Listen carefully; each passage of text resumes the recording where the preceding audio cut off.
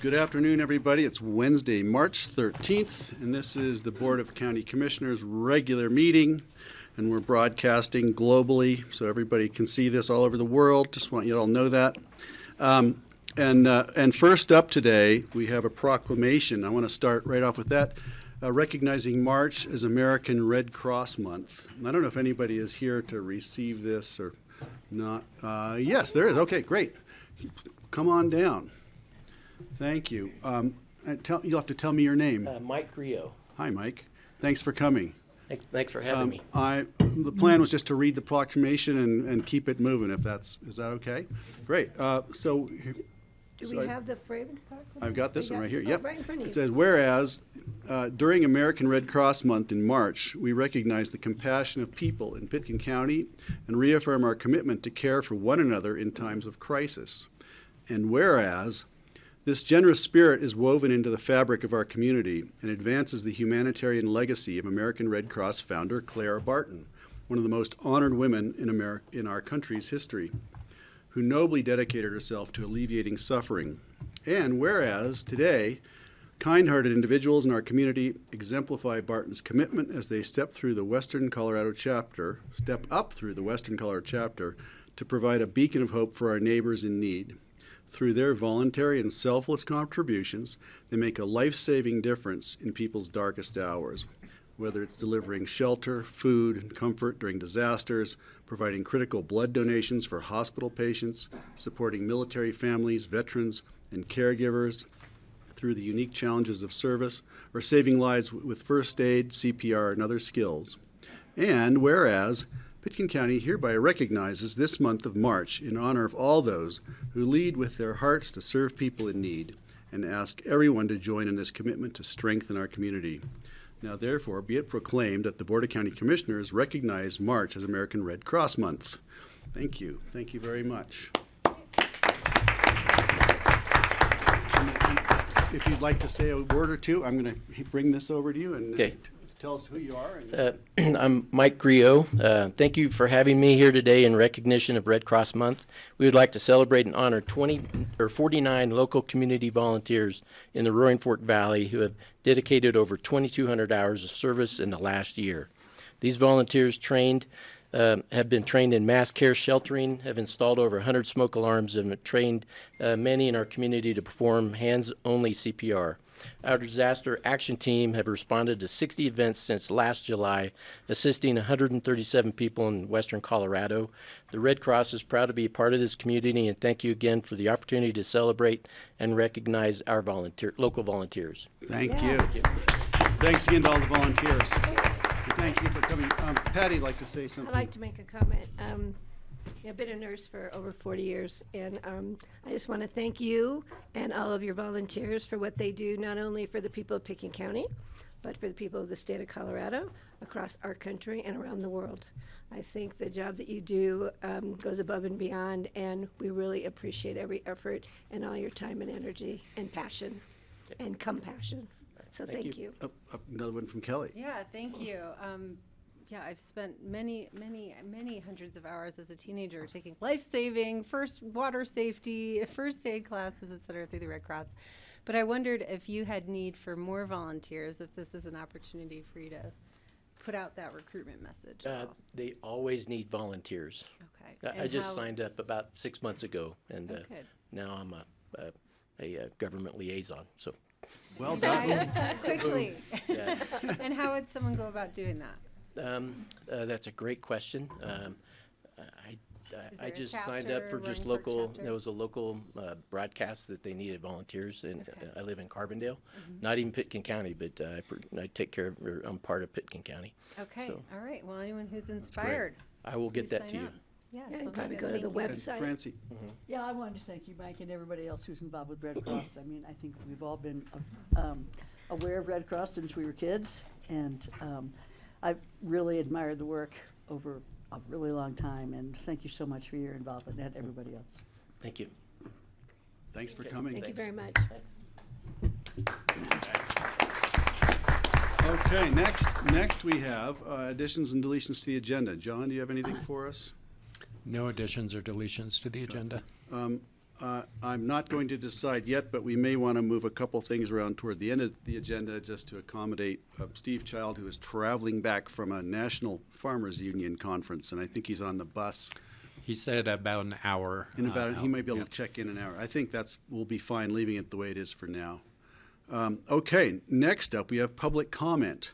And if there's anybody here for public comment not related to anything on our agenda and not related to this group of young people, this would be your chance if you'd like.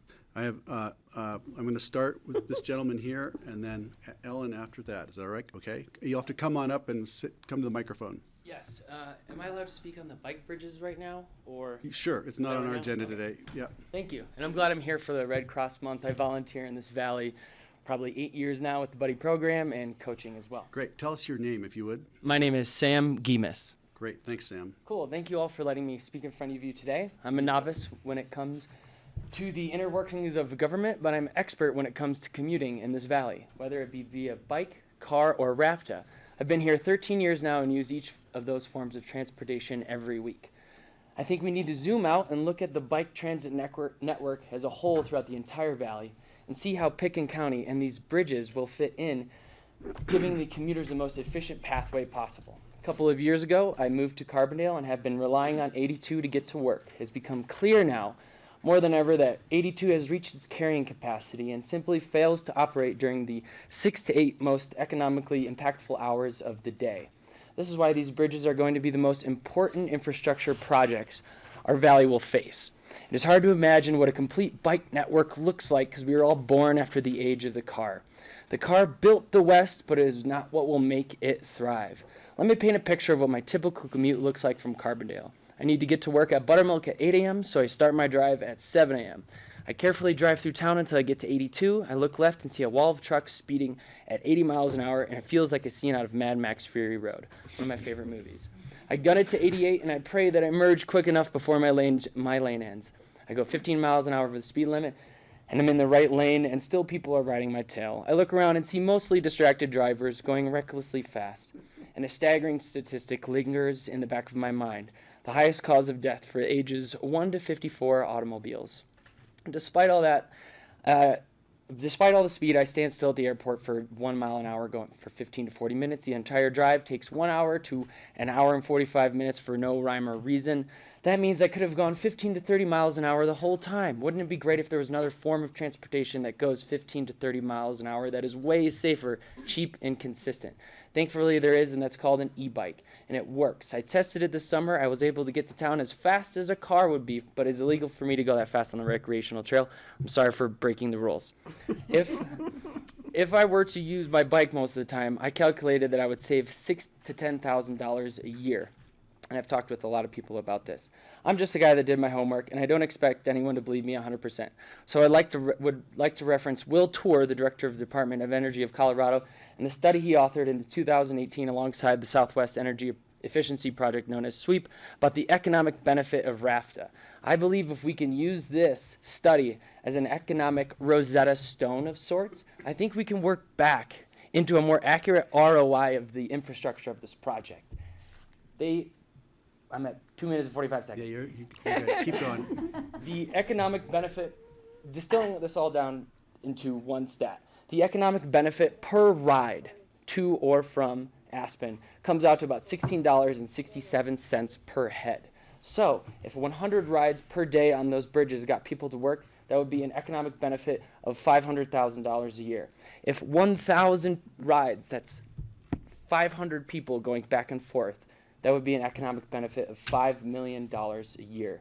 About in the middle there, if 500 people were to use that, which would not be a lot in this grand scheme of things, that would be $2.5 million in economic benefit a year. If anyone wants to talk further, I'd love to. I think this project is amazing, and we should. It will be a visionary project for our town.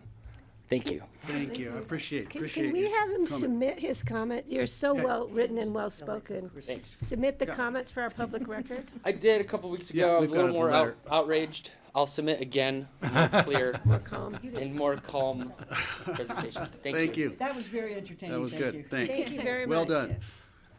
And I appreciate everything you said. That was great. Okay, Ellen Anderson, come on up. I'd like to wait until after the children. You want to go after the children? Okay. Yeah, no, I'd be glad to because they're here and they really They've been wanna be waiting heard. and there's twitching. I get it. Listen to me after the kids, All right. that's fine. Okay.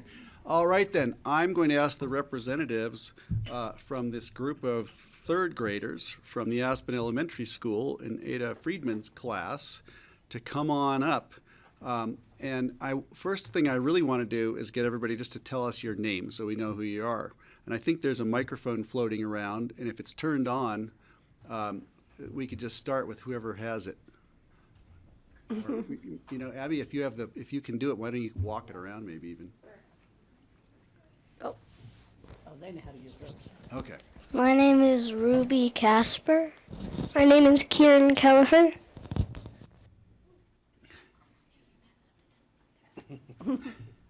I'm Charlotte Pradalongo. I'm Hazel Daniels. I'm Micah Jacobs. I'm Giada Del Grasso. I'm Colin Jordan.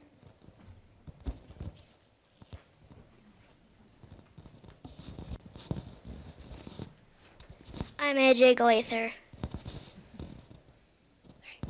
Okay, so that's it? That's our group, Uh, yeah. Okay, now I know you had some letters to give to the commissioners. Maybe your person could bring up the letters and hand those out, and then we'll get to our presentations. This is very well done. Nicely orchestrated. Thank you. Thank you very much. He even knows where Steve sits. I know, you guys are Thank you so great. You guys are good. I gotta open All right. Thank you. Okay, so I understand you have some videos. We have some short videos teed up, and that'll be your public comments. Oh, there you go. All right, go ahead. This is a public service announcement for Roaring Fork Safe Passages.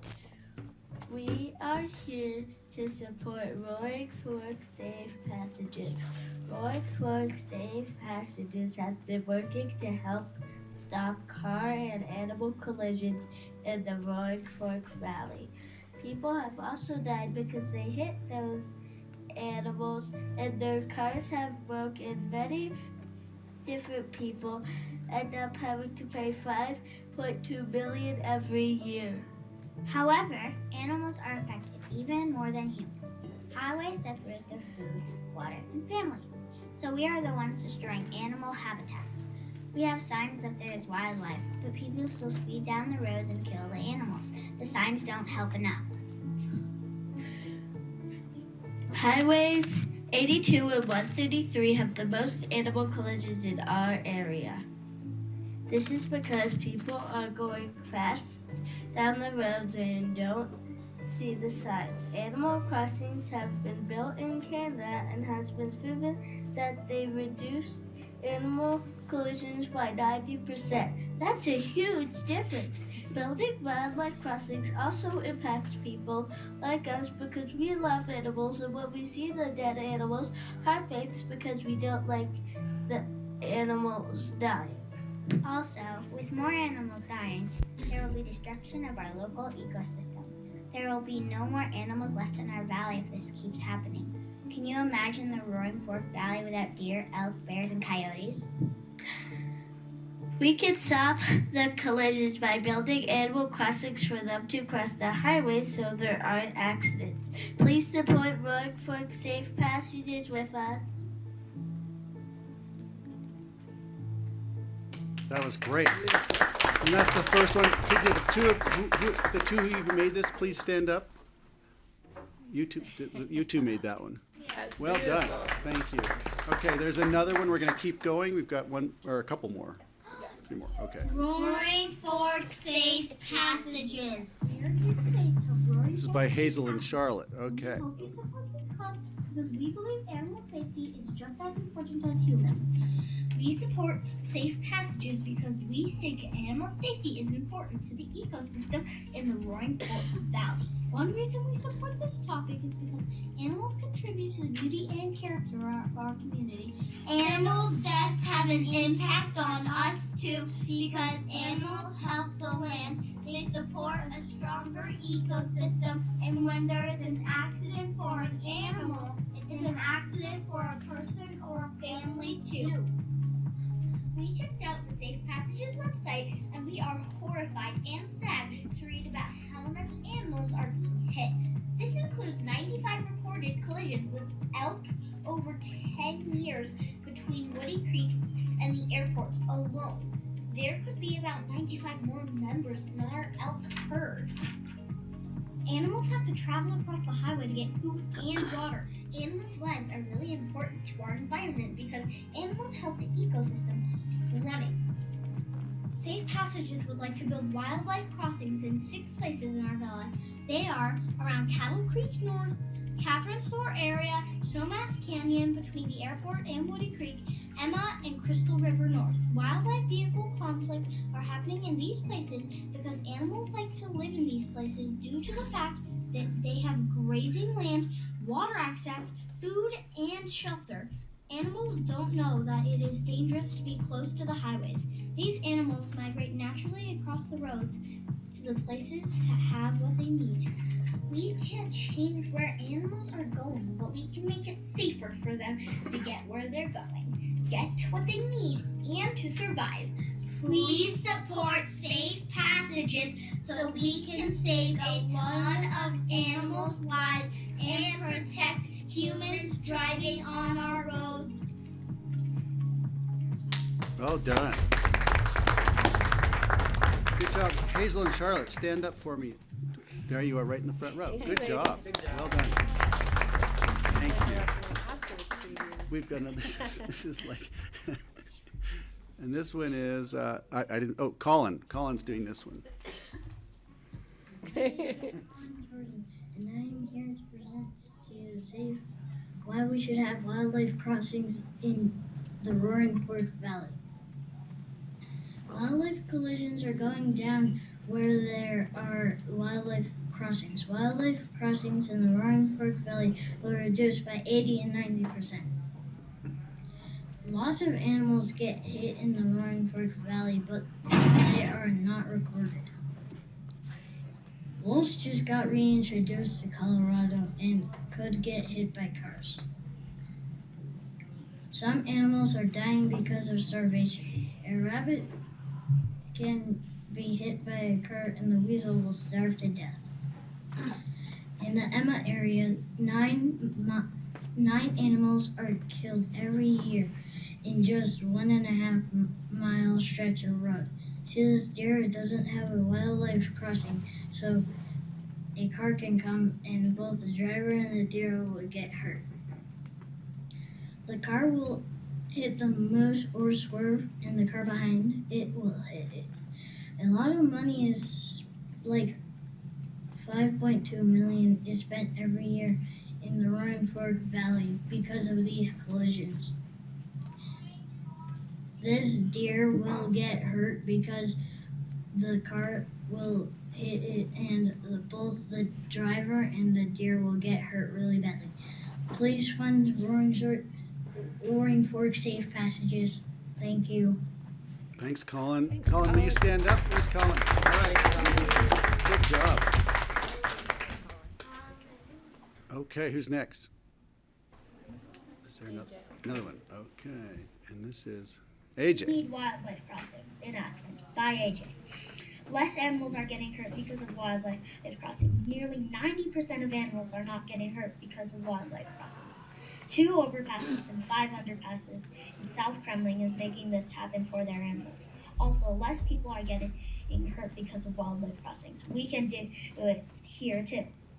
Less crashes are happening because of wildlife crossings, and less people have to pay for the crashes, saving money. It takes 4 years to build a wildlife crossing. That's a long time, but it will last for years and years, longer than it took to build, and the animals will appreciate it for so many years to come. It will be expensive, but it's still worth helping the animals. You can make a difference. Fund the wildlife crossings. That it? AJ, where's AJ? All right, AJ. Good job. Okay, we've got one more. That's it? Oh, that was it. Wow. Thank you, everybody. Thank you so much. That was great. Everybody stand up and take a bow. And then if you want, you can head on out. Thank you all. Now, kids, that was a great job. And I can tell you now, this meeting is going to get really boring. So, Patty wanted to hand out some things to y'all. Kind of collected some county swag here.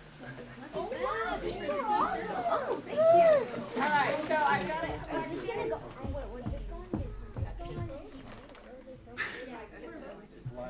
Pencil handler. Perfect. Okay. So that was as quickly as they could do it, I think. I have to read. Are these their testimonials? I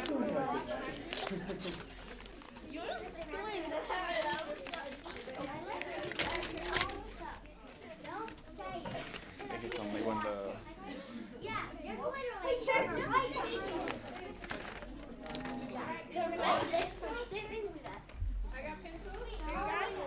Oh, cool.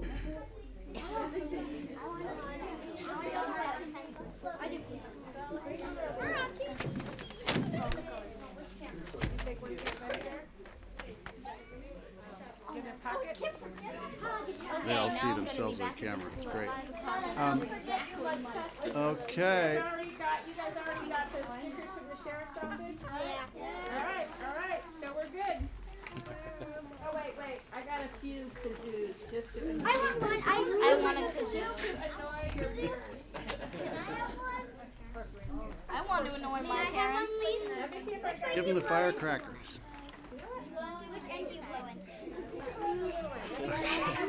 All right, we're at 9 minutes. I've got crayon and I got finger puppets. Can I have a kazoo? I know. I had so much coffee. It's like it's keep going. I know that drink is slipping away, Greg. I know. John will buy me a beer if I get him out of here by 5:30. Oh, okay.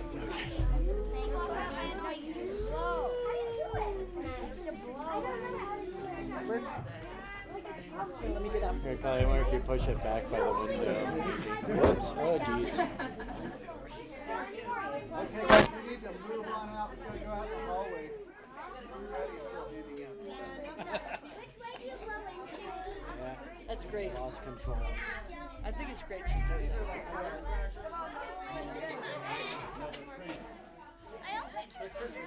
Hi.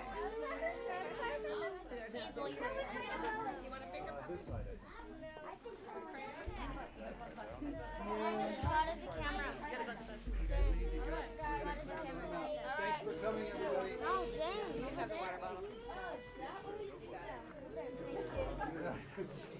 That was awesome, Patty. Looking at the opposite side. Thanks, Patty. Good Yeah, job. nice move, Patty. Very, Nicely very done. good. You managed to get rid of everything almost. Pretty much. Excellent. Even the We had a Cindy demand Lou for Who. kazoos, though. Sorry. Yeah, I know. There are only 3 kazoos or 4 kazoos. I'm glad I'm they're not already sent getting to calls whole from the meeting. parents. No, Yeah, we're going to get nasty messages. I'm getting calls. Okay, we're back on track here after that distraction. Thank you all. Public comment, and Ellen, you were up. Please come up and, Patty, did you save some swag for Ellen? yeah, give Ellen a kazoo. The kazoos went like hotcakes. I mean, and then the next kids were like, "I want earplugs if I don't get a kazoo." So They gave them go airport earplugs. Okay. That was great, Greg. Thank you. That was great. That was awesome. The voice of the future. Who was it? Johnny Carson said, "Don't follow kids or animals." So anyway, back to the boring You don't part. have a chance, Ellen. I know, I don't have a chance. Anyway, my name is Ellen Anderson, and I'm speaking for myself and a few other residents, among others Patty Fox. Some of you may know her, lived here forever. She was our kids went to school together. She wrote a letter to the editor yesterday. I don't know if you saw it. By the way, Patty was the staff person who ran the Aspen Center for Physics for years, substantial person. She wrote a letter to the editor yesterday. I don't know if you saw it, and it was about the retreat that you guys had in Washington, and she asked questions about the retreat. And I actually had the same question. I talked to Patty. She couldn't be here today, but I attended the work session that you guys had yesterday, and when you gave a presentation on whom you met with, what stuck out in my mind was you did not mention that you met with lobbyists, and my understanding was that you were to meet with lobbyists. And Patty asked the same question. So the question is, did you meet with lobbyists? And if so, who were they? How are they chosen? How do they get paid? Out of what line item? Who tells them what to say to whom? Members of the public would like to know, first of all, did you speak to lobbyists? Yes. Okay, I'm saying yes. And the public would like to know who they are, how they get paid, who tells them what to say, to whom. I think that should be, and Patty believes that should be part of the public record, and not a word was said about that yesterday in the very informative otherwise very informative work session.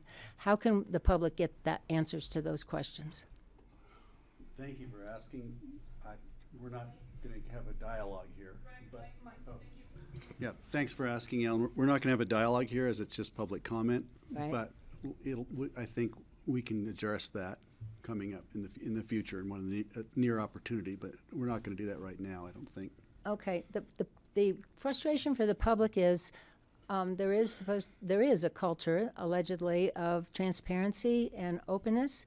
But when public comments come, all we can do is say something. We can't have a dialogue with you. How can Patty and I, for two, have a dialogue and ask questions other than just asking a question, then you go back, ask staff.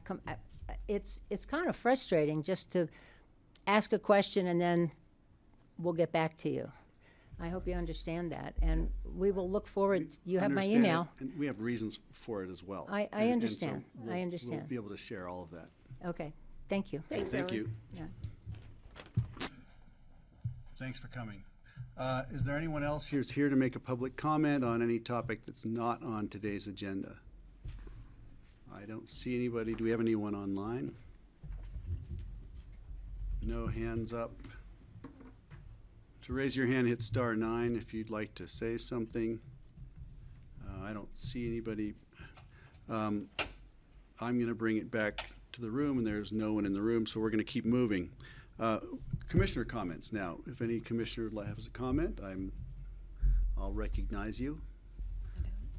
I don't see any hands up. I want to Wow. wish everybody a happy St. Patrick's Day that's coming up, and the Catholic Church will be having their annual St. Patty's Day dinner. I don't know any information. Does anybody know anything more? Big banner says 4 to 8 4 to 8. Oh, You can read it right there. yeah, I can't because the Okay. wall's in the way. But thank on you. the 17th. Yep. And everyone has to be reminded on St. Patrick's Day to wear Kelly's favorite color, which, believe it or not, is Kelly green. So, okay, thank you. Well done. Francie. Yeah, I just wanted to remind people it's calving season, and there are beautiful little calves everywhere. And we have several dozen on our place, and it is the best part of my day when I go down and walk through the calves. So I encourage you guys to pay attention to the pastures and look at our sweet babies. Especially Toupee, Yes. who was born when we were in Washington. That's right. Oh, fantastic. Bring pictures next time. She's got a picture. No, I have pictures galore. I would just add that I just realized today is my father's birthday, and he would have been 111. Oh, wow. And the reason I'm here is because he was a diehard skier. And he came here first in 1947 to help build the #1 chairlift. And then my parents moved here in 1950. And we're still here, which is shocking, 74 years in the family. But anyway, happy birthday, Dad. I'm going to go out and take a 111? ski run for him in the next couple of days. 111? He would have been 100. He was born in 1913. Yeah. Okay. Thank you. Thanks for that.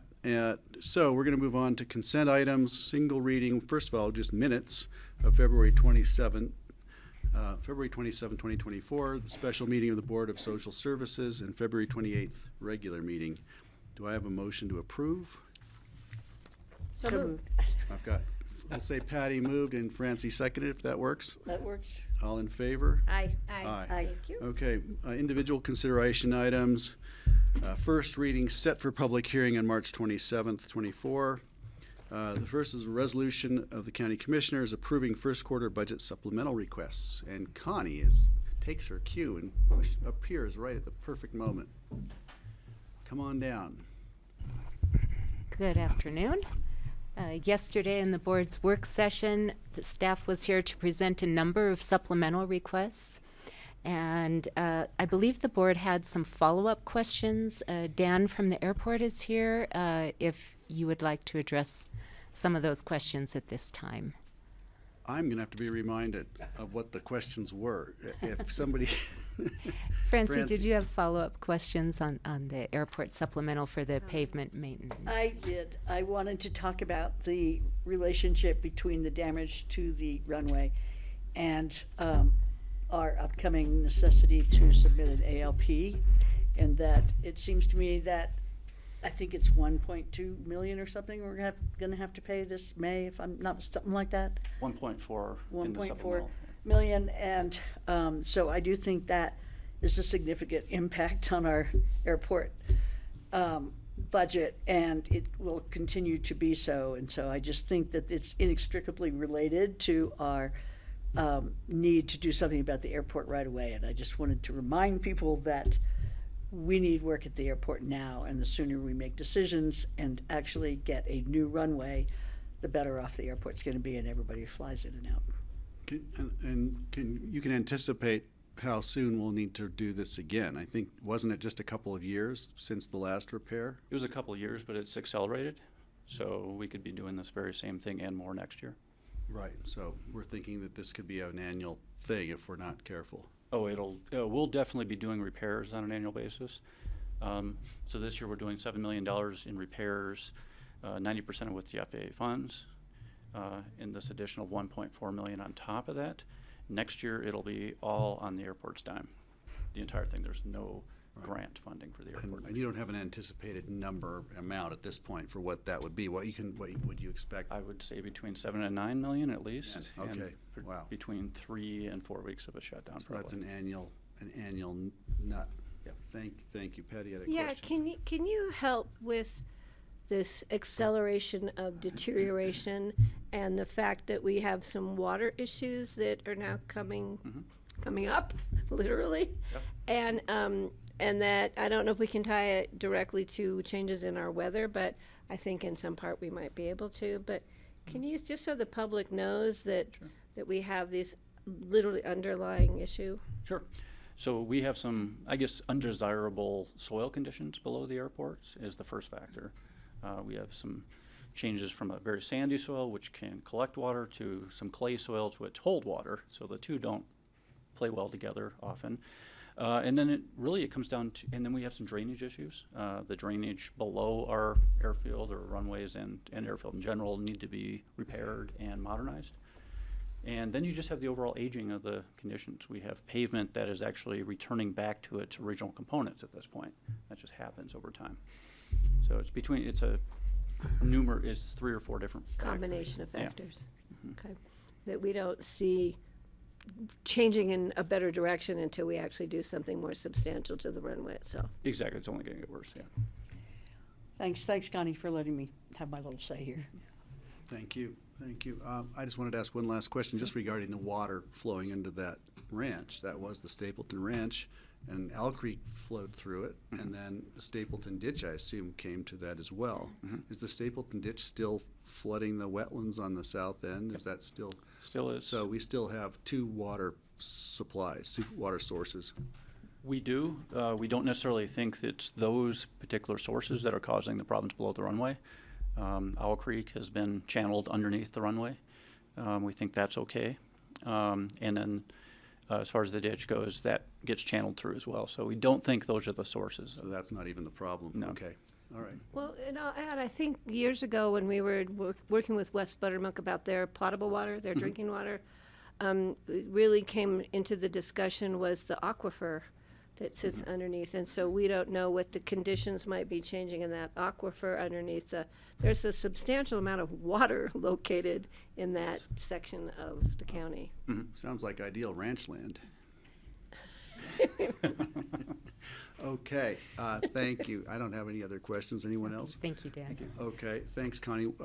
What else? Did we have something else on? No, there were a number of requests that were that were presented. All of the requests totaled would increase the county's 2024 budget by $3.2 million, approximately. There's an offset in revenues of about $400,000, and so the net impact to the total county budget is $2.8 million. The impact on the general fund is about $475,000. So just a little bit of context as the board is considering the request before you. I thought I would give you an update on sales tax. For 2023, we were projecting that our 2023 sales tax would be 2.5% greater than the prior year. But the actual came in at 4.7% greater. So we had a good year on sales tax last year. The projection for the 2024 budget on sales tax is an increase of just 1.5%, so a very moderate increase. However, that's spread out differently through the year. We were expecting that January through March would be flat. And we just got our January sales tax a couple days ago. It was up something like 0.05%, basically flat. So at the moment, we're on track. So just a little bit of context as you're considering the request. Thank you for that. Any questions on anything else here? I don't see any questions. I have a comment. Oh, comment. Kelly. I just would note that, we heard from a classroom of children asking for us to approve funding to Roaring Fork Safe Passages, and one of the requests in this is the allocation of $26,000 from our open space fund to further study what those crossings, that crossing potential in Pitkin County. Thanks for the reminder. Right, that's in here. Okay, now, do you want to list all Would the board as you like me to normally go would? through them? I think we Sure. don't need to hear it again. We've heard it before. I like for the public if Connie just goes through it so the public Right, sees. okay. If that's okay. Yeah, the introductory version. Yep. Thank you. So in the clerk and recorder's office, they would like to increase the FTE of a motor vehicle assistant, a motor vehicle specialist, from 20 hours a week to 29 hours a week. There's no budgetary impact. It's just an FTE increase. In the IT department, a request of $100,000 additional dollars for the web accessibility project, which is driven by a state mandate. In the capital fund, the GIS department, aerial photography flyovers, increasing the frequency to every 2 years, but with the reduced cost, it actually comes out being almost the same as what we were doing in the past every 4 years. For the integrated microgrid at the Airport Business Center, there's an increase in cost of different components, so in addition to budget there. In the Road and Bridge Fund, they were planning to begin the design of the Redstone Bridge replacement in 2025. This request is moving it up to 2024 to allow more public input and time to get proposals ready to apply for grants.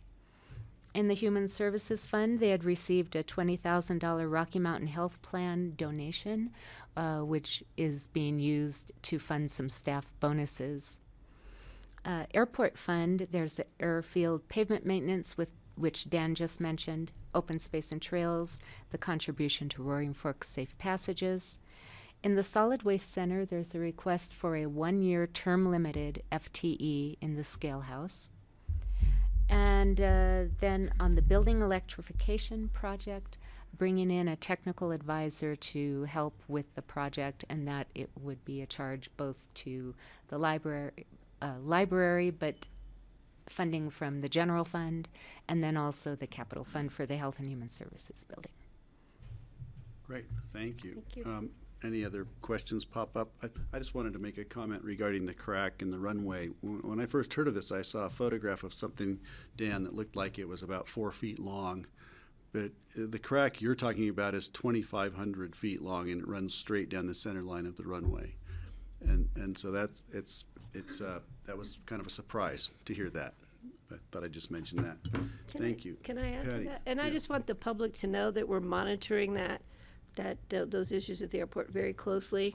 Multiple times a day, staff goes out, in some cases hand sweeps to maintain that. And FAA is also aware of it, to keeping us on our toes to make sure that the airport is safe for travelers. Thank you for that. I didn't mention that. But, yeah. Okay, I'm looking for a motion if we're ready. I'll make a motion to approve on first reading, set for second reading, and public hearing on March the 27th, 2024. Motion from Patty, I'll second. second from Kelly. All in favor? Aye. Aye. Thank you. Thank Thanks, you all. thank you, Thanks, Connie. Thanks for making it so clear both times. Okay, up next, an individual consideration item set for public hearing March 27th is the purchase of 704 Lakeside Drive, Lakeside Condominiums at Willets, filing 3, Unit 704. And Rich takes the baton. And I water did. bottle. Literally, yeah. Yes, thank you. Board of Commissioners, Rich Engelhardt, Deputy County Manager. What you have in front of you today is a request to approve a contract, and as Commissioner Chair had said, that we want to set this for a public hearing on the 27th. The purpose of the acquisition is to add to our much-needed one-bedroom units. This happened to come up almost a month after you just recently closed on one. In the same area, it's close to those services that we like to see, close to RAFTA, and the other services provided for easy access. We did enter into a contract, and as you always know, it's contingent on inspections and appraisals. We did get the appraisal back, and it's favorable, so we've jumped over that hurdle. The inspection came back, and there's a couple things that'll need to be taken care of, but they're minor. I did receive a email this morning from the attorney's office, from Jane, that says that the documents are in good form and approved by that office. So short of you having your second reading and approving it, you could be an owner of another one-bedroom home. So. Great, thank you. And please just describe, who owns it in the long term, and how does this work? What program does it go into? Yep, this is a unit that you own, the Board of County Commissioners. This is one that we'll put into service under a rental for our employees that we will put out. As a matter of fact, we just recently sent out an inquiry in how many would be interested in that. We had 12, I believe, 12 or 13. Wow. So the need's there. So it would become a rental unit under our housing program. Thank you. Any other questions, comments, motions? I just appreciate the opportunity. And I will make a motion to approve on first reading, set for second reading, public hearing on the 27th of March. I will second. Second from Kelly. All in favor? Aye. Aye. Thanks. Thank you all very much. Thank you. Next is a resolution approving intergovernmental agreement between the BoCC, City of Aspen, Town of Snowmass Village, Town of Basalt, Special Districts of Aspen Fire Protection District, Roaring Fork Fire Rescue Authority, and Aspen Ambulance District for the operation, administration, and financial support of the Pitkin County Regional Emergency Dispatch Center. And Brett's here. Holy cow, that's a It's a mouthful, I know. I got it though. Thanks. Welcome. Hi, Brett Loeb. I'm the 911 Division Chief for the county. And really, this is just kind of a little reconfiguring of the administration of our 911 dispatch center. We've operated and served all of these agencies for years and years. For many of those years, we were operating under the sheriff's office as far as administration. And what this does is just move us from the sheriff's office under county administration. And it was really born out of a report that was generated by a consulting firm we used a couple years ago to look at just the overall operations and setup and structure of the comm center. And national trends, their recommendation, are really moving comm centers that dispatch for and serve various agencies out from under a law enforcement or a fire protection division. And it's really just become a best practice throughout the country. It doesn't change a whole lot for our dispatchers. We were always county employees. This just kind of has me going to different meetings and reporting to a different boss. So that's really the biggest change. Some small changes in the IGA are, for example, the fire agencies used to share one vote between the 4 agencies. We've redistributed that so each agency that we serve has their own vote on the communications board. there's some technical legal things with our CBI and some of our law enforcement related information that we receive just to bring us in line with recommendations from the state and the CBI. And we made some name changes as far as the fire districts. Basalt Fire and Snowmass Wildcat Fire were listed in the previous IGA, and they've since joined to be Roaring Fork Fire. Great, thank you. Question, Francie? Weren't you considered deputies under the sheriff's department? Yes, that's right. Will that continue? Yes, yes. Michael's been very generous with that, and he's agreed to deputize all of our dispatchers still. So that's great. So the change won't change that? No. Yeah. Can I add to that? We were the first in the state to recognize our dispatch operators as first responders. Is that correct? That is correct. October of 2019, we did it in Pitkin County, and last week, the state legislature passed to make every dispatcher in the state a first responder. It's just waiting for the governor to approve. So we'll talk about that in about a month during TC. I want to again. That was a great day when we did that and led the way, and it's nice to see that the state as a whole now. But yeah, no, that was really special, and you know, I hope our dispatchers have lived up to that, and I believe they have. They do. They do a and great are doing job. Great work. So they do a great job of a hard job. Good. Yeah, thanks. Okay, I'm looking for a motion. I'll move to approve the resolution of the Board of County Commissioners and a whole lot of other organizations. So that's my move. Okay, to support the IGA. Is that okay, John? Do we need to articulate it again? That is fine. In fact, Francie could say, I move the approval of item number 4. 4. I move the approval, item number 4. Second, I do have a question. So, John, within your office, how does that change the org chart? Comes in under Ann. The reason, and sorry, I came in, I was fixing an internet problem, so I'm in the middle of the conversation here, but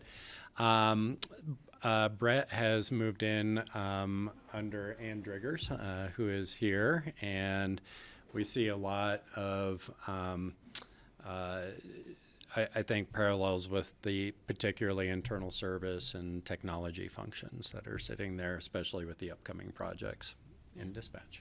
Okay, thank you. Great, and that was a second. I want to add to That was real a quick. second. I wanted to thank the Ashland Volunteer Fire District. I'm not sure what other, I should know, for the cooperation we've had with moving dispatch to the North 40 Fire Station. And I hope that we can continue that amazing relationship on into the future. Great, thank you. Thank you. I'm going to call a question. All in favor? Aye. Aye. Thanks, Brett. Thanks, Brett. Thank Good you to all. see you again. You too. See you next Thank month. you. Okay. Next, we're going to individual consideration items. This is public hearing, second reading, so remind me it's a public hearing, people, if I missed something. First up is a resolution approving an intergovernmental agreement between the BoCC and Town of Basalt to support the Stotts Mill Child Care Facility. Ashley, welcome. Hi, Ashley Pearl, Resiliency and Housing Director for the county. This is a second read of this IGA with the Town of Basalt, where Pitkin County is contributing $250,000 towards the construction of a new child care facility at the Stotts Mill site. And then in exchange for some of our dollars, we will get priority spots for the employees that work for our organization, the children of those employees. Got it. And there were, tell us the number of spots again for the county, how many total? 11. I laugh because Patty called us out on it last time for having conflicting numbers. The number right now is 52 new year-round full-time spots for children from infant up through pre-K. Great. Yeah.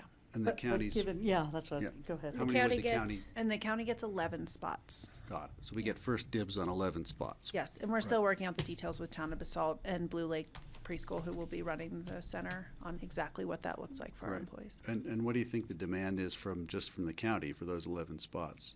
I think it's more than we anticipated when we first considered this project 6 or more months ago. At the time, the project was only going to be a pre-K room, and so that really limits the ages. Now that it's infant up to pre-K, I think this will be a great benefit for our employees. Fantastic, thank you. If you could just talk about the budgetary impact and also I think this is where there might possibly be another expense ask for overages. Is that correct? So right now, the amount that we're contributing is $150,000 from our ARPA money, so the federal pass-through money, and then $100,000 from our general fund, for a total of $250,000 from Pickens County. The total budget for the project has gone up since Town of Basalt applied for and received a grant. They have a grant for $800,000. Our $250,000 is matching money, and then the Town of Basalt is putting in $50,000 as matching money. They anticipate $270,000 more of cost than they thought 6 months ago, and they're going out to entities, including Pickens County, and requesting some additional funds. I know that they've had some interest since the last time I was here. The newspaper article generated some other employers reaching out to the Town of Basalt, interested in if they could contribute in exchange for spots as well. So I'm still working with Town of Basalt on what their request would be back to the county. And we still have some administrative questions that we need answered on use of the funds and what availability of funds is like on our end.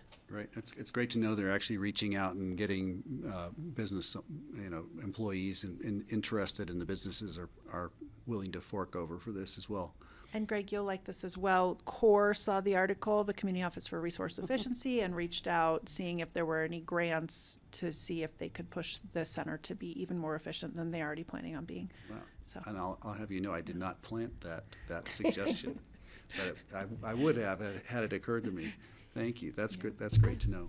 Patty. Yeah, I support the childcare needs and we have in this community. And Stotts is, I'm glad to see it actually coming to fruition and getting close to where we want it to be. But I just sort of remind people the traffic from Highway 82 to the Stotts location is brutal during the school year. And so people need to be very patient because of the buses and the students and the parents going up and down that road, getting on and off Highway 82, but also going up all the way to the school. It'll be better in the summer when the kids aren't in school, but it's really not an easy bike ride because it's steep, so it'd be hard to bring your kids up. But there's the great parking lot there at the Raft to Stop, the underpass that works extremely well. So people can actually leave their car there and after they take their kids and ride the bus from that spot, which would be a good benefit. But thank you for your effort. Thank you. This is a public hearing. I'd like to open a public hearing. If there's anybody online, *9 to raise your hand. And anybody in the room? I don't see anybody. Looks like they're here to comment. I'm going to close it and keep us moving.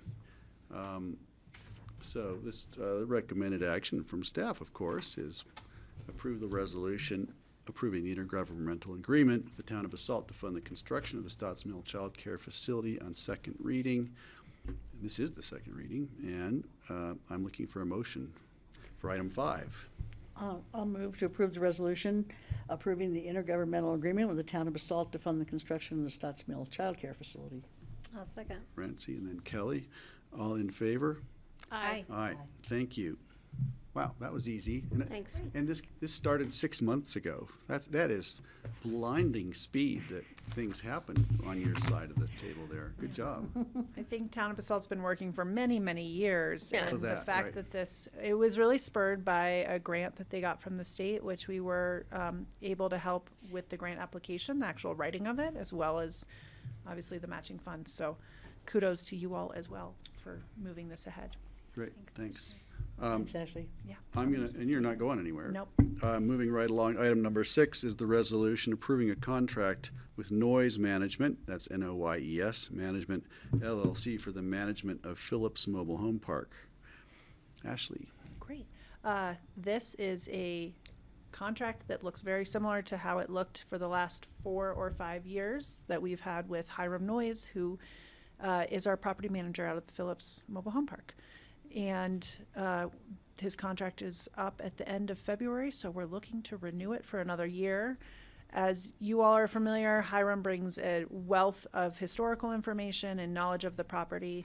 And the big focus for this year with Hiram and myself is going to be tracking and kind of writing down and memorializing a lot of the operations and systems that are going on at the park, so that we would be prepared in the future to take on some of those operations, or to make sure that we have a plan if Hiram's unavailable.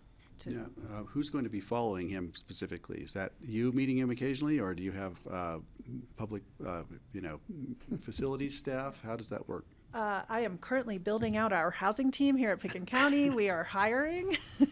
So I am hopeful that we'll have a new housing analyst on in the coming months, which is a position that the board approved last year to support a lot of the operations at Phillips.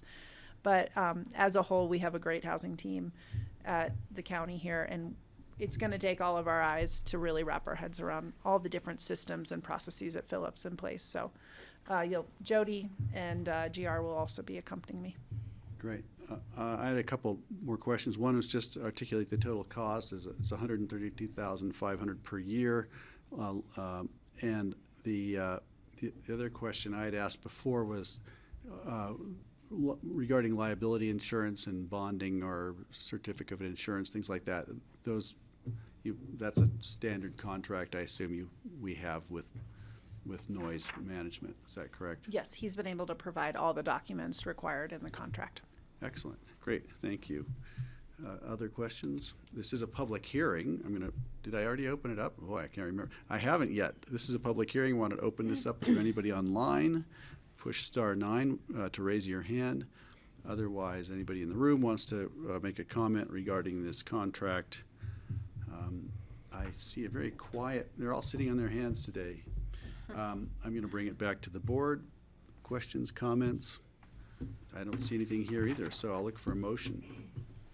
I'll move to approve the resolution approving a contract with Noise Management for the management of Phillips Mobile Home Park. I'll second. Okay, Francie seconded. All in favor? Aye. Aye. Thank you. Thank you so much. All right, thanks, Thanks, Ashley. Ashley. Thanks for coming down. Okay, Oh, and up snuck next. in the door.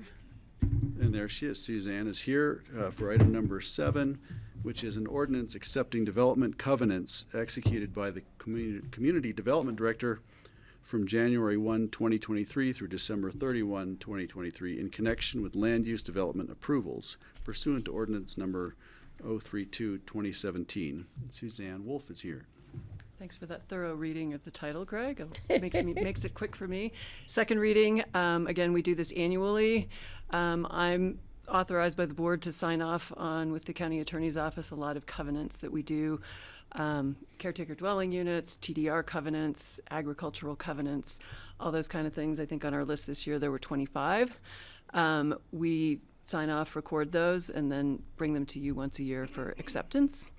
So that's what's in front of you today on second reading. Great.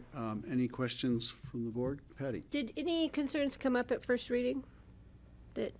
I don't 'Cause this remember any this discussion is of pretty routine. This that is we pretty do standard. this. That's why it's administrative. And part of the agreement we had when we set this up.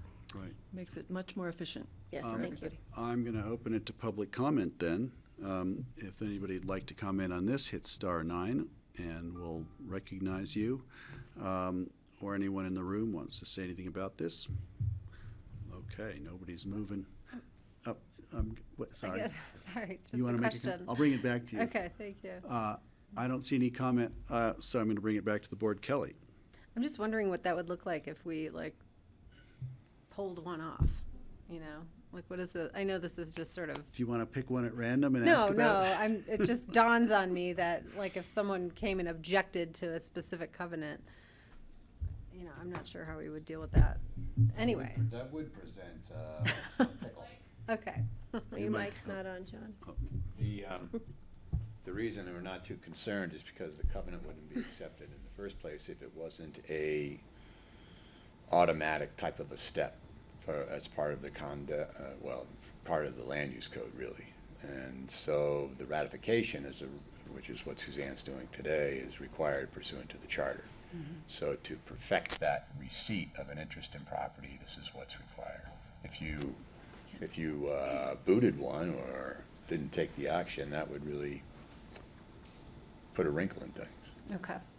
I would Well, just I add- won't spend a lot of time on a theoretical. And just quick to add, I mean, we work off of templates for all of these covenants, so we're providing that template to the applicants when we say you need to do a caretaker dwelling unit covenant. Here's the template that we use.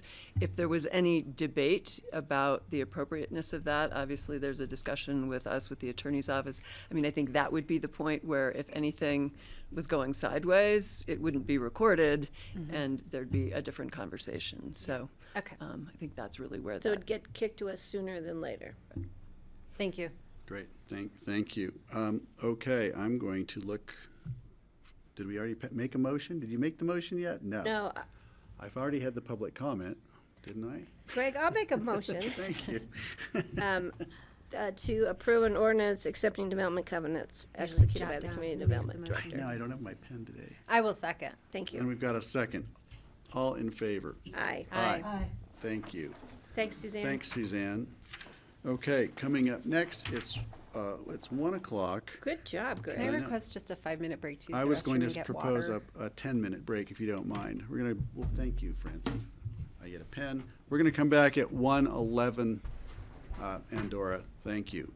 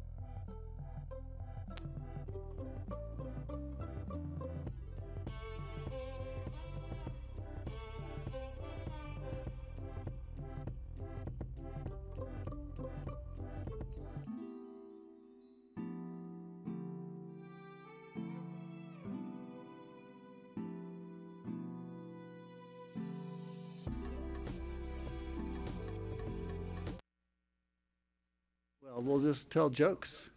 Okay, hi, we're back with the county commissioners meeting. We've got a bit of a pause here. And I do know we're going to, I'm going to ask for a motion to move item number 9, the Jerboz Oats subdivision conceptual submissions, GMQS exemption and special review for a TDR for a new development right and activity envelope with vested rights, second reading, up to our next topic. And then we'll be saving the electric code conversation in the Redstone Castle, our last 2 agenda items, for after that. And we need a motion to move, to amend the agenda. First of all, I'll second. Kelly and Patty, all in favor? Aye. Aye. Okay. So now we're teeing up the Jerboz Oats subdivision, and their representative is about to walk in the door, I'm told. So if anybody has a good joke, or we can just turn it back off for 5 more minutes until they get here. Maybe we should I do have a that. joke. Oh, Kelly has a joke. What do you call a 3-humped camel? Say it louder. What do you call a 3-humped camel? It's not a dromedary. Unique. Pregnant. See, very good. Clearly none of you watch Zootopia with the 4 and under crowd, because that's a popular joke from that movie. For 4 and under? For the 4. Yeah, they get Good that. for them. Yeah. Fancy, okay. they look at it in different ways. Okay, Andorra, you know what? I'm going to shut it down again until Sarah Oates comes. And it's not her fault that she's not here, but she's coming.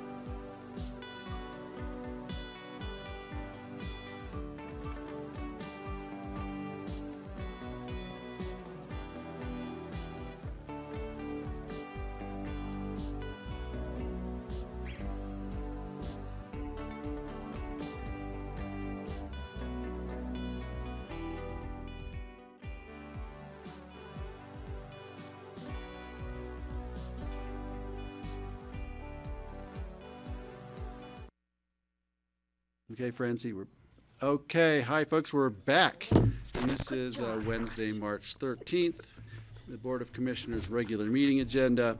And up next is, we're going to call it item number 9, is the Jerboz Oats subdivision conceptual submission, GMQS exemption and special review for a TDR for a new development right and activity envelope with vested rights, second reading. And Nicole is here. Hi, Nicole. Hi there. My name is Nicole Rebeck Stout. Hope to be doing the staff presentation for this application. And with me here is Sarah Oates. So Sarah will do her presentation after mine concludes. The applicant is requesting 3 different reviews. One is for a conceptual subdivision. The second is for a special review and GMQS exemption to use a TDR to establish a new development right. And the third is activity envelope review. We went over a lot of this last time, so I'm going to be a little more brief. But in general, so the subdivision process is outlined here. You can see where we are in the conceptual phase. Planning and zoning has already recommended approval. BoCC has 2 readings. This is our second reading today. Assuming approval, the applicant would move forward with subdivision detailed and then the final plat, which is another opportunity for you to look at these requests.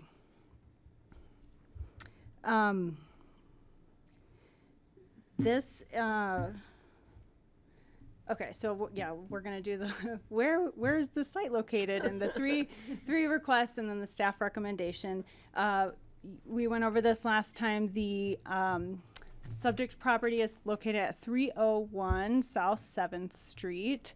We'll zoom in a little more so you can get more granular detail on the context. The lot is zoned moderate density residential, 15,000 square feet. That's R15.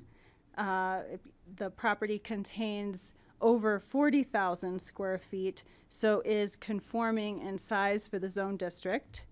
And the property is located within the urban growth boundary.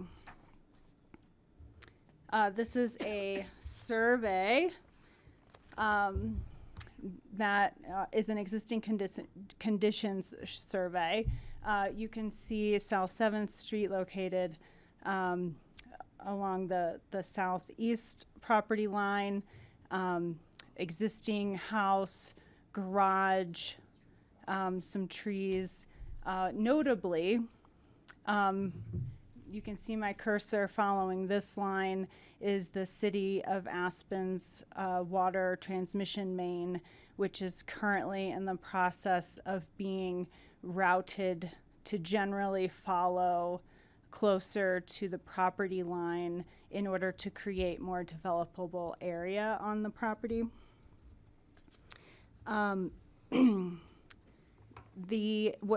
What came into your packet after I published the memo was a short summary from the City of Aspen, just acknowledging that the applicant is tracking with their memorandum of understanding, and there's no issues from their perspective with that work. This drawing is showing the proposed new property boundary that would bisect the property along the center. The applicant is referring to the lot along South 7th Street as Lot 1, and then the rear lot is Lot 2. They're both approximately 20,000 square feet, which is conforming for the zone district R15. Here's an aerial showing the existing structures on the site. We went over this last time, but the structures were, we don't have records of like a certificate of occupancy or a building permit just because of when they were constructed, but we do have permits for some repairs. Can I ask a real quick question? Sure. On that map, where's the access to Lot 2? Yes, so actually I'm gonna go into a Okay, little more detail about access. Jumping ahead, sorry. Yeah, that's okay. It's a really good question because that sort of ties into our new referral I just thought I comments. could see it on the. Looking at this map also, you could just explain where the grade changes so dramatically, because it looks as if the house to the north is on the same grade from the photo, of course, but it certainly isn't. Is that right? Well, yeah, let's go over the steep slopes. So these slopes back here are the slopes mostly in excess of 30%. This area is located outside the proposed activity envelope for Lot 2. However, the slopes will be temporarily disturbed for the work that was already approved in terms of relocating the water transmission main. But it's, I guess, most notably, there won't be where the activity envelope is landing in this proposal. We wouldn't see like a permanent structure happening over there in a forthcoming site plan review or anything like that. Great. And remind me, what's the diameter of that water main? It's a huge water main. 20-inch. It's a 20-inch water main. Yeah. Thank you. Yes. I just wanted to make a note. Steve Child has joined us online, and it's 1:27. Thank you, Steve. I don't know. Can you hear us? I think we'll be able to hear you. Okay, we're good. Okay, we're going to keep going. We're on the Jerboz Oats subdivision review, which we pushed ahead. Okay, keep going, Nicole. Sure. So these next slides are just outlining the code compliance pieces for each of those three requests we talk about. So in terms of the subdivision conceptual analysis, We already talked about the zone district, so the two resulting lots would still be conforming with the R15 zone district. We've found that there's existing public services available in the Aspen UGB to accommodate an additional lot, and then the subdivision or the Aspen Area Community Plan supports subdivision in the UGB as sort of an infill concept. And then the code compliance for the TDR, utilizing the TDR for the new development right. The Aspen Area Community Plan and County Policies in Chapter 1 supports the increased density in the UGB. There's no health, safety, welfare issues, not anticipated to injure the value of surrounding properties or the residential character. TDRs are permitted to be utilized to establish a new development right, and then significant changes are not anticipated for visual impacts, circulation impacts, traffic generation, or parking. And then we talked about this last time. Notably, the TDR for a new development right would create a development right for 2,500 square feet of floor area, not the 5,750. In terms of activity envelope analysis, we already talked about steep slopes, and the applicants demonstrated the activity envelope avoiding those steep slope areas. County mapping shows the wildfire hazard is low, and we'll get to the driveway. The applicant is describing one access point from South 7th Street that would have spurs for each lot. And then just to note, the property is more than 100 feet from Castle Creek, so there's no conflict with the required setback.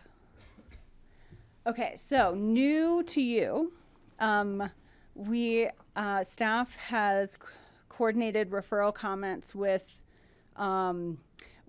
Pickens County Road and Bridge and Aspen Fire Protection District, and what they are acknowledging is that South 7th Street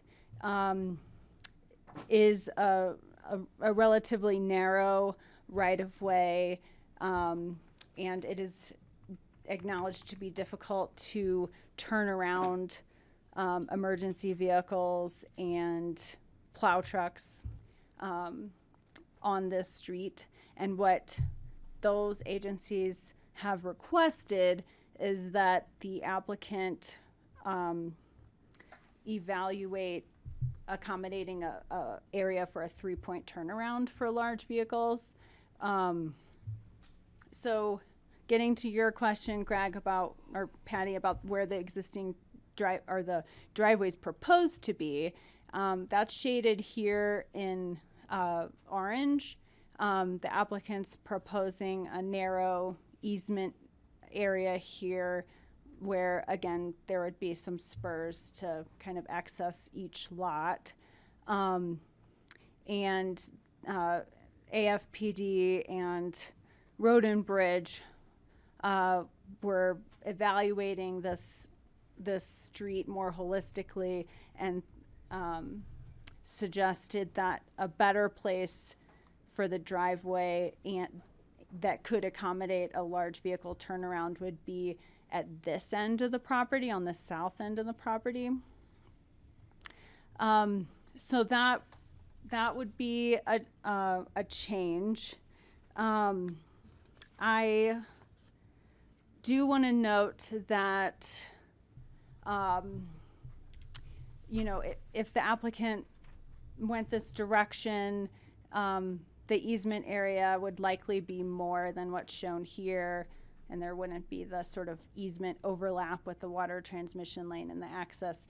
And so Sarah will probably go into this, but there's some concerns about reducing the net lot area, which would then impact how much floor area could be built on lot 1. So I'll let Sarah go into that more. I imagine that's going to be a topic she'll want to delve into. But in terms of our referral agencies, they expressed their preference for how the driveway could work for their vehicles.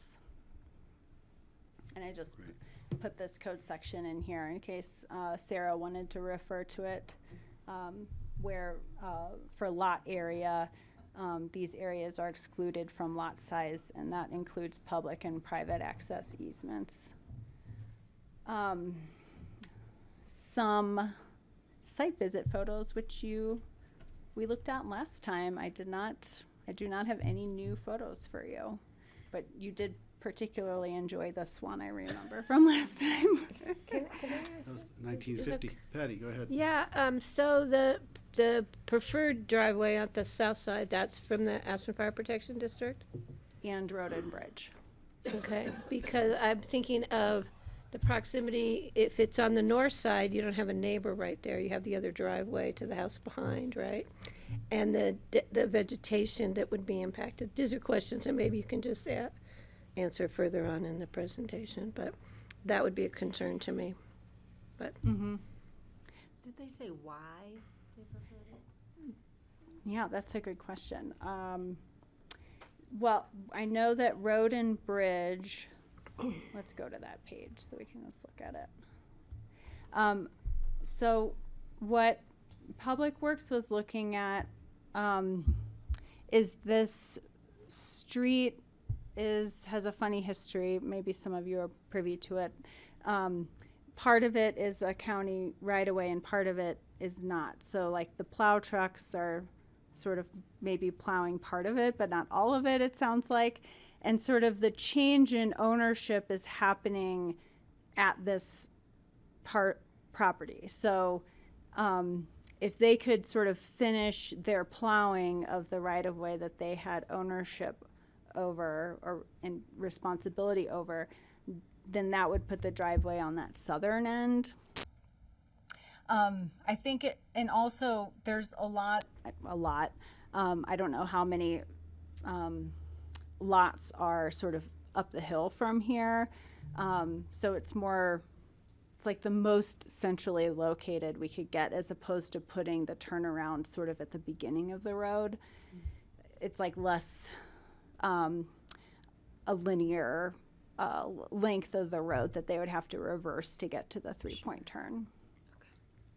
I think it'd be easier just to have one entity take over plowing the whole road. But Is there, do you have a picture with the county line, just to have an idea exactly where does the, Where's the, I did get that image. Probably that area. don't, if it's not right there, don't worry. Did the aerial have it? I think aerial. Yeah. Oh no, it doesn't. I thought Okay, one of your. well, I thought at some point. We can go and look at it, but somewhere right there, okay. So actually, Greg, see the fuzzy white line on the. Yeah, behind- oh yeah, The, along the oh, edge. yeah. thick fuzzy white line. That's Merled open space. So that's the city line, and then over there. to the north, it's Hopkins Ave. So basically. Yeah. It's Okay. weird. And then all the way up 7th Street's county. There you go. Yeah, exactly.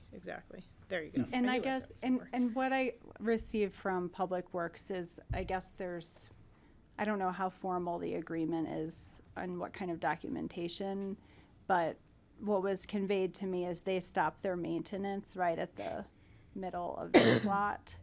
And then they treat it as if it's a private road. Oh. So the county doesn't homeowners plow will all the way to the take care of top. that. Got it, okay. Interesting. Love it So when that's do why they that. need to turn around. Could you point where the private road starts with the arrow? From West Hopkins to the middle of this property is what the county Maintains. is like now, maintaining. Right about to the center line of the property. Yeah. Did you hear that, Steve? Yeah, thanks. Yes. Okay, thank you. And I know we'll talk about lots more to talk about the driveway, but maybe I can just remind you about the estimated floor area for the two potential lots.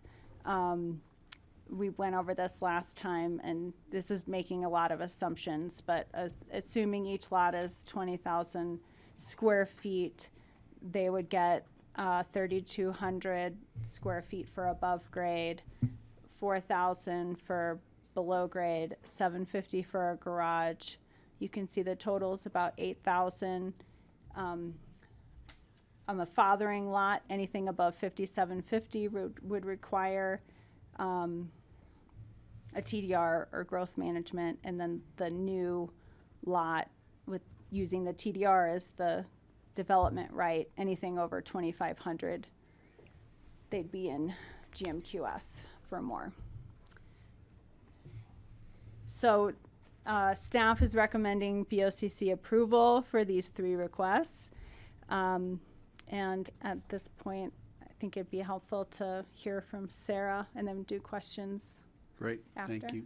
Yeah, welcome, Sarah. Thank you, and thank you for, as I said, again, bumping me up. I appreciate it. I don't need to go over the site plan review or any of that. I mean, Nicole did a great job, and we visited last time, and I gave you sort of the history of the property and where we are with things.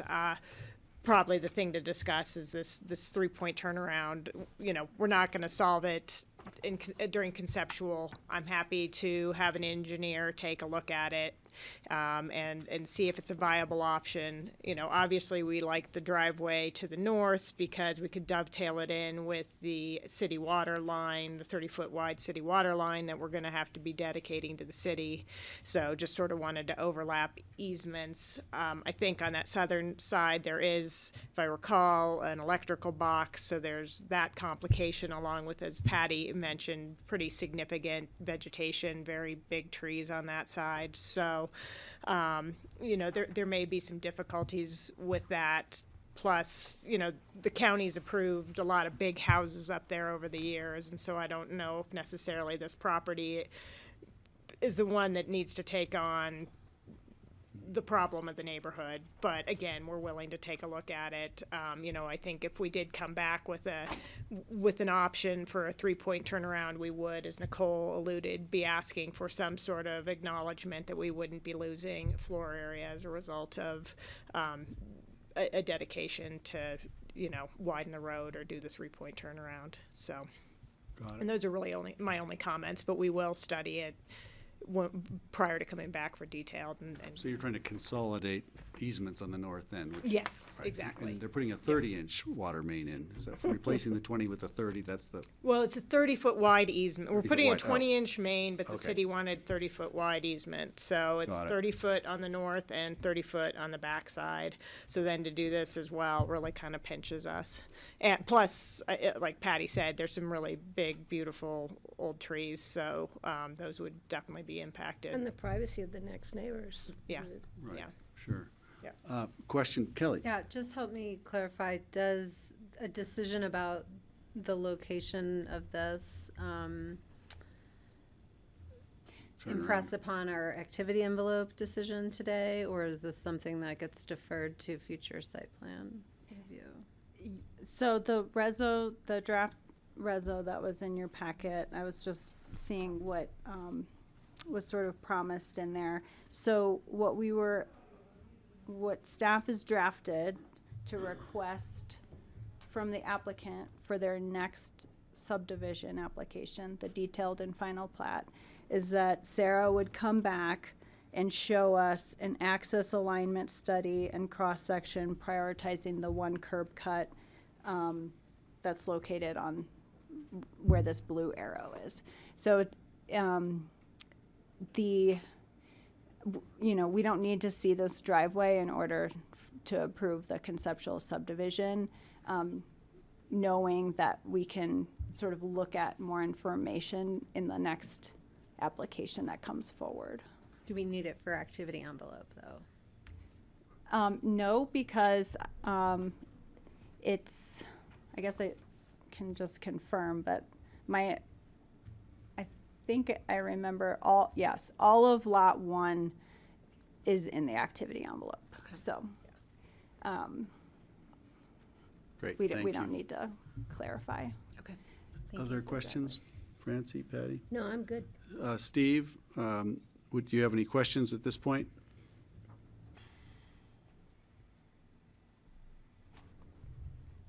He's on mute. You're muted. Hold on. Did you make it home? Looks like she said a library or Oh, something. library. Yeah, my car wasn't working very well when I got the Mustang, and I just decided I better get the car home, so I just drove home. So I have a nice quiet place that I won't be Well, disturbed by welcome people back. in the library. Yeah, thanks. No, I'm good with the project as it is, and I'm curious about the driveway and the turnaround stuff, but I guess that we don't have to decide that exactly right now. Great, thank you.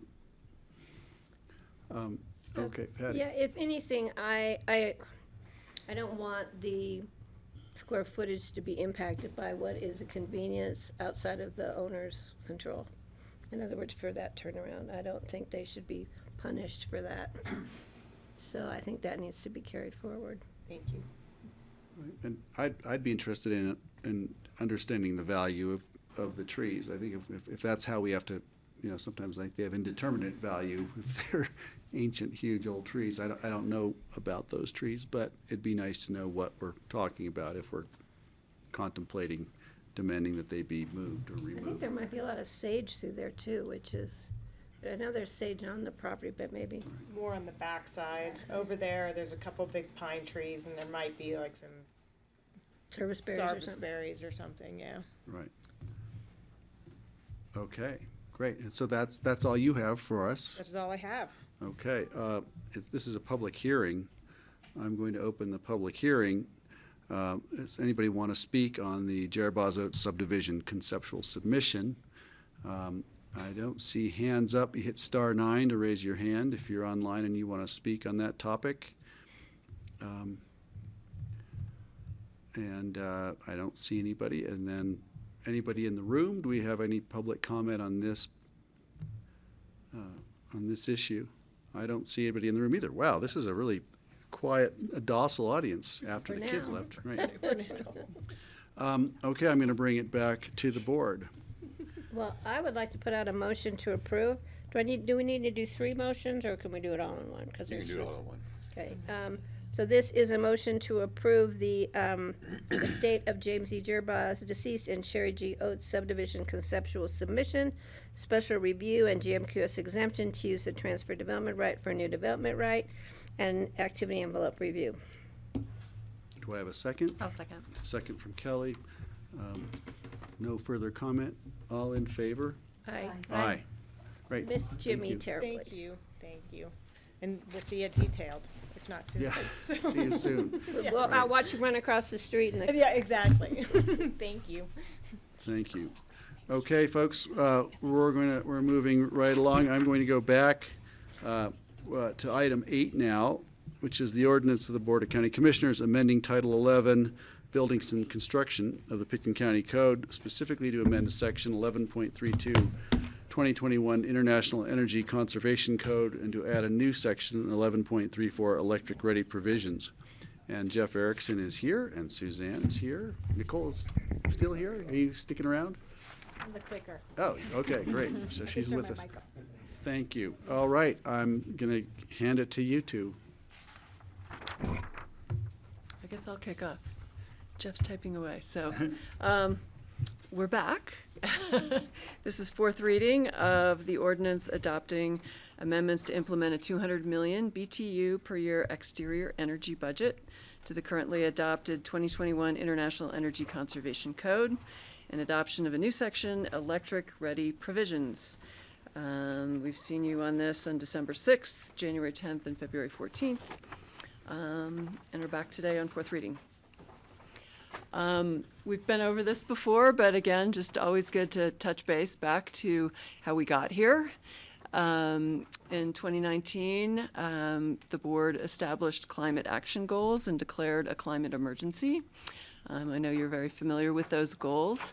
In 2020, you adopted the updated energy code, the 2020 code, that made significant strides to address energy efficiency in a building envelope, so the internal energy use, interior energy use. This year, 2023, last year I guess that was, sorry, it's rolling over into this year, the board gave staff direction to take some early action. We'd gotten the report from the Growth Committee, which has a lot of detail to it. But out of that, the board said, we know this is going to take time. We'd like to move forward with some items sooner rather than later. So out of those, two were limiting exterior energy amenity use and pursuing the electric ready codes as mandated by the state. So staff went to work on that and has come to the board with these proposals to achieve those climate action goals. So that's the 200 million BTU per year energy budget and the energy ready codes. So today we're on fourth reading, and as we have throughout this process, recommending that you adopt the ordinance in front of you. Just a couple of things I guess to point out is, as we said, these were early action, initial steps to take. So we know there's a lot more to come. We will be back with, looking at more of those recommendations from the Growth Committee, as well as everything else as we're looking at how we can do a better job to achieve those climate goals. So again, this is just a first step. And I think it's important for us, we really want to point out that we heard from the Growth Committee, you're right, we know our codes are really complicated, but one way we can make them less complicated is making sure they apply to everyone. So we set a standard and everybody has to meet that standard. So that's part of what we're putting in front of you today. I think I'll tee off to Jeff now. Thanks. Yeah, I think Suzanne covered the timeline pretty well. We've been here, this is our fourth time here, hearing the energy code and electric ready stuff. I don't have a huge presentation for you today, but I did want to address some public comments and a few key items.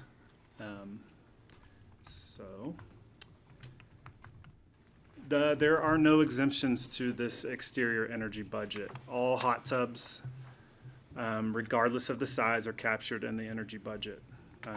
That's based on the goal to reduce exterior amenity energy use and the overall site energy load. No exterior energy uses are exempted from the 200 million BTU per year budget. Several public comment concerns or expressed concern, not with the 200 million BTU budget, but with the financial impact on local homeowners to eliminate exemptions for self-contained hot tubs. A 64 square foot prepackaged hot tub would either require the installation of a 5.36 kilowatt PV array or a $17,000 rent fee to fully offset the use. So outdoor hot tubs are the highest energy use of all exterior energy uses. And the RENT program currently calculates snowmelt to use 429,000 BTUs per square foot per year, compared to snowmelt, which is 82,000 BTUs per square foot per year. So that's 5 times more consumptive, and a total of 27 million BTUs per year for a 64 square foot hot tub. So, and we're learning that this could be drastically underestimated. The Department of Energy Smart Pools calculates what a hot tub would use, and they don't take into account the pumping of the water, and we're thinking that it could be closer to 8 times more. So staff does not support an exemption for prepackaged hot tubs, just given the massive amount of energy consumption of them. I just have a quick question. Sure. Nancy, go ahead. I agree that hot tubs should not be exempted for any reason, but I do wonder about the multiplier effects. Is that because hot tubs are being heated all the time and snowmelt is not? That seems really extreme. Are you asking why it uses so much more energy than snowmelt? Mm-hmm. That's just what they just use more energy than snowmelt typically. Yeah, the run times have a lot to do with that, and the water temperature, and the surface area, wind. There's a number of different variable factors that go into the calculation of how much energy a pool or spa uses versus a snow melt. But a lot of it has to do with runtime. And how much snow melt people have on the list. And, I mean. Is your mic on? Oh, jeez. Anyway, I agree with you on your, I just questioned the 5 to 8, or I think you went up to 12 or something times as much, because it just, with the new hot tubs and their incredibly efficient tops and everything, it's really, I guess it's because they run 24 hours a day, 365 days a year. I think the Department of Energy smart pool system says that they run 10 hours. I want to say 10 hours a day, but I'm not sure. I don't have those calculations in front of me, but checked with our engineers, that our technical advisory team, and they confirmed that 429,000 BTUs per square foot per year, which is what we calculate on our REMP calculator, could be underestimated. So a square foot of snow melt, nobody has a square foot of snow melt. Yeah, snow melt is also calculated in square footage. But I mean, they have hundreds or thousands of square feet of snow melt. Right, that's right. So at a residence, I don't see that a 64 square foot hot tub compared to 2,000 square feet of snow melt is going to use more. I'm just questioning the numbers, not the concept. It uses more energy per square foot. So yes, there is more square footage of snow melt. Okay. Yes. Calculated per square foot. Per square foot. For the 64 square feet of snow melt.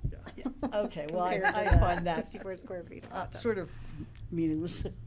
You'll find that when they have to do calculations like that, they probably struggle at times to find a standard practice Comparison. I mean, it's that sort works. of- But Depends on it's the something user. Nobody nobody even has 64 square feet of snow melt. They have way more. So anyway, go ahead. Thank you. Valid point, for sure. Next slide, please. So this slide shows the standard American home versus a 5750 square foot home. So standard American home, 2,500 square feet. They don't have a problem with electrification or electric ready. Most homes of that size have a 200 amp electrical service or smaller, and can handle the capacity shift that would be required from adding heat pumps, electric dryers, and electric ranges. The larger homes, 5750 square foot and above, have a significantly higher interior heating and cooling demand. They have extra interior amenities and exterior energy that drives electrical surface sizes up exponentially. Electrification would be nearly impossible if no exterior energy budget is implemented. As you can see in that center column, you have a 1,000 amp existing service on a 5750 square foot home. The 1,600 amps below that is if we were to convert snow melt, 6,000 square feet of snow melt in a pool, to electrical or electric ready. And the total would be 3,000 amps of an electrical service, which is not feasible.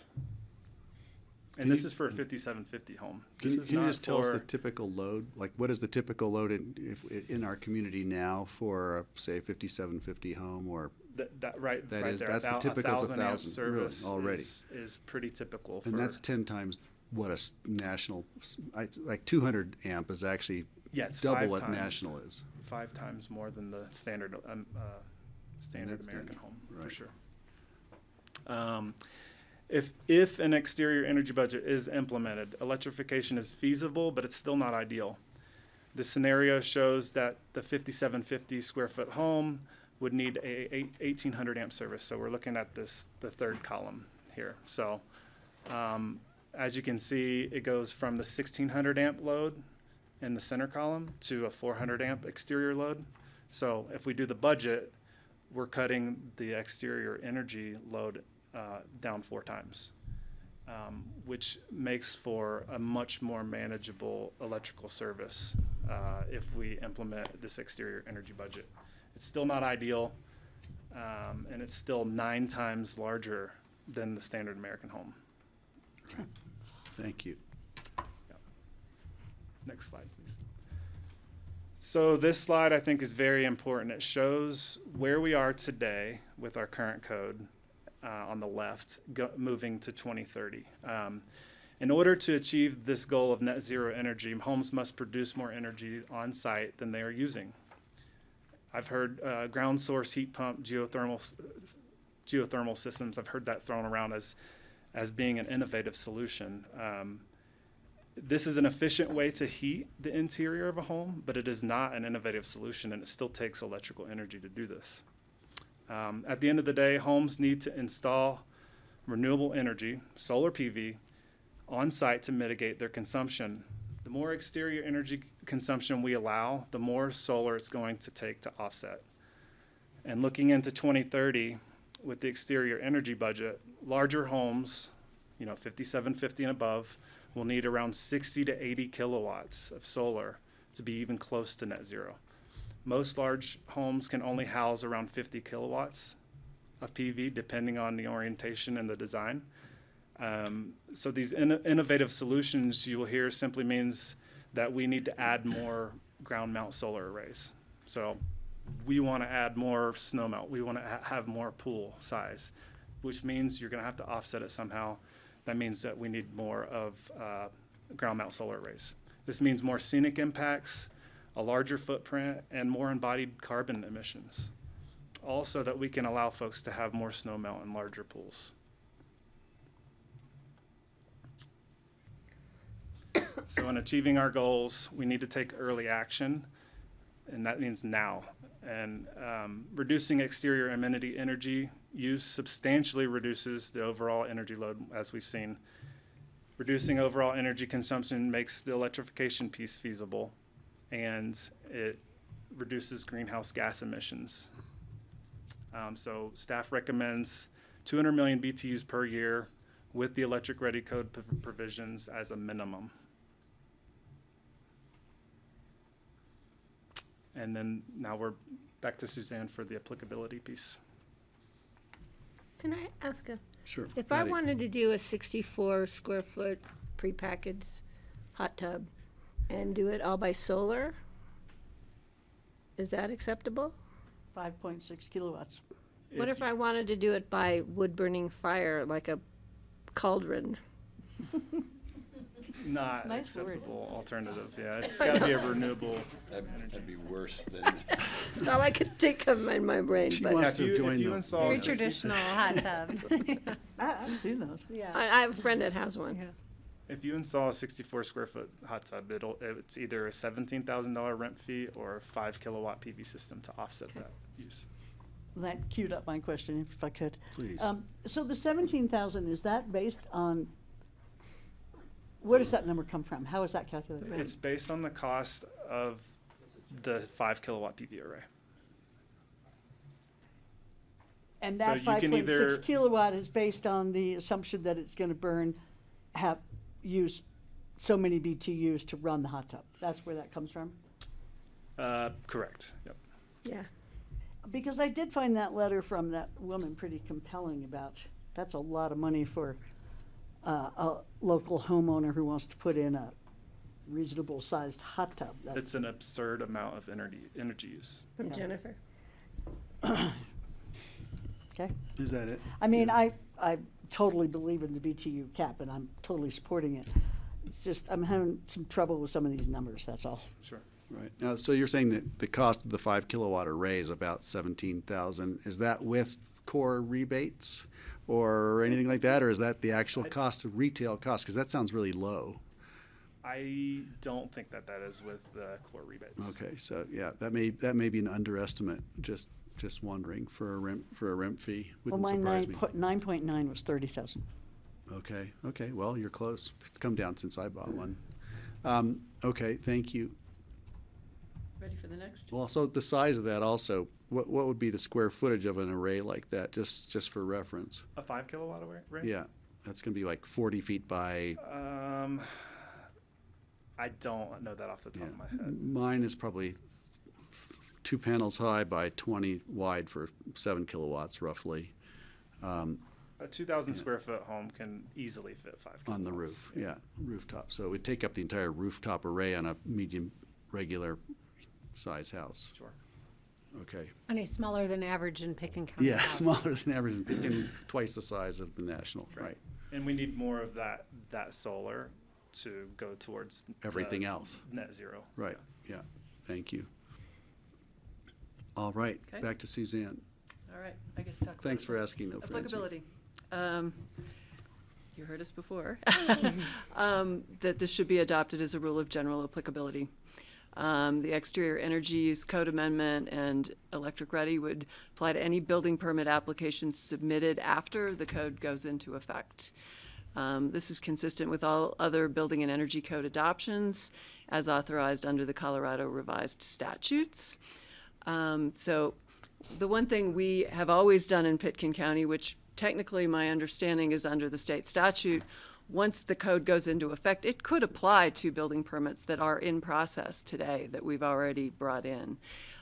We've never done that. We've always separated those out and said it would not apply to any building permit application that has been taken in, basically determined to be complete and ready to go into the permit review process. So we're not capturing any of those, and that's the same place we've been through this whole conversation. But I think it's important to note that under statute, that it could also apply to somebody who was already in that permit review This process. is discretionary on the part of the board, or the Right, BoCC. and that's, again, it's where the county has always been with these adoptions. We've never captured those. That's where we still are. But I just think it's important to note that. Go to the next. That's actually significant.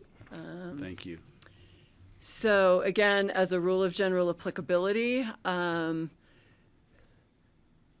basically, right, you would, sorry, I got myself twisted on our fun graphics, but again, you have to be into your permit process, intake accepted, for you not to be subject to these provisions. So basically where it says deemed complete in the little bubble there on the bottom, any point at any point in the process before that in the pink, you're going to have to comply with the new codes, the building and energy codes that are being adopted. Now, just to be clear, it's our discretion. It's just our practice has been to stop there at that point.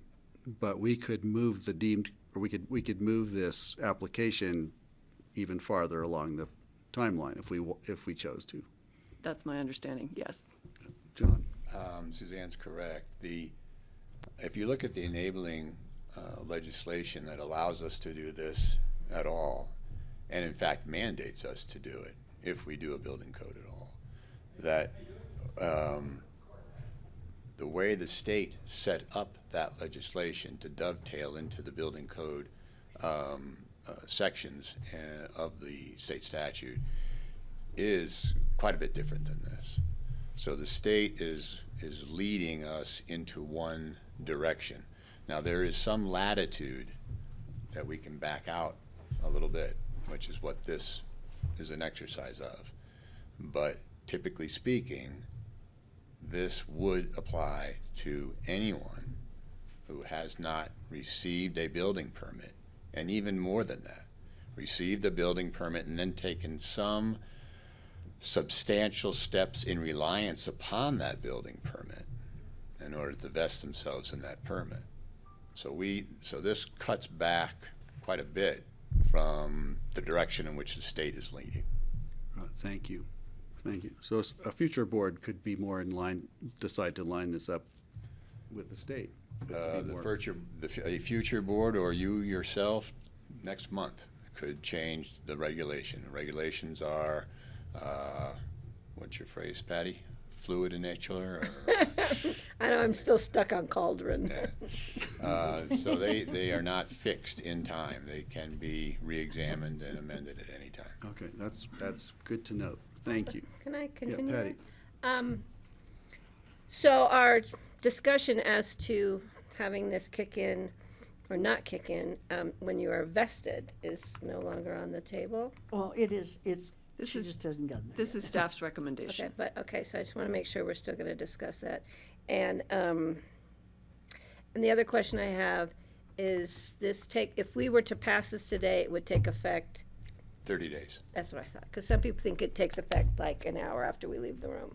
It has to be noticed after it's approved. That's what I thought. and then it's Unless 30 we do days an after that emergency. Which publication. this is not. Okay, wanted to make sure the public is clear on that. Okay. Thank you. Steve has a question.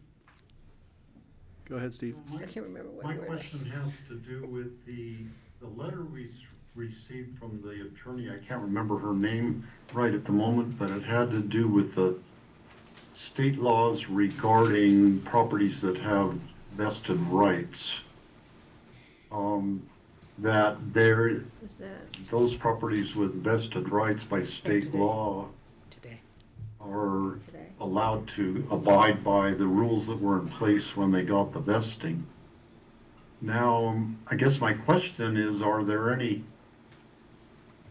properties with vesting that shows, I mean, I think some of them sort of showed a conceptual idea of a pool or a hot tub or something, but my understanding is they haven't gotten to that level of detail when they received the vesting from their land use application.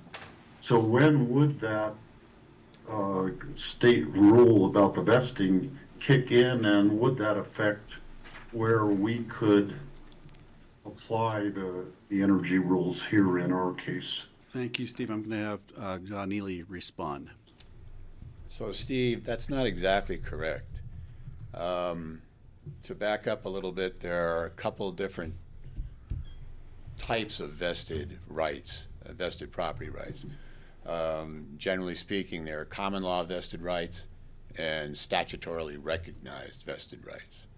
So the statutorily recognized vested rights are what you're used to dealing with most of the time, where when we give a site-specific development approval, that it vests for a period of 3 years. That is an event that is prescribed in statute. This is the very same statute that requires the county to review an application for a site-specific development plan under the rules and regulations in effect at the time of the filing of the application. So the statute recognizes that the property owner has the ability to rely upon what they knew at the time of the filing. And that statutory period of 3 years, as you also know, is somewhat subject to flux. The board can enter development agreements that can expand that period but never shorten it. And we've done that many times. But the statute also continues to provide an exception, so to speak, from that automatic recognition of a protected or vested right that the statute then initially confers. And that exception is for the adoption of rules of general applicability. As Suzanne mentioned, the staff's recommendation is that these rules be adopted as rules of general applicability. Actually, my recommendation would be go a little bit further than that, and that the law under which we are relying to enact this code or these code amendments actually provides what type of an amendment they are, and they are specifically part of the building code. And the building code is called out particularly in the Vested Rights Act as a rule of general applicability, and therefore a type of legislation or code which is exempt from any restriction of the Vested Rights Act. So the effect of that is that these rules and regulations, both the energy or the electric ready regulation and the exterior use regulation, will apply to anyone with a statutory vested right. Thanks, John. Steve, did that answer your question? Yeah, I believe so. Thank you. Great. Okay. I was just wondering if Suzanne had more. More. Okay. Yeah. Okay, more. No other questions. Keep going, Suzanne. Thanks. Again, we keep harping on this, but right, adopting is a rule of general applicability. Again, we're really urging you to move forward with this. Obviously, it's a hard decision, but we're trying to help you achieve those climate action goals. Can you back up to Yeah, that? thank you. Sorry. I was going to your Oh, second sorry. paragraph. Could I make a comment on that bottom paragraph about Gunny, Route, City of Aspen, et cetera? Without an appeal process, it's my understanding, and correct me, I'm not the lawyer here at the table, that you can appeal just about anything. Not necessarily. State law allows local jurisdictions, particularly counties, to determine if and when an appeal from a building permit application can be taken. If the county determines that such an appeal is available, then that appeal is taken to what is referred to by ourselves as the Board of Appeals. Our county has made that decision. I'm not sure about Gunnison or Route, but our county has made that decision and embedded it within our home rule charter. Can appeal to the Board of That there Appeals. is a Board of Appeals, and that's how those appeals are processed, yes. Okay, so for my position is, because I was one that really wanted to look at this appeal process, technically right now under our code, you can't appeal to the Board of Technically, Appeals. under our code, any private property owner or applicant for a building permit which is denied or approved with conditions, and the property owner or applicant feels aggrieved by that action, may appeal to the Board of Appeals that decision. Can I follow up on that, Patty? Yeah, I just wanted to make that clear. But I believe their decision would be based on the wording in the textual wording in the building code. What they'd be objecting to is that it was applied improperly. It can't be that you're going to make an exemption for me because I don't want to conform to this, right? It has to be something in the process, if I'm not mistaken. Right, but it's a little bit broader than that. The Board of Appeals can look at the application of the code language and may make special exceptions to the terms of the building code, provided those exceptions are in harmony with the general purpose and the intent of the code. So to grant an appeal under, for example, the exterior use aspect of the code amendments, the Board of Appeals must determine first that the applicant is correct, that there is something amiss in the application of the code to the property, but also whatever remedial action the board wants to take is in concert with the overall code. I'm not sure how that remedial action could take place when there is an established budget, a cap on exterior energy use. Right. So that form of appeal is not what we were talking about 2 weeks ago. It's a different appeal that would not really apply in this case, correct? Typically. However, the board does have latitude in the adoption of code language to provide for aspects of the appeal. And for example, all the discussion last week that centered upon how an appeal would be processed, how an appeal would be granted, reviewed, that type of thing, I believe that there is enough latitude within the statutory framework to allow the elected board, the county commission, to put in parameters for review. So in other words, if you wanted to make those conditions and those requirements of being evidenced by an appellant, then I believe you can do that. Thank you. Great, thanks. Okay, And that's, question? That is Oh, how go the ahead. ordinance in front of us is drafted too. Right. Well, I didn't know exactly how Suzanne was going to go through her Okay. presentation. Yeah, no, but that's fine. I just wanted to be So, clear about that. right, so at the last hearing, we were discussing an appeal or exemption that the BoCC would consider. We talked about criteria to attach to that, in staff working together with John. What he said is, reading statutes, the appeal, if there were to be a specific appeal, it would go to the Board of Appeals, not the Board of County Commissioners.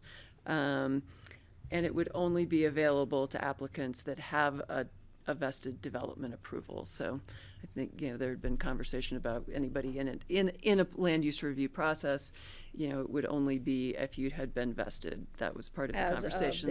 As of the enaction of this ordinance. Let me just jump in. Jump in. That's really not a reflection of the statute.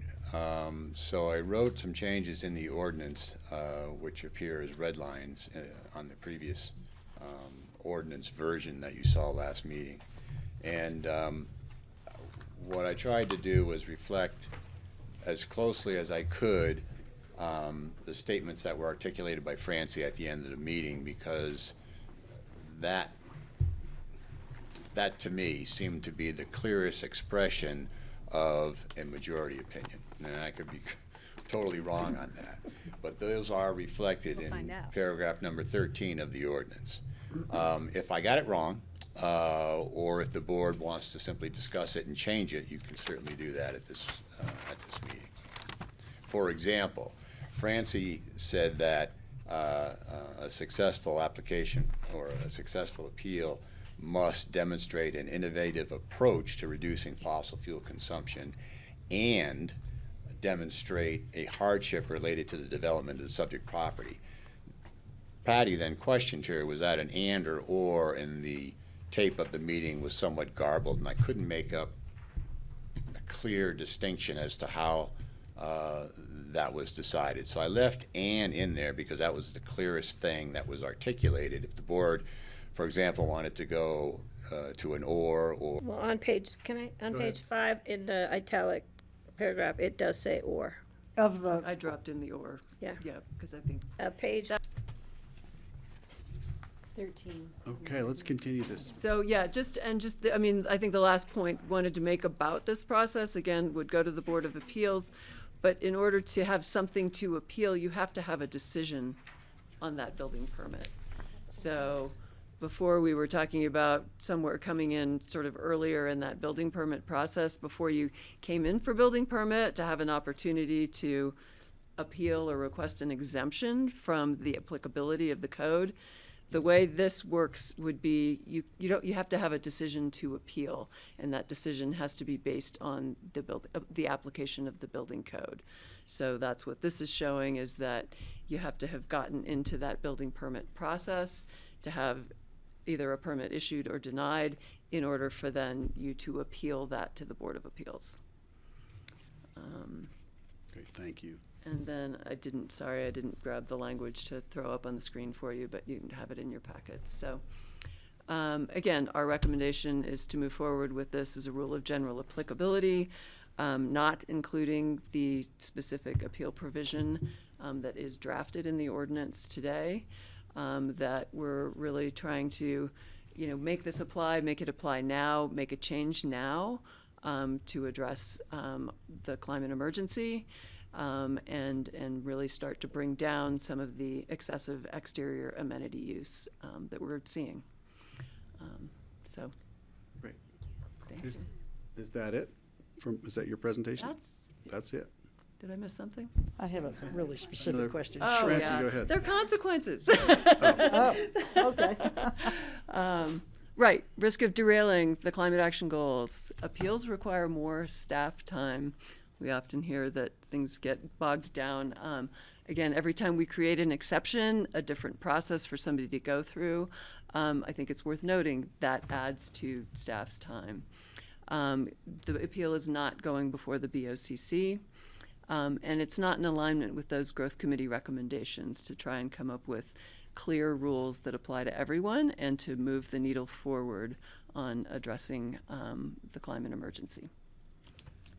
So Francie wants to go first, because then I have. Francie. I just have a quick question. Can you go back to that slide again? I just wanted to take a snap of that one. Thank you. All right. Yeah, this is not comments, just a quick question. So what if your pool's indoors? What do we do about indoor pools? Doesn't apply. Doesn't apply here. So if you want a pool, you can just avoid this whole thing and build it inside. You can use your precious floor area for a pool, for sure. How about you? And meet the HERS. God. And greenhouses, outdoor lighting, or are they, what? But greenhouses have to meet a specific energy code requirement. Yeah, I'm more concerned about the indoor pools, but, oh well. But Francie, I think to the point there is then it's your interior energy use. Right, yeah. You're having to work within that current ERI of 30 that the intent, you know. And it doesn't go down to It's 5 not like it's a below. freebie because it's inside versus outside. Yeah, and doesn't require as much energy to warm it. Totally. And I would also just note that these are rules that are being put into place while the broader recommendations of the growth committee are considered, which will necessarily integrate performance start. standards that will address all of these Right. things. Right. Okay, can I? Okay, I go think that ahead. was the only question is I that had it? about that. Yeah, so again, back to the italicized paragraph. It does say, presence of a vested development approval. Correct. So that is different than your fancy graphics with the electric cord connecting to building permit intake accepted. The electric cord didn't apply. The language says appeal only available for applicants with a vested development approval. Okay, So okay. essentially, right, the graphic is addressing that. Okay, all right, so I'm okay with that, and the or is there also. And I want to be clear that this appeal process that we're coming up with here applies to people who are currently have vested approval or within the next 30 days get a vested approval when it takes effect, correct? It doesn't go on for the next 100 years. It's only for those people already in the, so it's very This goes limited into in effect. its appeal. It's not gonna be. There is no time limitation unless the board wants to insert one now. The reason there isn't one is because when I went back to the record, Francie didn't articulate one at that time. That was So my that might have been your intent, and we just didn't pick up on it, But you're thinking that you can't get vested in the future and then come in. Because then you'll know what you're in for. Yeah. You know, my concern is people that are already at that process, and now we're changing some of the rules. That's different than for people who are now just going into the process, they know what the rules are. And it would be, sorry.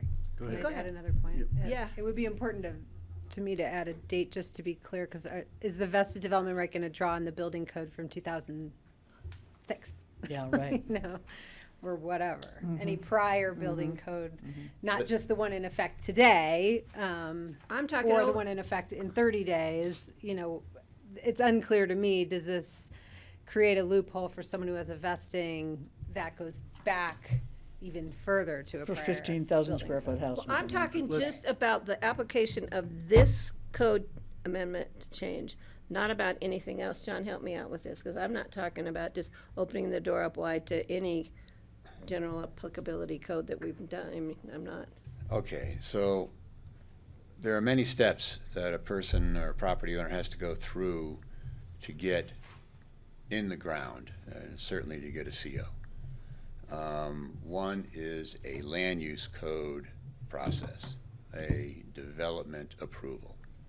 That is a process that generates a site-specific development plan. It wasn't an accident, I don't believe, that the legislator set it up this way. It was leading local jurisdictions into a spot where they wanted us. The energy code, by virtue of the statute, gives a status, and that status is it becomes an element of the building code. Building codes are rules of general applicability, as specifically recognized in the Vested Rights Act. So when you're thinking about vested rights, particularly statutorily created vested rights, vested rights that we are used to dealing with when we give a site-specific development approval, this code is exempt from that.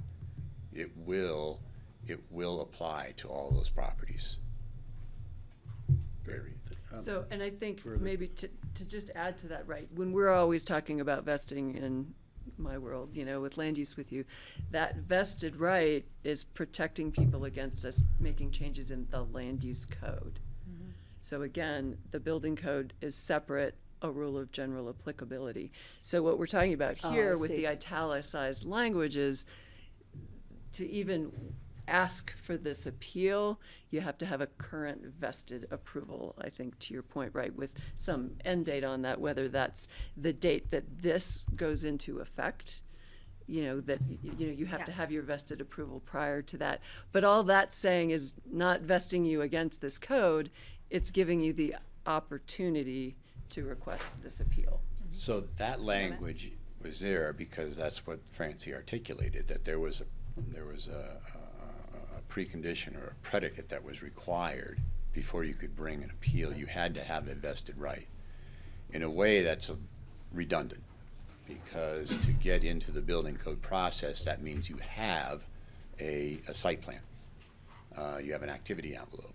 Either one of those steps, or the two steps together, will generate a site-specific development plan. So you can't even get in the door unless you're equipped with a statutorily vested right. It doesn't do anything for you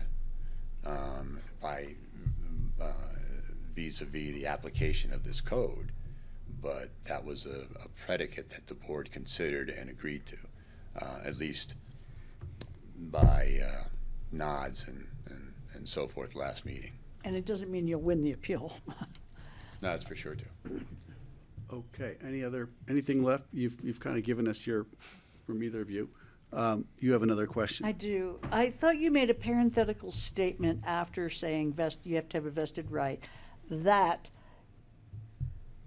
you have to be in the building permit process in order to have something specific that you're appealing for, something like that. Right. Could you explain that a little bit more? You have to have a vested approval. Right. You have to have submitted for building permit. You have to have been submitted your building permit. accepted for intake for that permit, and either been approved or denied, because you have to have a decision to appeal. You're appealing either the issuance or denial of what you have, of your permit. So that's a different benchmark than where I thought we were. Right, it is definitely different than the conversation we had last time, and this relates to the statutory authority for the Board of Appeals, and an appeal going to the Board of Appeals, and again, that appeal assumes a decision. You have to have a decision to appeal. So we've turned the corner on your graphic. We're now in the bottom. We're at the bottom of that graphic to be eligible to request, have something to appeal. So it's considerably more strict than what we talked about last time. Yeah, so, Yes. can I tag on? Sure, and So then I'm going to then- go to public comment. I have one more clarifying question. Well, then Okay, that would be, eventually. so if I have my vested right, I'm in the process of submitting for building permit, and this now becomes a code, and which changes the ballgame for my application. I still have to submit something I know is gonna be denied because I'm not gonna comply so that I can appeal it. Right? The appeal that's being afforded is an appeal to the Board of Appeals, and yeah, you need an action on the building. So I'd permit. have to submit something I know is gonna Fast, be denied because- in order for me to have grounds to appeal. Yeah. And you may not still There's have not nothing have to grounds. appeal. Well, because you're not Until trying to no, comply I with the understand, code. I have to have something that's appealable, I can't Okay. file a lawsuit unless I have a claim. Okay. So. Finish up. And the reason for that is that the Board of Appeals doesn't deal in theoreticals. Right. It deals with an actual application and an actual application of the code to that application. Right. Now, if the board wanted to make an exception, we may be able to get you there with minimal gymnastics. I think that is something that's doable. But you cannot, for example, change the steps that are predicate to getting an totally appeal understand process. that. So if the board declared this is not applicable to blah, blah, blah, then you can do You that. still have to have grounds to appeal. And the grounds to appeal so far have been articulated this way, and you can change those if you want. Not the grounds to appeal, but the grounds upon which to grant an appeal. And this is, Or for. and there's no way to circumvent the Board of Appeals to bring it to the BoCC. Not without a charter amendment. Oh, I see. Okay. You can all work on that another time. I'm going to, thank you. Kelly has a question, and then we're going to open up to public comment. So, I'm sorry if I'm coming across dense on this. I fully 100% understand what a rule of general applicability is and what vested rights are. The clarification I need is when I read Section 13, which is the italicized language in our memo, the way I read it is that you have to have a vested development right.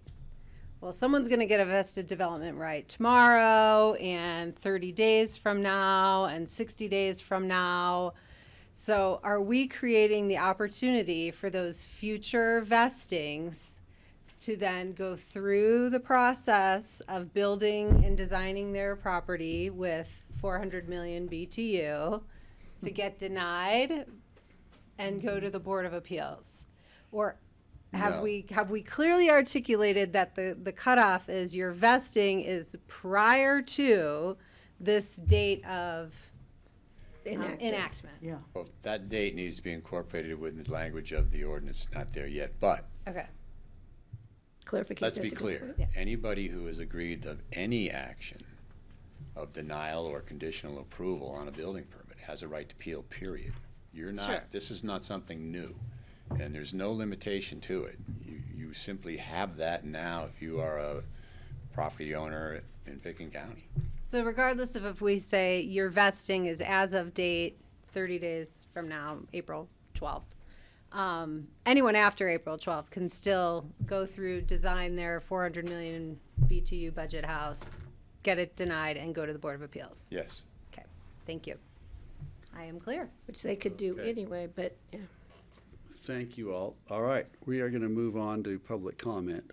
Seeing no other questions from the board and with an eye to getting through this, we have a lot of people here today.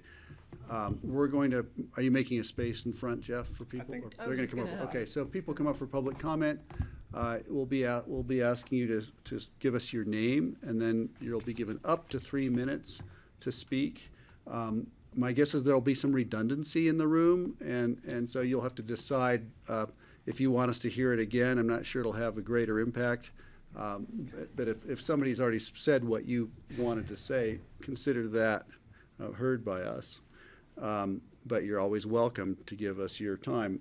The comments are going to be limited to 3 minutes, so we can get through this. So we're going to start this now, and I'm going to start, I guess I'll start assuming in the front of the room, do we have anybody in this front row who would like to make a comment? Public comment? Is anybody front row? Okay, I'm going to move across to Glenn. Excuse me. Sorry. Oh, I'd like to have a question and a comment. well, you'll have to come up if yeah, thank you. Okay, sorry. It took a while And for since my we have question no to get idea across who you the room. are, you need to give your name for the record. I'm Suzanne Caskey. Don't worry, Glenn. First, my question.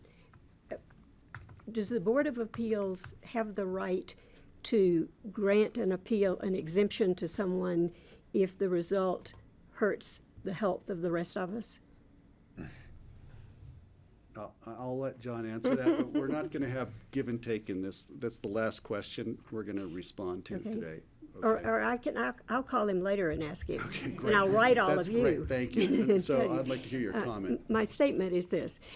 3 years ago, we declared a climate emergency, and we are now seriously and practically deciding how and when to deal with the emergency. You are here today to decide on a budget that equals, in my mind, a diet. We have gone from being appropriately and healthfully slender, have moved on to pleasantly plump, soft and curvy around the edges, onto obese, and now to morbidly obese. It is dangerous, and in this case, life-threatening. This is a case of obesity that affects all of our human systems, for all of us.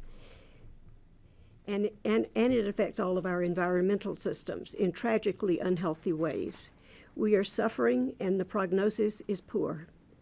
So what are we to do?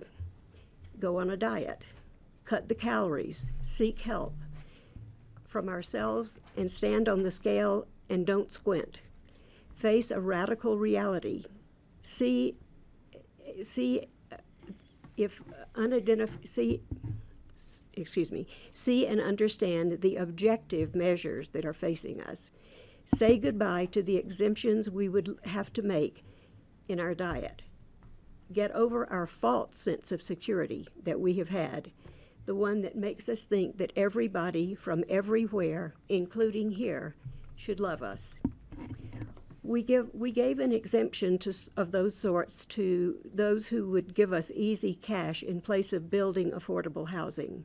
Our intentions were good, and our community is suffering in so many ways for that. Too little housing, too few employees, mental health issues, people who live in far-flung towns disenfranchised from the place in which they work, all because we settled for cash instead of what we really needed. This energy budget is something vital now. We need it for survival. If slab and snow melt and outdoor pools and outdoor fire pits hurt our chances for survival, and I think they do, it's time for all of us to grow up and face the facts. All of us. I appreciate what you're doing, and I know your intentions are good, and I hope you will push hard. Okay, thank you.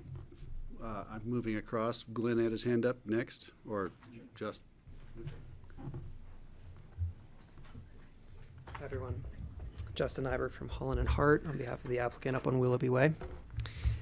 So we're actually generally supportive of the staff's proposed appeal process. Call it that. We call it more of a variance, but it's an exemption from the energy cap with a few important caveats that I'll highlight. From a fairness perspective, we do believe that it is appropriate to exempt properties that have already gotten approval for a specific feature on an approved site plan. So this is a scenario where an applicant has spent months going through the land use approval process for, say, a site plan that shows a pool or an exterior energy feature, and approval was granted by the county. And now the county is saying, well, sorry, under the building code, you can't build that feature that we just approved. Concerns were raised about this approach, that perhaps it would exempt too many exterior features if we open it up to sort of fairness on this point. So we did our homework.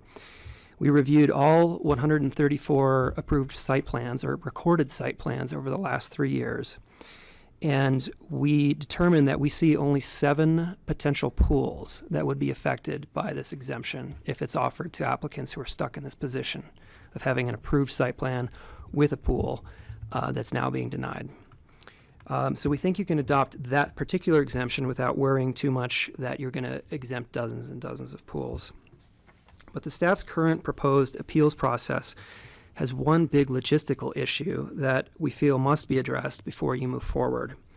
The problem we're trying to solve is that an appeal, as was already pointed out here, that an appeal must be submitted. Appeal can only be made after a building permit has been issued or denied. That means an applicant will never know if it qualifies for one of these exemptions until it prepares an extensive and expensive building permit application for a project that it knows, an application that it knows is doomed. We propose that you rather consider treating the energy code exemptions that are currently on the table the way the county treats height and setback variances under the land use code. Under the land use code, when an applicant feels like it deserves an exemption to some aspect of the code, such as height or a setback variance, it can apply directly to the Board of Adjustment and obtain that approval without waiting for a denial of its land use application itself. We strongly urge you to consider a similar approach here. The takeaway is this: don't think of this as an appeal process. Think of it as a variance process modeled on the land use code and the existing model that's already in place. I've outlined an approach for doing so in the letter that was submitted to you, and I think this will go a long way to address both the fairness concerns you're trying to balance with the important, critical environmental initiative that these rules, are reflecting. So, thank you. Great, Thank you, thanks. Justin. Thanks, Justin. Okay, Glenn.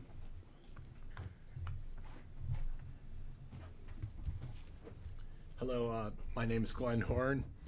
I also represent the applicants for the Willoughby Way project, which you approved last summer. As you know, our team has worked diligently to finalize our land use approvals and submit a building permit application. The project has a vested property right. Our building plans are essentially complete. I want to remind you that the 2 houses proposed to be developed have HERS energy ratings of 0, which far exceeds the county standard. The project includes a wide array of significant community benefits, including wildfire mitigation, widening Willoughby Way, improving the Pitkin Green water system, and developing an emergency interconnect between the City of Aspen and the Pitkin Green water system. The applicant, similar to other projects, must incur significant costs prior to building permit submittal. In our case, the costs incurred for community benefits prior to building permit submittal are quite significant. 2 lots need to be merged to eliminate the right to develop a house which can contain 6,750 square feet of floor area. The applicant must make a $200,000 contribution to the Aspen Fire Protection District for wildfire mitigation. There needs to be a $2 million contribution to the Pitkin Green water system. 2 free market Hunter Creek condominium units must be deed restricted as employee housing.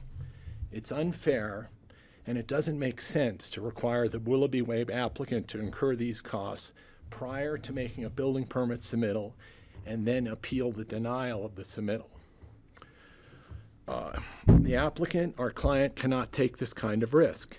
The appeal process should mirror the county's Board of Adjustment variance process, as Justin has suggested.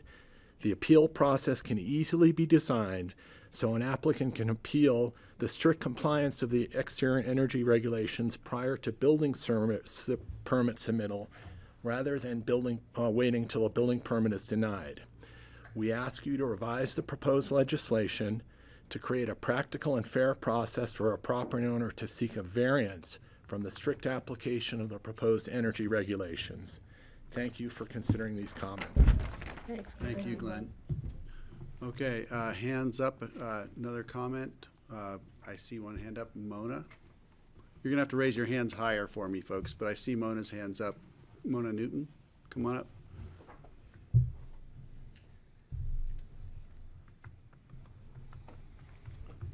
Hi, good afternoon. My name is Mona Newton, and I just want to thank you all for such deliberate deliberations about this issue, because it's not an easy one for sure. And you are going to hear some redundancies, I guess, because Suzanne already talked about some of what the committee brought to you. And you've heard this before. We had a 46-member committee that you all selected, and we spent many months going through our process of bringing forth our recommendations to you.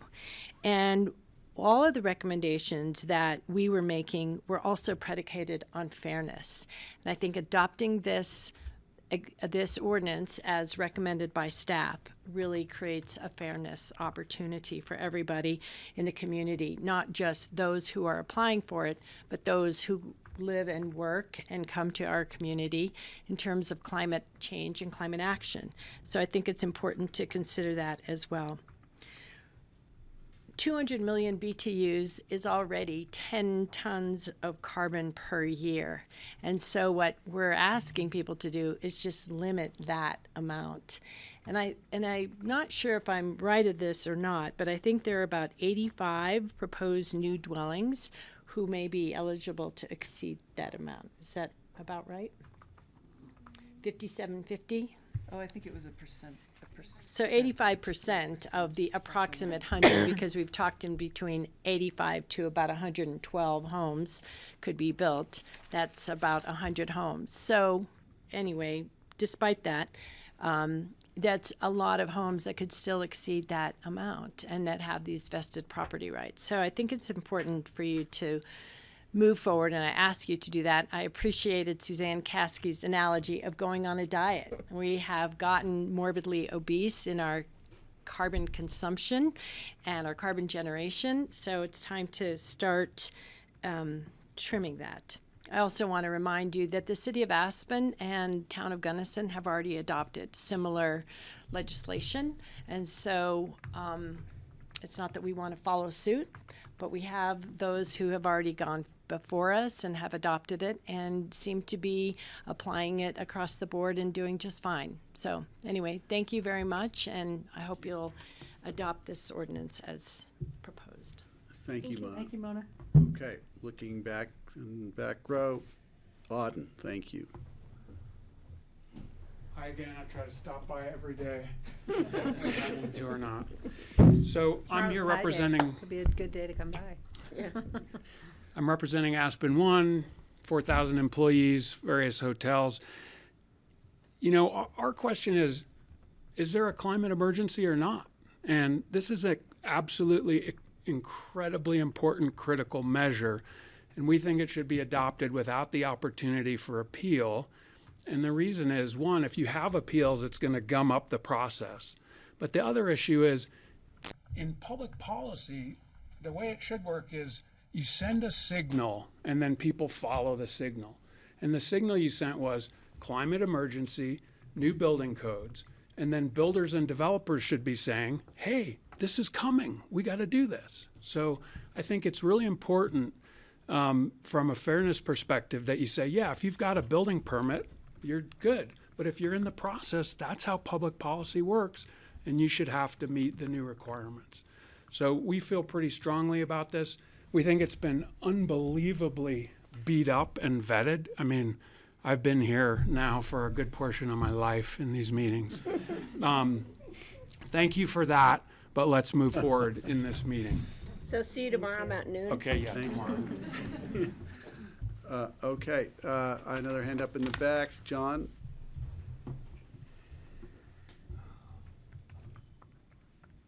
Hi, John. Hi, friends. Hi, John. John Doyle, speaking as a private citizen. Forgive me, Hannah, for borrowing this from you, but in the 40 years I've lived here, we've lost 30 days of winter. 2023 has been the warmest year on record. Worldwide ocean temperatures are off the charts. Yesterday, NOAA confirmed this winter has been the warmest in United States history. The largest wildfire in Texas history has crossed into Oklahoma and is still burning, and it's still calendar winter. It's not difficult to believe that climate change is accelerating and we will lose more than 30 days in the next 40 years. I'd like to thank you all for recently reducing the maximum house size in Pickens County. That was a huge step. Thanks. Please pass the codes you're considering today. Continue to show Pickens County and Aspen in a progressive light and position our valley as leaders in addressing climate change issues. And I urge you, the planet is well past the point of allowing exceptions or exemptions to your new codes. Please zone it like you mean it. Thanks. Thanks, John. Okay, show of hands. Another John. Another John.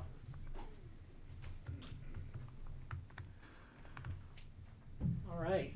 Well, good afternoon. Thanks for having us here and offering the opportunity to comment. I'm here representing Community Office for Resource Efficiency, our staff and board. And rather than be redundant, I'll just ask them to quickly stand and demonstrate that we have a strong and committed staff who care deeply about you taking action today Give his on this name work. for the record. So Hey, thank John, you all for being yeah, here. And tell us your name before you go any farther. So John Doherty, I serve as the CEO for CORE. And the reason that we are here today is really that we have been a partner for 30 years with Pickens County, with the city of Aspen, to help reduce the impact on this valley of climate change by advancing initiatives and advancing support to our community. And we see this partnership and this decision today is critical to helping us do our part, which is to really bring new solutions forward, identify new strategies, and help create efficiencies and the opportunity to electrify. But it can't get us to our goal unless we reduce consumption. And so that's what we believe is really important about taking action today on this without allowing for exceptions. So my husband and I, we often used to say to our boys growing up that you can make any bad decisions you want out of fairness as long as they impact you and not anybody else. No one else needs to pay the price for whatever it is you might decide. And that was something that fared well for them growing up, is when we said we had to enforce a rule or a guideline or a restriction, it was based on when they started to make decisions that had a negative impact on the rest of our community and our society. And when I read just a couple of weeks ago in the newspaper that SkiCo is talking about a sustainability strategy that involves having to lay down more pipe to manufacture what makes our economy go here in this valley, what makes this the vibrant community that it is, that doesn't seem like a really great strategy. It seems like it is time to do, as you suggested, go on a diet. Think differently about how we approach this work. So thank you for your dedication. I know this has been a lot of deliberation, and I hope you will move forward and pass this without exemption. Thanks so much. Thank you. Okay, a show of hands in the back. Michael.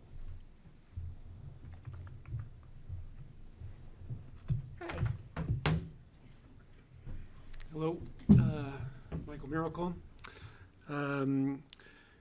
As you know, but I'll share for those who don't, I was the co-chair of the Commissioner-appointed Growth Advisory Committee. I'm not here representing all of us because there are differing opinions on this particular subject, but I am speaking from my personal perspective from that 10 months, and I spent an hour here in June presenting the final report to you. I want to remind you that one of our main exhortations to you was to do as much as what we proposed as possible and to do it fast. I want to make a few references specifically to the committee's recommendation. I want to talk about what you've done up to now, and relative to what you've done up to now, what is on the table in front of you. So here's just very quickly some language from the committee's proposal to you.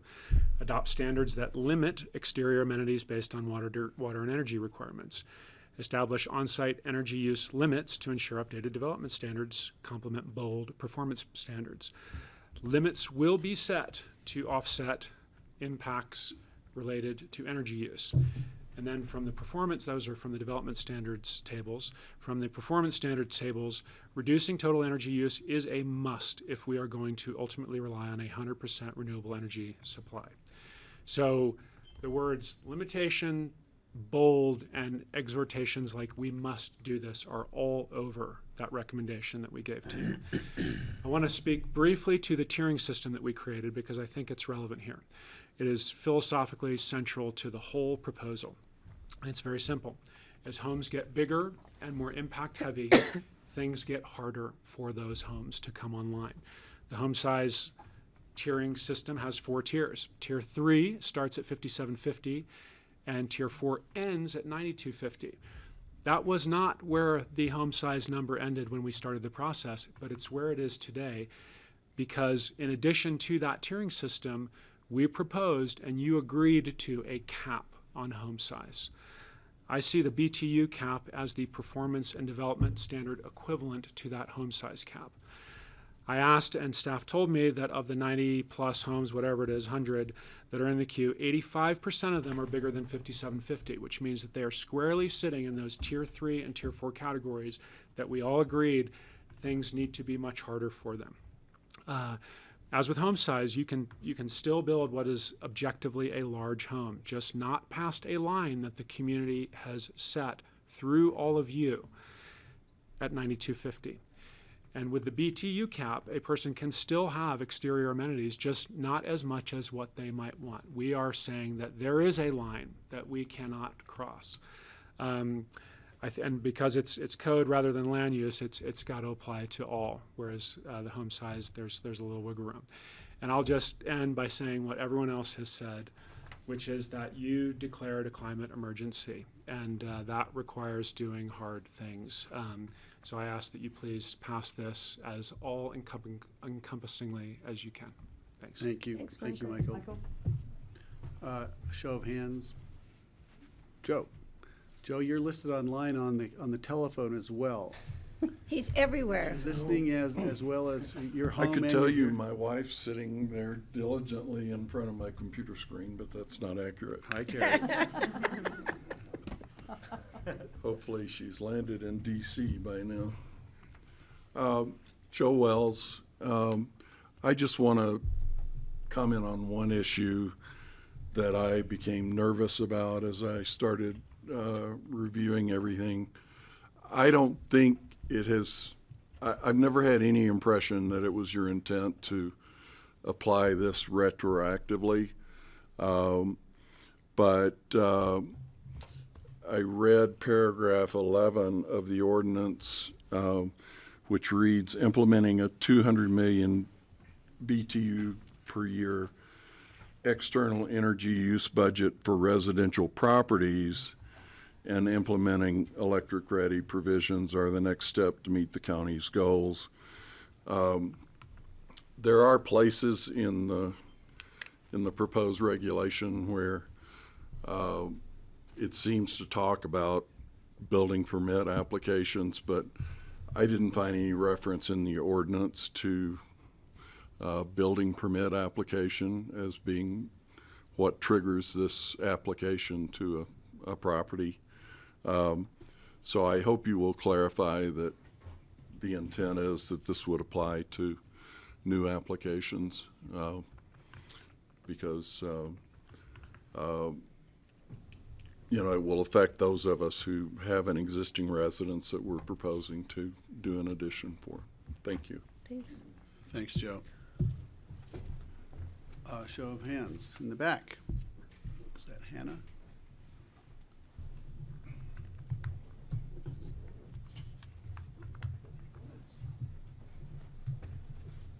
Hi, I'm Hannah Berman, and I'm here on behalf of Aspen One with Auden. And when I walked in today, there was a sea of 3rd and 4th graders, and Patty was in the middle like a queen bee, handing out kazoos Oh, did you want a and pencil? pencils. I've got more. I know. And I heard one kid say, if she can't give me a kazoo, can she give me earplugs? And that reminded me that last week I was talking to another Aspen Elementary School student. He's 9, and he was beaming with pride because he has 41 ski days on his pass. And his dad, Michael Miracle, has a paltry 40. And that one day of skiing meant the world to Marcel. And we recently did a climate study that showed that by 2050, if we have high emissions scenarios, we're going to lose another 27 days of winter and of the ski season. And I can bet you that every single one of those days means a whole lot to Marcel and to the kids in this room. That's partly why Pitkin County declared a climate emergency. And when you declare a climate emergency, having swift and comprehensive action is normal, it's rational. And updating our building codes and making sure that they're comprehensive with no exceptions or carve-outs or loopholes is the rational thing to do. And I get that that is uncomfortable and that's a hard decision to make, and that the inconvenience lands on someone. But if we don't adopt them in their entirety, that inconvenience starts landing far more on Marcel and the kids in that room today than the people here right now. And so I want to thank you for considering this and encourage you to adopt it fully. Thanks. Thank you. Thanks, Hannah. And I do have more pencils. Yeah. Okay, I see Gideon in the back.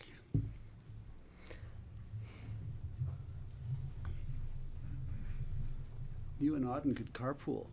You could carpool with Auden or Glenn. For the record, I'm Gideon Kaufman, and Glenn Horn and I have expressed our concerns over the last 3 Board of County Commissioners meetings, and I'm running out of new sweaters to wear, so hopefully this will be the last meeting on this. But we have a concern, as we've mentioned before, on the failure to address the seasonal use of pools, as opposed to categorizing it being used 365 days a year. We have submitted suggested language to the new code section, which fairly and simply addresses seasonal use pools and can be adopted now and doesn't need to be put off. Unfortunately, our proposed language hasn't found its way in terms of discussion in the staff, nor have you guys discussed it in any of your 3 meetings.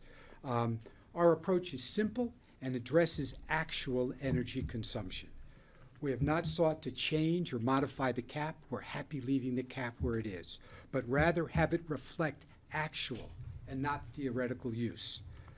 The current proposal doesn't really accurately reflect seasonal use of a pool.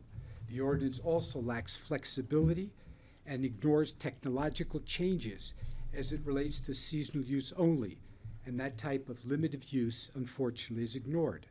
The exterior energy budget should be based on actual use, not potential use.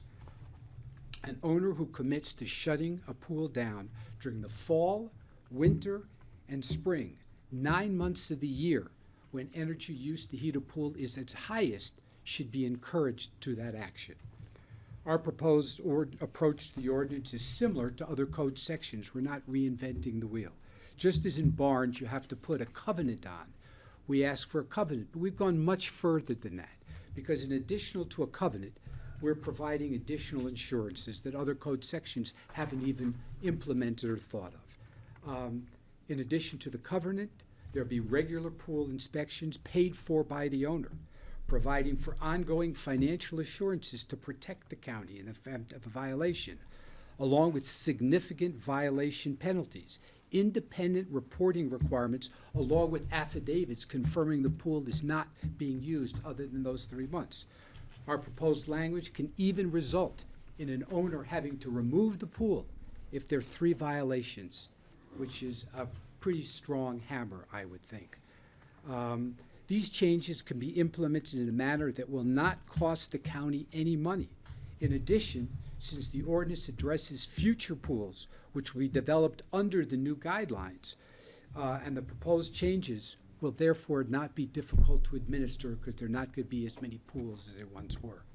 We feel you can accomplish your goals expressed within the energy guidelines and at the same time accurately reflect use, as well as encourage less energy consumption and encourage creative alternatives and solutions.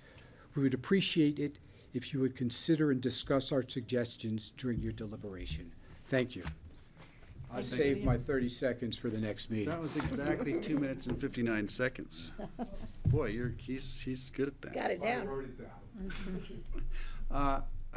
Other hands up? Any other comments? I know we have letters have been submitted.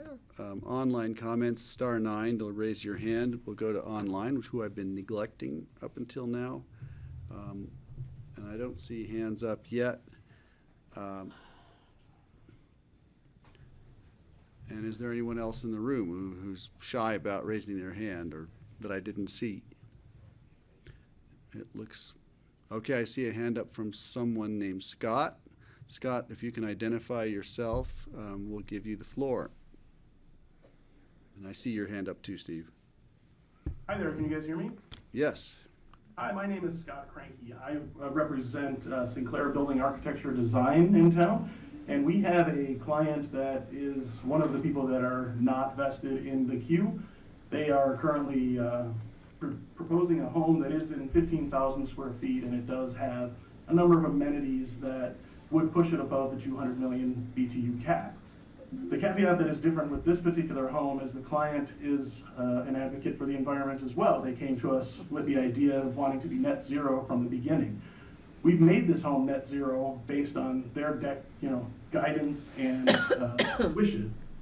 However, because where we are at in this game of the race that we're all playing, we're in danger of not being able to submit this based on having no exception to the process and where you guys are drawing the line in regards to the submittal process. We have been working on this project for more than a year and have had a great deal of money input by the client to get to the point where we are. They're passionate about the environment and would like to continue to keep it as a net zero residence. If we're not able to even present these items because of where we are in the line, it may be derailed. So I guess I would consider that the board consider either exceptions, appeals, preferably exceptions, since, as others have talked, it's a great deal of expense to put together a permit set that needs to be denied in order to see if we can move forward with it. So I would ask the board to consider extending, who would be allowable for this, and consider exceptions as well. Right, thank you, Scott. Okay, I'm looking for other hands up. I don't see any other hands up online, and I'm looking for hands up in the room, and I'm not seeing any. I'm going to bring it back to our board for comment and perhaps clarification. Questions from anyone? I have a clarification question. Yeah, Francie. So Justin says there are 7 properties that would be eligible for exemption if it were vested rights that have pools. But we keep hearing the number 90, the possibility of 95 properties that are going to be available for exemption. So I am kind of confused about where we actually stand. I mean, if we have an opportunity for appeal, there's a lot of difference between 7 and 95. So I'm just. I don't have a number for you, Francie. I mean, again, the work they did was looking specifically just at pools. What about snow melt? What about the hot tubs? What about again, so that's why we don't have a number. When we had numbers before, we talked about how many are in the process, how many are vested. Again, they made an effort to break it down. How many pools could be out there to come through? But again, I think they're still pools. They could still accommodate that within their 200 million BTUs. Again, we're asking people to make a choice. We're asking you to make a choice and a determination about who this should apply to. Again, I feel like we've created a budget that is quite generous. And it does require some people to go on Suzanne Caskey's diet, I guess. But to, think about, of those amenities, which are the most important to you? What could you get rid of in order to keep, the one that's most important to you? So I don't have those numbers for you to try and break that all down. Great, thank you, Francie. Other questions? I have a question. Patty. The variance process, I think, is interesting. I don't think we have time to digest it today. Is it something we could bring back in further discussions if we were to adopt the ordinance today? I think it would be a very productive discussion. You don't think it would be? No. The variance procedure that was talked about is contained within the planning code of the state statute. This is an application of a building code. Building codes do not have variances. Building codes have a process whereby if it's been afforded by the local jurisdiction, which ours has, a process to appeal a building permit to a board of appeals. Okay. I don't see that happening. That's what I needed to hear. The other one, I think we did discuss pools at previous meetings, and I think Francie brought it up today as far as you can always build it indoors, you could build it smaller, you could give up other things, a trade-off. I appreciate the fact of seasonal use pools, but then we have water issues because you're draining a pool and you're filling it up, and you're draining a pool and you're filling it up. So we have other impacts. But just like I like a hot tub, I love a swimming pool. But I think that people have to make some decisions on what they want to give up and what they really need. So that's where I stand on that, and where the rest of the board is. Thank you, Patty. I need one other thing. I need clarification on Joe Wells' thing about retroactivity. I was confused. He was saying things that are already through the process, we can go back and pull them back in? I don't know. You're asking me or Joe? I'm asking anybody who can answer that for me. I think we heard that early, like at the beginning of the discussion, that the building permit law allows us to, even within the process past deemed complete, to require the standard to apply, but that we don't. Right, I understand that, but I didn't know if he meant you were all the way through the process. And we're going to bring it back in. Or you're built. No, we're not going to go there. Already built? No. You mean to retroactively change a constructed house or commercial? Yeah, Sorry would this apply? No. This applies to the issuance of permits. But he's talking, if I have a house and I'm going to put an addition on, that's a whole different ballgame. That's a whole different ballgame. Okay. That's what I need clarification on. And then I have some other comments, but they'll be when I see Okay. what we're going to do. I just wanted to ask Suzanne and Jeff to discuss, if you could, we understand that it's, these standards are created by a national lab. They put a number on something. This isn't actual measurements. We're going on the best assumption that can be brought by a group of scientists in a building somewhere, right? Yes, we're lacking monitored actual data, Right. Which we'll be working on this in the next phase. Got it. So that's something that we're going to be getting to, actually trying to nail it down to the actual use of something in the next Yeah, phase. totally. But the RIMP calculations are extremely underestimated at this point. Right, underestimating. So with all the assurances that Gideon suggests, all that, tell me how complicated would it be to actually create something like that? I'd just love to hear your. Very complicated. There's a lot of enforcement issues. That, you build a house, you get a pool, certificate of occupancy. Now we're saying every single year that the life of that pool, that there has to be some sort of enforcement going back and saying, okay, are you seasonally using this pool? So there's a lot of nuance to that conversation and that red line that I read that needs to be vetted more deeply. Yeah, great. Thank you. That Thanks, answers Jeff. my Thanks, questions. Comments or questions from Steve or Kelly? Not at this point. Looks like Steve is making a move. Yeah, Greg. I've been struggling with this whole idea of fairness.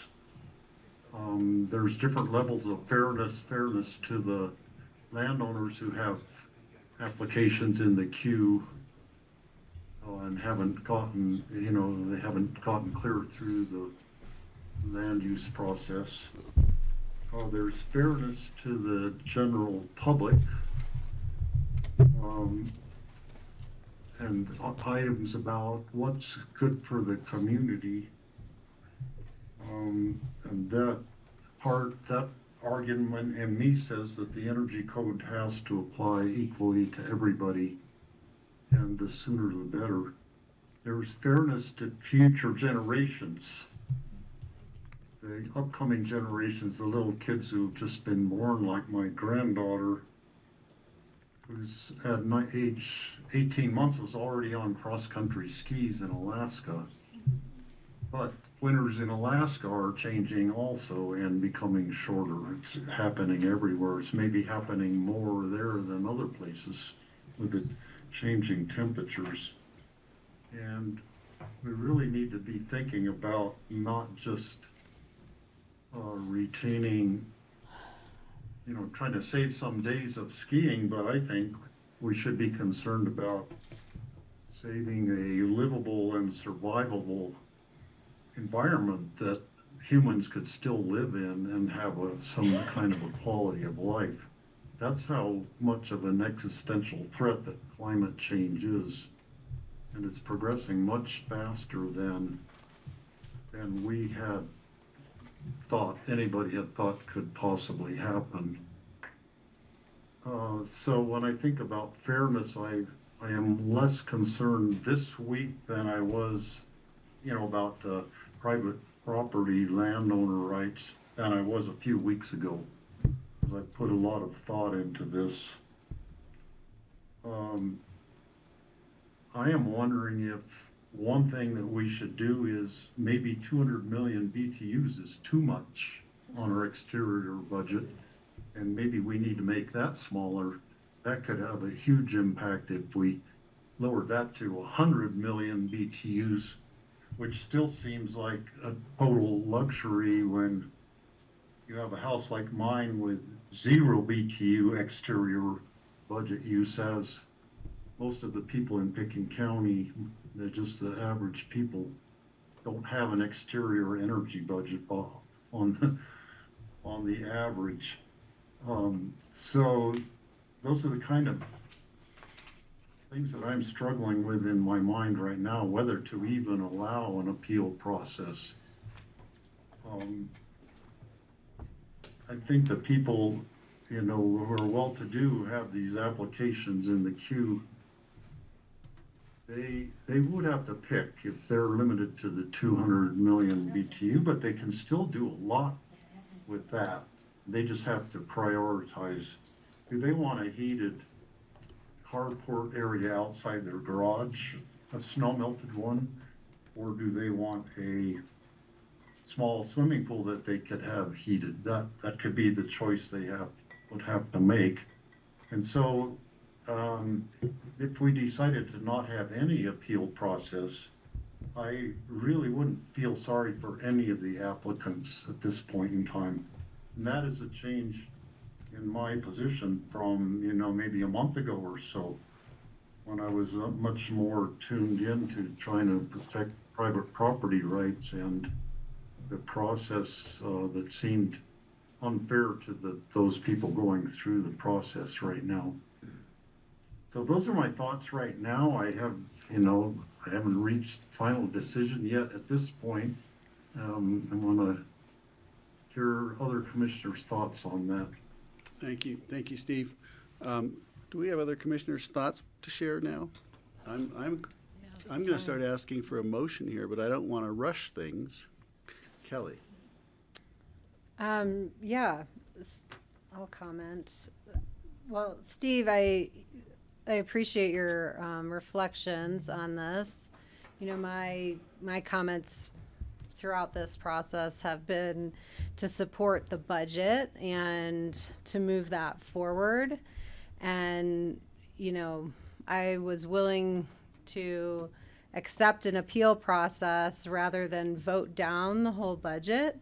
But that's not my first preference. My first preference would be to move this forward without an appeal process or based on the staff recommendation, which they have really held fast to throughout all of this. And I appreciate that. So your comments are causing my own reflection here. I've learned some things today. I've learned that really, 200 million is a lot. It's generous. The fact that it's 9 times what the standard American home is doesn't cause me to feel like I'm being really bold here. But I'm willing it as I think it's a good start. And what I think I've heard, and if I'm wrong, I'll look to John Ely to correct me, is that the Board of Appeals process retains whether we spell it out in ordinance or not for folks moving through our process. It's just whether we give criteria in this on how to evaluate these appeals. So I think that is provides some additional relief for applicants that I didn't realize was in the mix in our prior conversations. So that's where I'm at right now. Great, thank you. Francie. Yeah, so I'm sort of your reflection, because before I'm not going to hold to anything that's going to tank this. Let me put it that way. And I think we all believe in the cap. All 5 of us are committed to the cap. I don't think there's any question about that. It's just how it's implemented. And I appreciate all your comments, but you are preaching to the choir, and I'm proud to be part of that choir. But all of us are committed to helping this community reduce carbon emissions and fossil fuel consumption. There's no question about that. We're only talking about what steps are we taking and whether or not we feel like we're meeting the needs of most of our community. So I just want you all to be assured of that, and you can keep reminding us of that. That's great, and I think it's a good idea to keep pushing us and pushing us, but we are on the path and we're committed to it. That's why the staff came up with this particular recommendation, and it's why we had a 26-member growth advisory committee. So I just want to say we're trying to be as on it as we can be and still respect the needs of all of our constituents. So the owners of Willoughby Way are our constituents as much as Michael's child, And so, however, I am not going to hold up the passage of the BTU cap by saying I'm not going to pass it if there aren't exemptions. If we're going to go that way and say no to this, then I think we should bring it back immediately without the exemptions. If we're going to make a motion, vote against it because people don't want the exemptions, then I think that today, right now, we should bring it back without exemptions. Without exception? But not amend the resolution, exactly. So that's where I stand. I'm certainly not going to tank this process. Thank you. Thank you, Francie. Patty? Well, I think from the get-go, I've been the outlier. I've come around a lot. I accept the cap. I accept the provisions. I'm really into fairness for all of my constituents, as Francie said. I can accept the understanding that you have to have something to appeal, which I hate for people to have to get a denial in order to appeal it, but I think that's a compromise. I think we need to have that avenue for applications that are in that process. I don't know if it's vested rights and they can go on to get a denial as of the enactment of this ordinance, which would be 30 days if we pass it today. And then that appeal process, it takes a different phase because I don't want everybody to be running in for the next 100 years, as I said earlier. And I have 3 grandchildren to protect, not 1, and you have 9. So it's not for our generation, it's for generations to come. And I also have to say, thank God we're making snow on Aspen Mountain because it's keeping my daughter here in the valley. But it, in a good way, but in a bad way, it's because we have to make it because nobody is making it for us other than ourselves. So I would ask that we move this forward with the appeal process, the language written, but I don't know if you need to tweak it for the building permit accepted, permit intake accepted rather than vested rights. I'm looking for legal counsel. But I think we need to have parameters in place for the Board of Appeals so they know, because I think this is different than most of the appeals they hear. And I say that from experience being on planning and zoning for years and my frustration with the Board of Appeals, because if you approve something, the Board of Appeals always felt that they had to approve it too. So, or deny it. It was always complex. But I would like to see the appeal process left in. I don't think my no vote, because it's not, is going to tank this today. But that's something that, I can't swallow right now, is to not allowing people that are already in the process to move forward and at least give them the opportunity to prove that there's a hardship or they have some innovative ideas. Great. Thanks, Patty. Steve? Yeah, the criteria that we have in the appeals process, I like them. I think those are reasonable, and that's the ones that we thought of in a previous meeting. And I can live with those as, setting the sort of the guardrails for the appeals process to happen. I guess I would appeal to the people who are building their big homes, their big projects right now, to try to tweak their projects and have them reduce the amount of the exterior energy budget by trying to follow the guidelines, even if they are allowed to have more just based on they're already in the process of building their thing. But I think they probably like skiing just as much as other people who come here. Maybe they have more opportunity to ski than a lot of other people. And they should be sensitive to trying to save our snow and save our longer winters and all of that also. So my appeal would be to them, a heartfelt appeal to try to make their projects better even at this point, because they have the wherewithal. Many of the people we're talking about are building a bigger project with a bigger house, and they could do things more easily than a lot of us other people with less means could do. So let's go with that appeal process. It won't be a forever thing with people appealing the energy code provisions. But I guess people will always be appealing decisions on their building permit applications and whatnot, for one reason or the other. Is that it, Steve?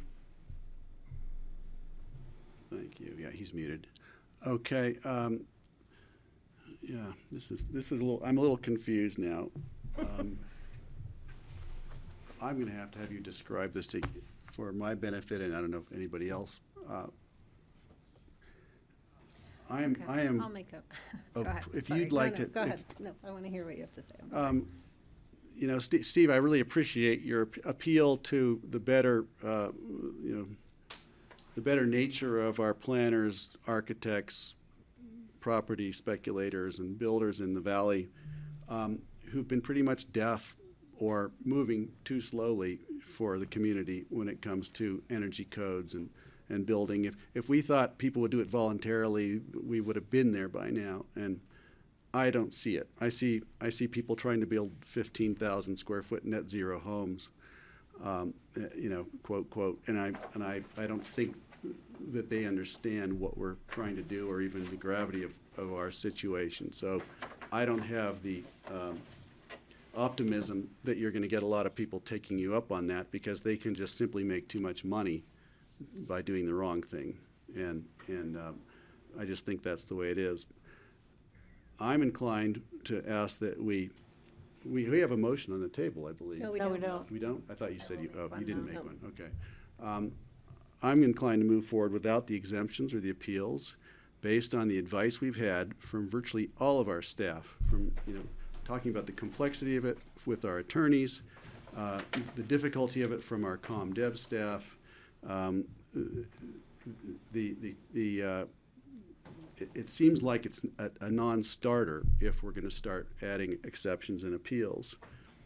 Our climate-aware community has been vociferous and strident in their demand that we do this.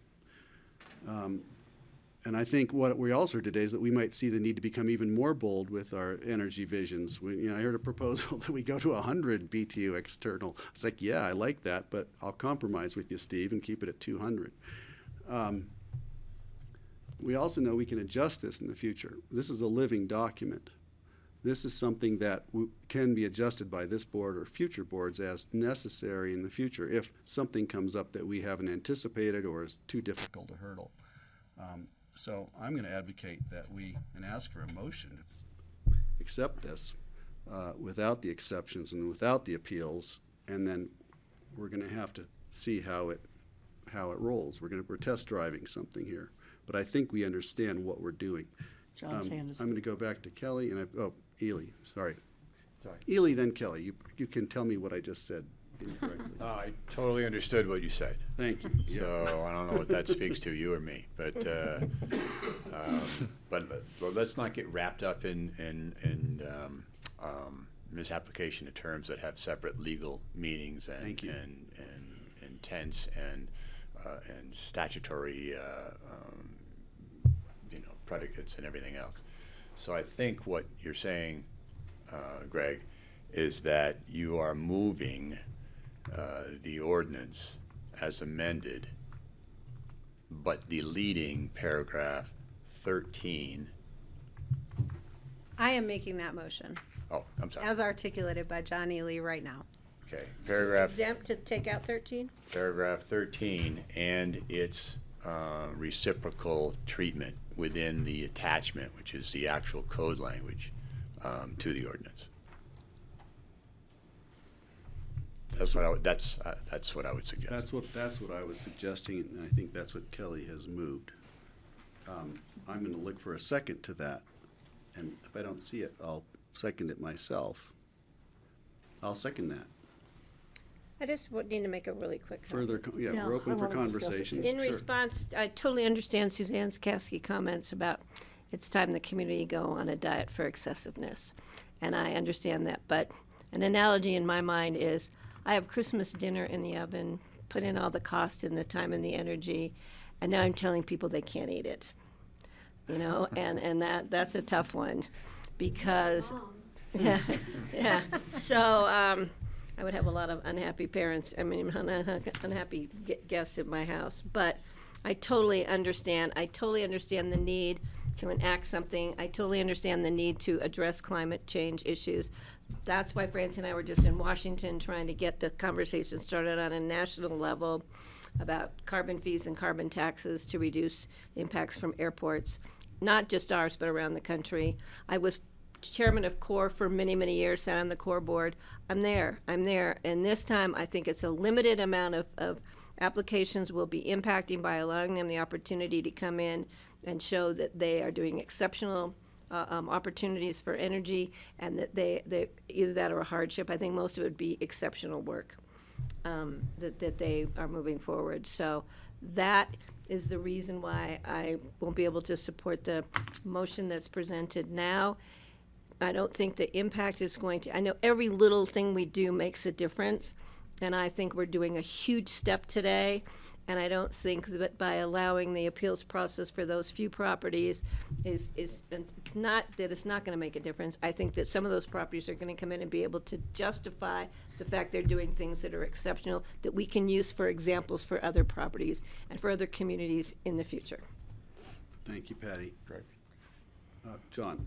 I'm going to own this. I think I neglected to say something that I should have mentioned earlier when I was trying to formulate a motion for Kelly to use, is that we're talking about appeals and whether that should not be an appeal or not be an appeal. What we're really talking about is a particular treatment of appeals for this particular code language. There will always be an appeal to a building permit application decision. That's been in the code.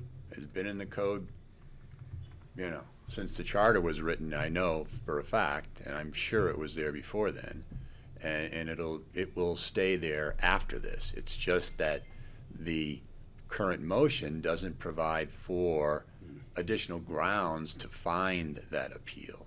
So there will still be an appeal process. Anyway. So sorry, that's a that clears- positive for me, that gives the parameters of the appeal, which I think we need to send forward for clarification to the Board of Appeals if an application was to go to that process. This gives the Board of Appeals some guidelines as to how to base their decision. And I think that's critical because this is a different issue. So, I'm just on that topic. So I do, to go back to what I asked you before, John, so a regular Board of Appeals appeal from the building process responds to a denial. I'm assuming they wouldn't be appealing if they were. Well, there could be an approval with conditions that. Okay, so anyway, they had something in the building permit process that they are appealing. And the Board of Appeals is instructed to consider the language of the building code in responding to that appeal. And so if if ComDev followed the language of the building code to the T, then they won't win their appeal. So if we pass this, places like Willoughby Way won't have an avenue to win an appeal, I don't think, because they'll be outside the building code that's been adopted. I can't speak to a particular property because Okay, number one, it's so too if a piece theoretical of and I property don't know that the is the applying parameters for of it. exemption from the outside BTU uses, any piece of property that's applying for an exemption outside the BTU cap won't have an avenue for winning their appeal because ComDev would have acted correctly in denying the application. Is that true? You're setting up a potential, like a hypothetical that I don't think the answer is going to help you out much one way or the other. What the Board of Appeals can do is in appropriate cases and subject to appropriate principles and standards and the rules are these regulations, may make special exceptions to the terms of the code as long as those exceptions are still in harmony with the code. So in other words, the building or the Board of Appeals can't make an exception to a cap. If you're at 200 million BTUs, that's 200 million BTUs. Right. They can't make an exception to the statement within the code language that all exterior use is included. Yeah, That's, that answers my that's question. simply black and white. There's nothing Yeah, ambiguous that's there. what I was asking. But if those two concepts, for example, were applied in a way that did violence to some other aspect of this same code, then the Board of Appeals can rectify that. They can adjust the decision such that it harmonizes the overall code application to that building permit, the building permit application. Does that make sense? No? Yeah, I think it's you can't win. No, I wouldn't say that at all. I mean, if because- it's because they're mitigating in some other way and No. they're providing stuff on site, but you can't speak to specifics, so it's hard for me to imagine a way in which an appeal, according to the state statute, could win. I mean, I heard you. Thank you. I appreciate your answer. Can I have a point of clarification? Please. I always understood that the Board of Appeals just relayed, they relied on hardships. You had to come in and show a hardship. The Board of Adjustment. Oh, that's the Board of Adjustment.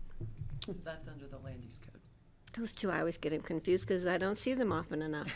Okay, I'm going to ask Kelly to Thank you. raise her hand up. Yeah, no, I'll just contribute to discussion. And, I keep coming back to, we're not asking anyone not to eat off the menu. We're asking that they select a few things off the menu and not order the whole menu. So not eat all the mashed potatoes, only a spoonful. And I agree with that. Totally. So the community is through this, motion that I'm making, or my reflection of what I believe the community desires are through the motion that I'm making is to apply that flexibility and to live within a flexible framework to make choices that both benefit the property owner and benefit the community, or at least do no harm to the community. And that in itself is a balanced approach. And Steve, I think back, this is one of the harder topics sitting with you as a commissioner for you and I to find alignment. And this may be the last in my really enjoyable time as your colleague. And I think back because the other one that really comes to mind for me was back in, I think, October 2020, when we were first contemplating house size and, some of these bolder steps on energy reduction and achieving steps through our land use code to honor our climate emergency. And that too was a tough meeting. And at that time, I think that you have prevailed in requesting that we do more work and do more community outreach and do more community soul searching on these topics, which frankly have sort of led us to today through the Growth Advisory Committee and all of that really great work. That it was hard for me at the time to be on the losing end of that vote when I felt we were ready to move forward a house size reduction. And now I sit here and say, we really did do great work and accomplish great things and built community over that interim period of 4 years to bring us to today. And I think today is the day for us to take up that bold action and to move it forward. And again, I'm not going to tank the budget, but I hope that we can do it in a way that remains flexible, remains balanced, does honor all stakeholder points of view here, and yet is bold towards achieving our climate goals. So I'm looking at you, Steve. Do you want to re-articulate your motion? Oh, yes. So the motion is reflective of what the staff recommendation has been now through 4 hearings to move the energy budget and the electric ready code forward without specific exemption to anyone in the building permit process, and would take effect 30 days Thank from you. enactment. I'm going to second that again. I know Kelly asked Steve to respond, but Francie has her hand up. Steve, you didn't have your hand Steve up. should go first. That's fine. I have a hand up too. Oh. So Kelly, what you were saying is the paragraph 13, that you would not have that in your motion. Is that correct? That's right. Yes. Okay. In thinking about the innovative things, to me, having that exemption, although it would be just for a small group of people, seemed like a good idea to try to inspire innovation and come up with some new things that haven't been done yet, that could be new cutting edge technology going forward. The way the whole thing is worded without that, I don't think we have anything to inspire people to try to be innovative and try the cutting edge things. And I would still be searching going forward for a way that we could try to incentivize new technology and have people try innovative things that haven't been tried before. So that might be something that, our growth committee tackles going forward in the process to try to come up with that sort of an incentive. Steve, can I respond to that? I don't think inspiration of innovation is something we need to do with this code. I think that's going to happen. I think as the market evolves and as technology evolves, that's going to be happening without us. It'd be great to be able to incentivize people, and I always talk about it, but I don't think this is the place to do that, and I think people will be doing it despite everything we do. They're going to have to. And they're going to innovate on how to stay within their energy budget. How about that? That would be a great innovation. So I appreciate what you said. I'm going to bring it back to Patty. I wanted to just ask, so is there any harm in adding the language in here, though, somewhere, as far as giving guidance to the Board of Appeals, if need be, as far as the innovation, the two items that we've mentioned here? The essential effect of that paragraph 13 is to broaden the grounds on which an appeal can be granted. That's basically it. I thought it was, to me, I read it as just being more specific to an appeal of this ordinance. It's specific to this particular ordinance, which is specific to the external energy use aspect of the building code and the electric ready aspect provisions of the building code. But it allows a greater latitude to the Board of Appeals in granting an appeal. Well, for me, it gave them a direction because this is different, and I thought that would be beneficial to help guide them through the appeal process, the board members. Right, but this is not an educational aspect, so to speak. It's providing parameters under which they can act, and so that's why I'm phrasing it that way. This grants greater latitude for an appeal. If you eliminate it, then the appeal has less latitude. In other words, it would be potentially less successful, I suppose, depending on the particulars of a given property or a given application. Well, I think that would be a compromise for me to, because we're not, in other words, people have the right to appeal anyway. This, I think, guidance as far as the language that staff has drafted, or you have drafted in that paragraph 13 should be included. Francie. I think that anybody who flies on an airplane or chooses skiing as their recreation has a larger impact on the environment than one or two houses that we would exempt for 200 BTUs. I totally believe in this cap, but we live in a town that's predicated on one of the worst things for the environment in recreation. So I want us to keep that in mind. I don't want skiing to go away. It's been a huge part of my life. I love it like all of you. And I don't think air travel is going away as much as we're trying to make the airport as sustainable as possible. It ain't sustainable to fly on an airplane. We all know that. So there are huge things that need to be done. So I just feel like 7 pools or whatever the exemptions will be for people who have worked hard to meet the demands of the people who employed them. I just think those are small. However, as I said before, if it looks like it's going to go a certain way and my vote would squash the BTU cap, I certainly wouldn't make that vote.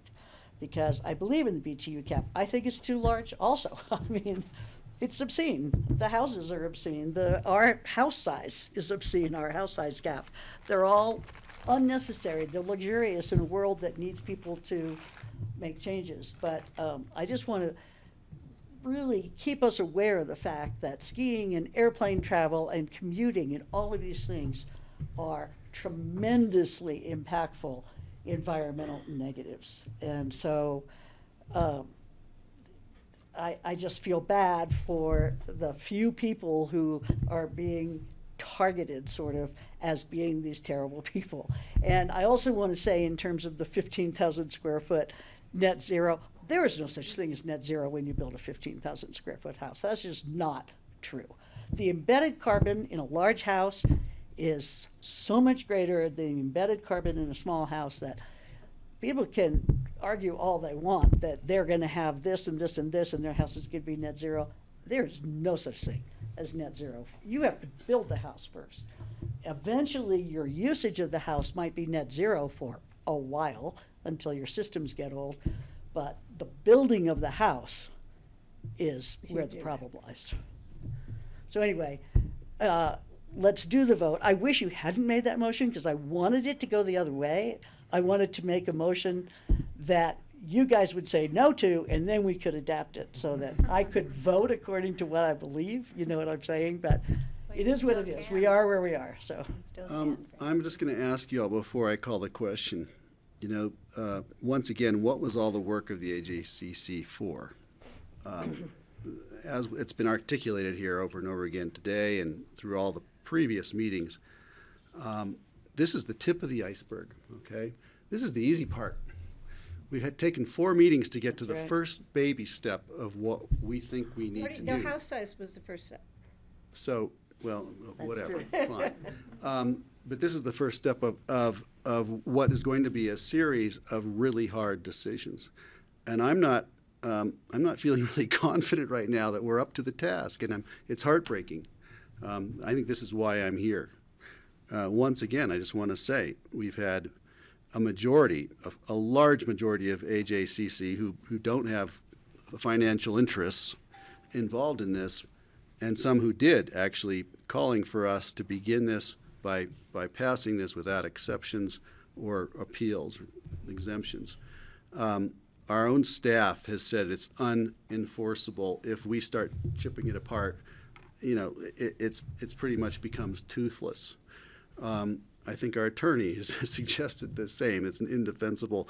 ComDev has certainly advocated without even flinching the entire time.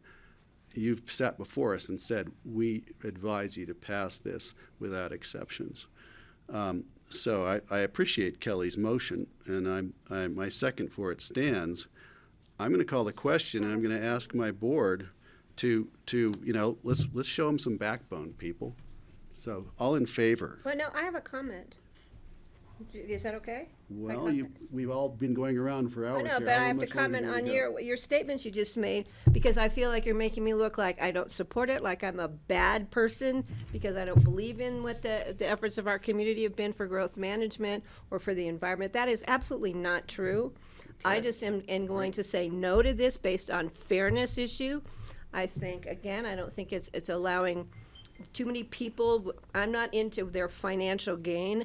I think that it's more about our environment, and I think that it's just a matter of fairness for me. And I just want the community to know that I support the efforts going forward. I support the work that our community did on growth management. You guys were amazing. I support all the people in the room who've come here to fight for this. But I just have an issue with being fair across the board to the constituents of Pickens County that elected me to represent them. So, I take offense to being, you know, portrayed as I don't care and I'm bad and I'm not going to move this forward and I don't care about the time and energy, because that is absolutely not true. And I just want that on the record. Great, thank you. We're all going to walk the talk now. All in favor? Aye. Aye. Steve has his hand up. Is that a Can't hand? hear Is you, that a Steve. question, Steve, or is that an aye? Or is it a? No, I was going to make a comment too, but, I need to vote now. So I'm gonna vote nay I'm a nay. I've got 2 nays. Francie, Dang it, am I really here again? you want to be here again? No, I wanted to take the easy road and have you guys. Be the bad Then we would have guys. had to vote down the whole thing. Yeah. And that's not and bring it appropriate back, either. but, A simple yes well, or let me no. just ask, no, so if we vote no on this, then what do we do? It's done.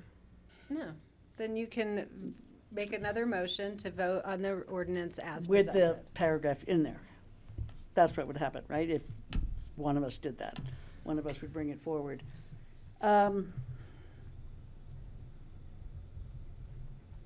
Well, I'm concerned, John, that about the Patty asking for some guidance for the Board of Appeals. That's my one holdout here. I would vote yes now if I felt that the appeal process that's in place was going to be a fair process for people in this, and you haven't convinced me that it is, so. Would you like him to explain it again? No, I heard his explanation just fine. And what I got from that explanation is that if you're not within the language of the building code, they don't have grounds for granting you an exemption. So that's why I don't see a way to victory for people who appeal the cap. So. There is no appeal to the cap. The Yeah, cap exactly. is a hard Yes, fix. I heard you say that, yep. So,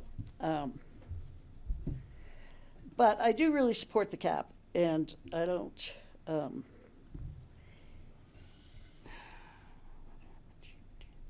it's either you or me, one of us is gonna have However, to. the language of 13 does allow for wiggle what? on the cap. Break.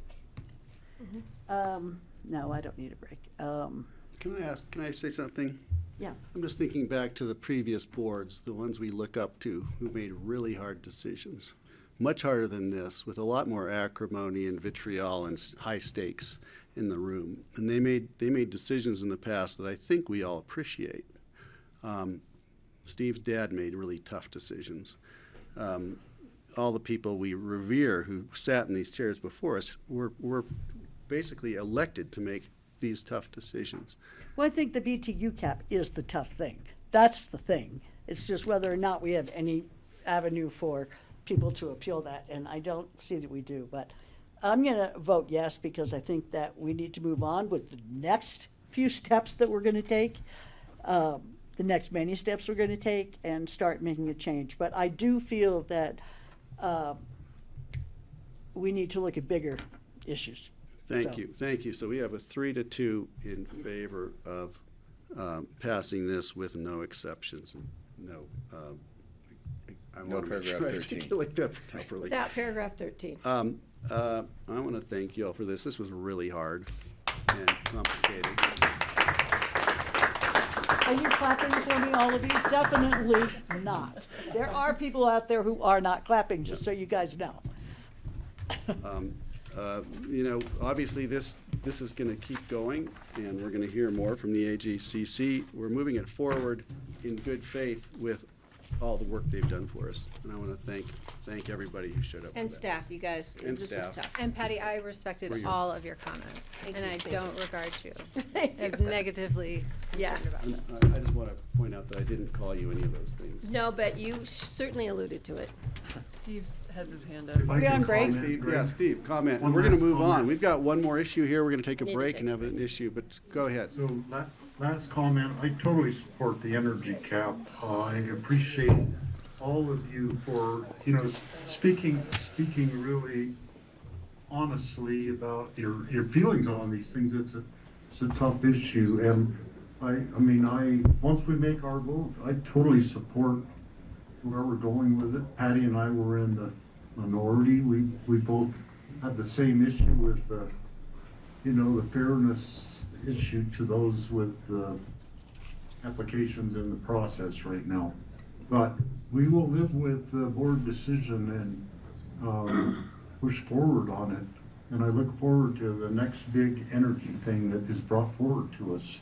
Thank you, Steve. I really appreciate you saying that, and that's a great reminder that once we vote on these things, we're all going to move in the right direction. That's a great reminder. I'm going to call for a 10-minute break. Is that enough? We'll be back here at 4:07.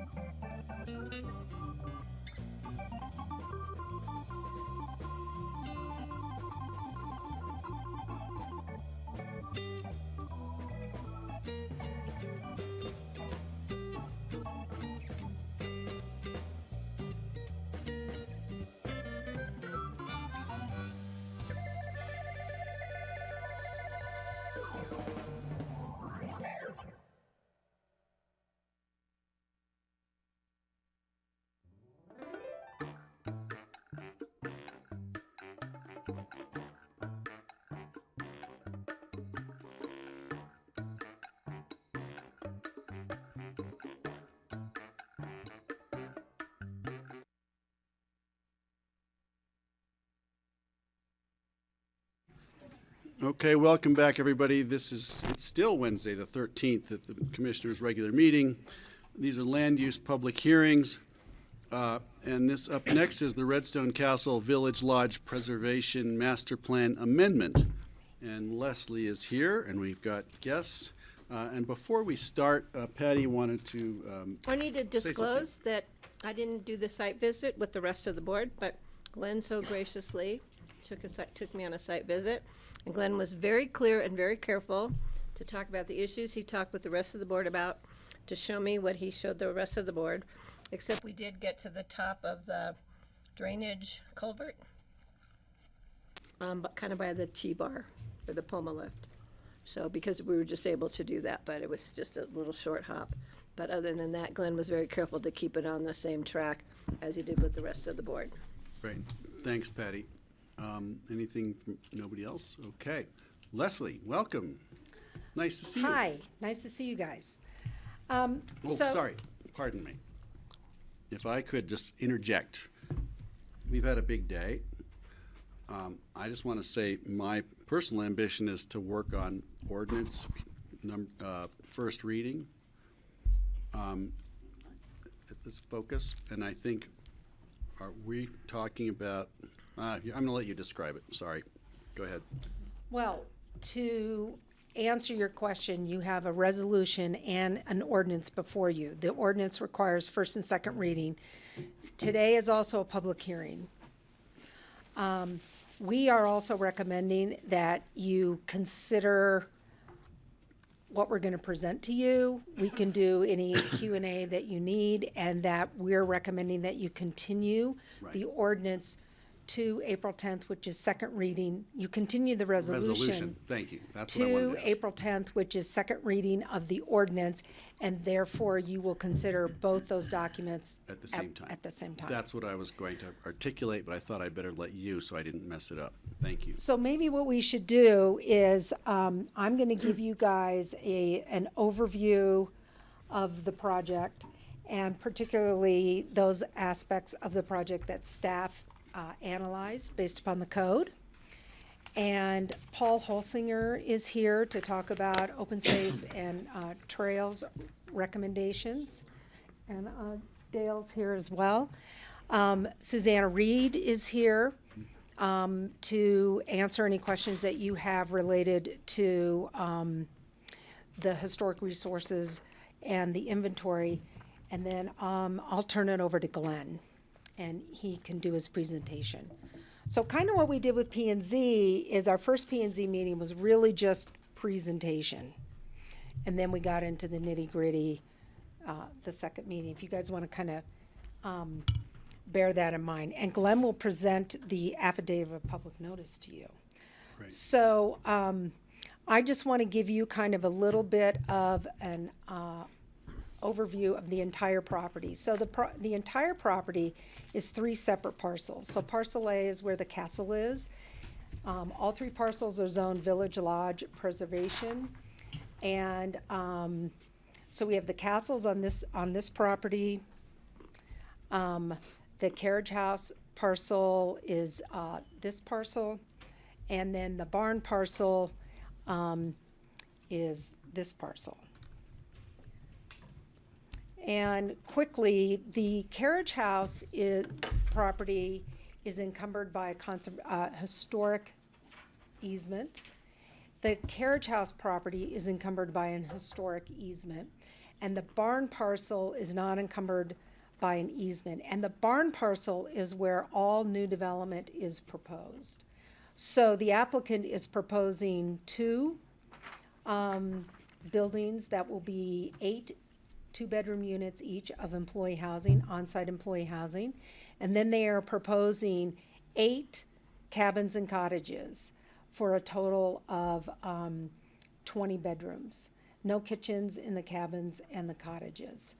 And then ancillary uses to support the wellness center concept that's being proposed on the property are all going to be clustered in here. And if you all remember from the site visit, we kind of parked our cars right here. And there's some buildings there, and this is the riding arena.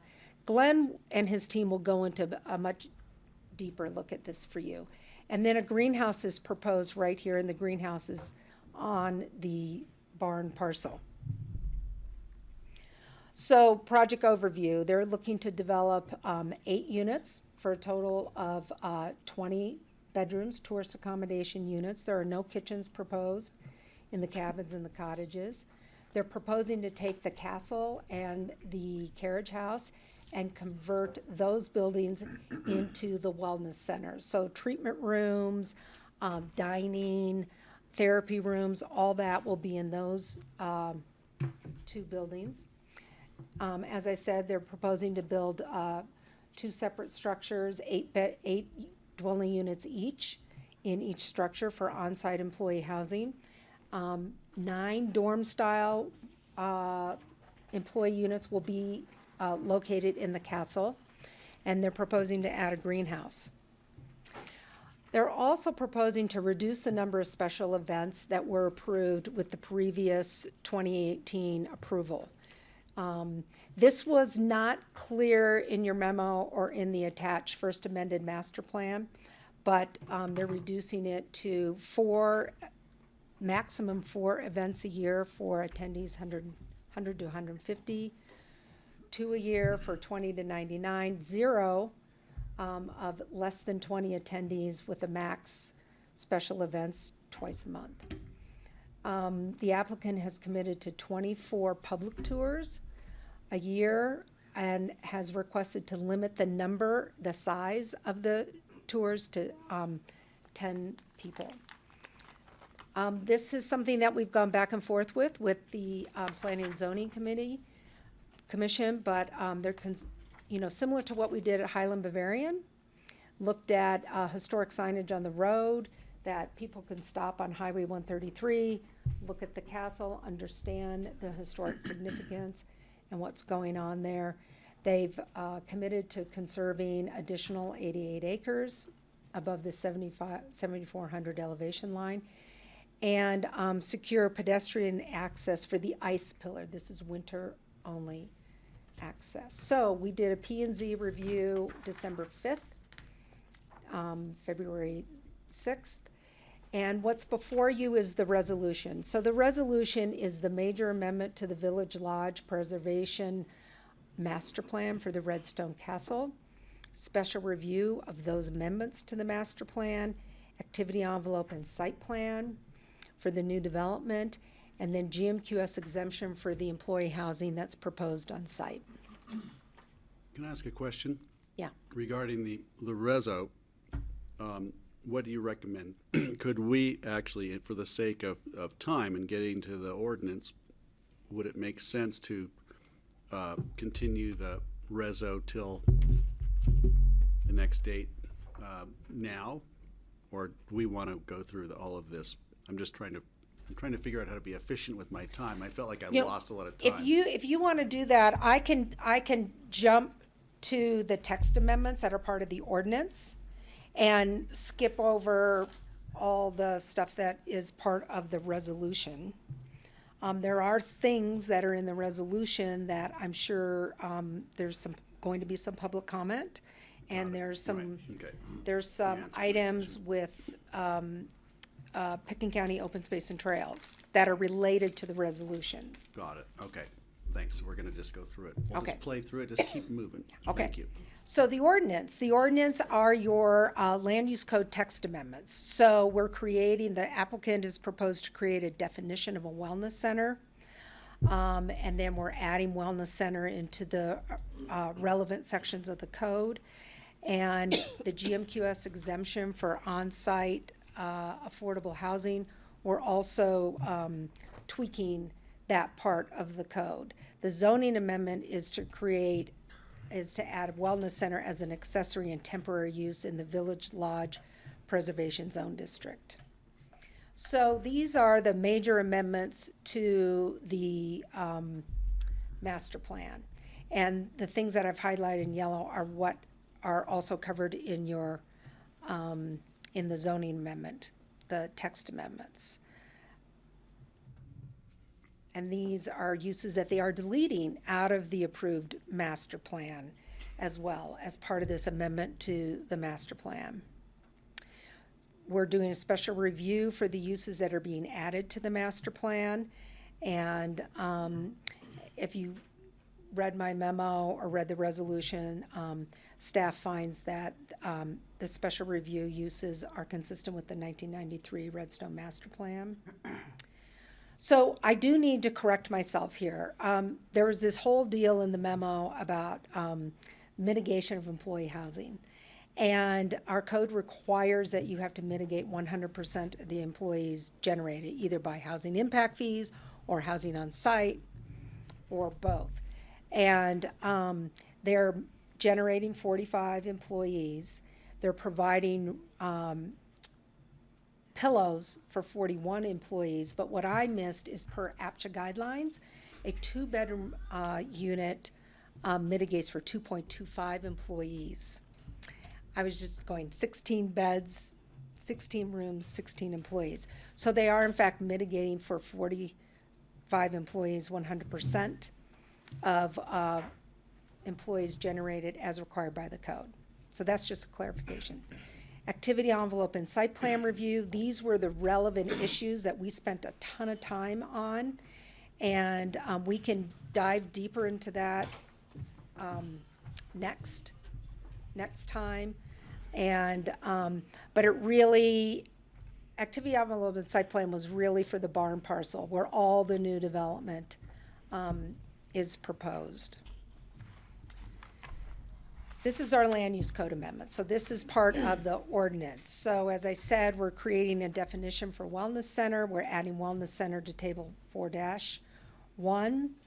And we've tweaked the language in the GMQS section of the code for employee housing,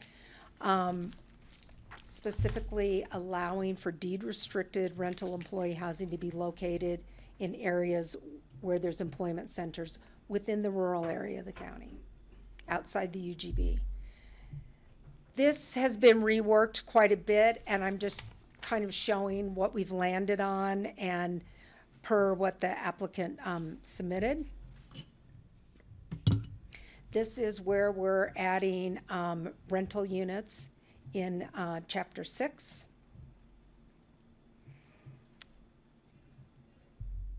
And then I just want to bring to your attention that, because I don't think it was clear, this is the special events schedule that the applicant is proposing. There are also, as of yesterday, in working with Susanna Reed, we made some changes to the resolution. And I will make sure that those changes are highlighted in red. So when you get your packet next for April 10th, you can see those changes to the resolution. And we can start all over again with 1,200 pages. Okay, I'm done. Yeah. That was quite the packet. Actually, yours was only about 800 or 900. It's all the, it's all the historical documents, yeah. Oh. So I'm done. I'll stop sharing my screen so Glenn can share his screen, unless you want to go to the rest of staff, which is Paul Holsinger and Susanna Reed, if you have any questions.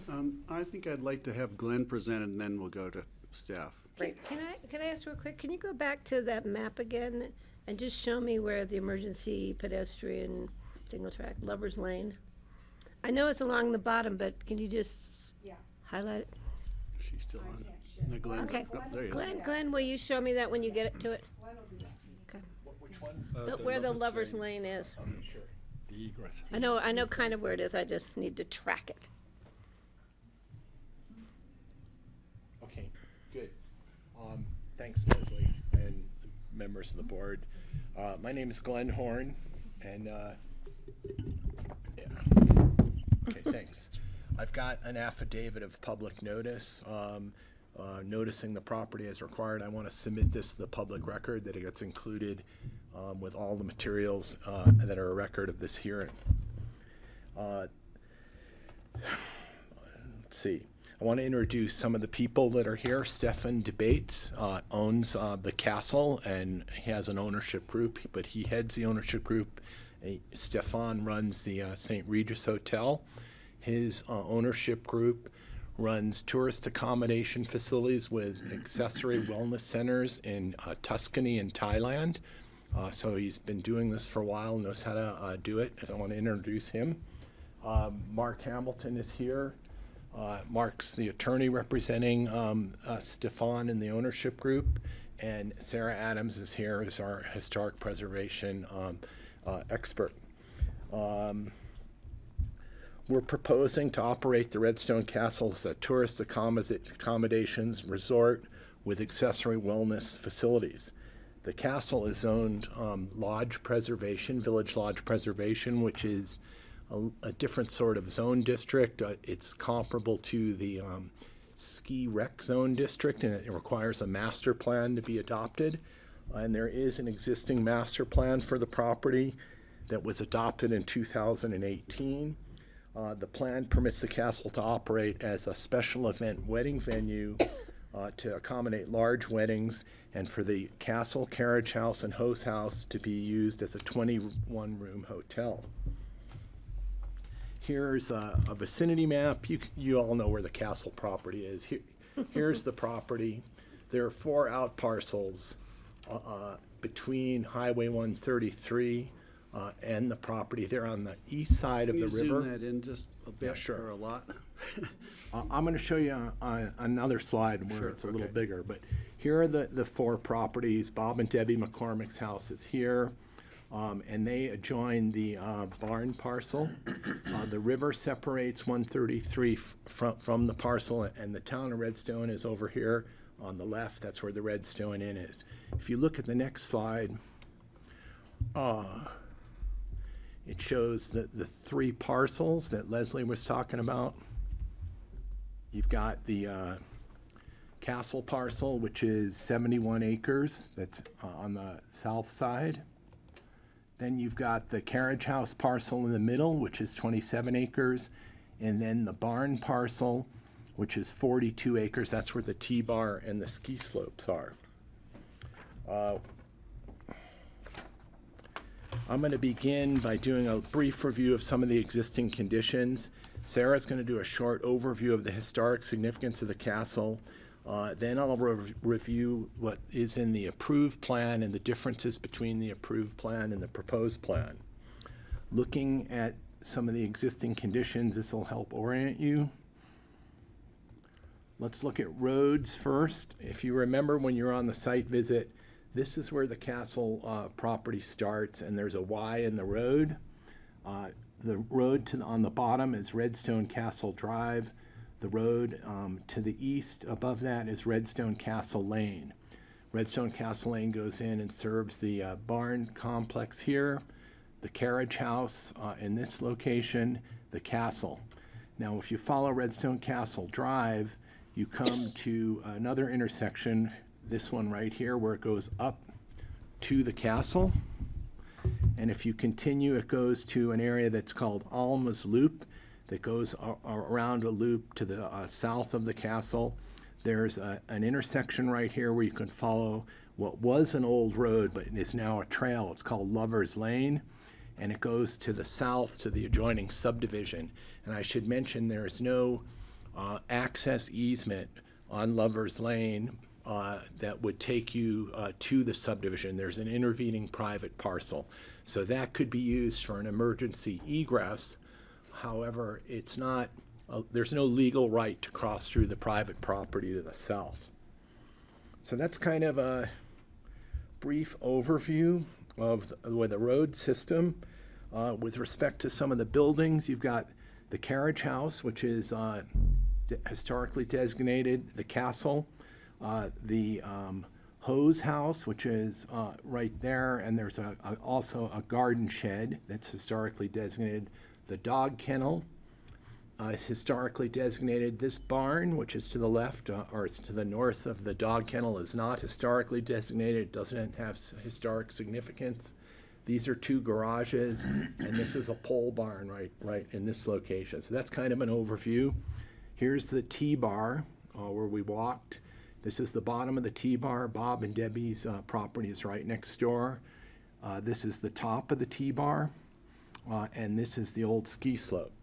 So that kind of gives you a slight overview of what's going on. With respect to the historic easement, this line here that goes along on the east side and then down back to the river. That's where the historic easement is. And there can't be any structures done within that historic easement. And as Leslie said, all of the structures would be to the north, primarily on the barn parcel outside of the historic easement. There is an alluvial fan that you all saw when we were out there. And the alluvial fan covers a lot of the property, but there is an active flow that takes place above the T-bar, and you saw some of the debris when you were on the site. So that's a little bit of a background for the property. I can turn this over to Sarah to do the historic overview. Okay. Thanks, Glenn.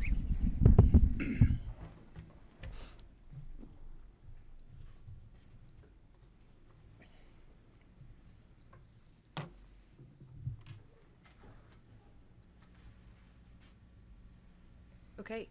Hi, thanks. I'm Sarah Adams with Bendon Adams, and I'm happy to present the history of this property. Don't worry, it's short, to the point. I think you all have a pretty good idea of how important this is to the county.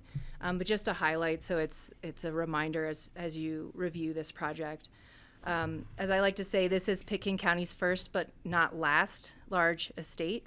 It's referred to as the Redstone Castle. This is the historic name, Cleveholm Manor. It was the home of industrialist John C. Osgood. He was a self-made man who shaped the industrial development of the Crystal River Valley, and he's responsible for the planned company town of Redstone. The castle took 3 years to build and design. It was completed in 1903. It's 42 rooms and 24,000 square feet, just the castle. The castle really completes the story of the town of Redstone. It solidified Osgood's position as an industrial capitalist and one of the richest men in the United States at the time. In the early 1900s, Osgood entertained many dignitaries during the summers at the castle properties, including Teddy Roosevelt, John Rockefeller, and J.P. Morgan. And consistent with this history, the castle properties are proposed to be a wellness and accommodation destination, which is a unique return to one of the original functions of connecting people with nature. So I think that's pretty special to remember as you go through Stefan's proposal. So here he is. John Osgood, he was born in New York. He was orphaned at age 7. He was raised by his family but took night classes. As I said, he's self-made. He got a degree in accounting, made some good investments. One of the investments was purchasing White Breast Coal and Mining Company, which was a lead supplier of coal for the Chicago, Burlington, and Quincy Railroad. So he traveled west in 1882 looking for high-quality coking coal, and he ended up in the Crystal River Valley. For the next 10 years, he was looking for investors and experts to really grow this venture, created the Colorado Fuel Company, which supplied coal to the railroad. He also invested in marble, in the marble quarries. During this time, he was also smart enough to realize he needed transportation to bring the coal out of the Crystal River Valley. So he was focused on developing a railroad so he could realize his vision. Are those little guys in that devils running across that? I don't know. I never really looked at exactly what they are, but they have coal bags. Like jesters? I know. Good question. Not sure. We're gonna have to investigate. I will get you an answer. Oh, I know. It's pretty cool. Stefan doesn't know. Yeah. By 1899, transportation was finally in place that allowed mining to occur at Coal Basin. Osgood merged his company with the Colorado Coal and Iron Company and formed the Colorado Fuel and Iron Company, CF&I, that was based in Pueblo.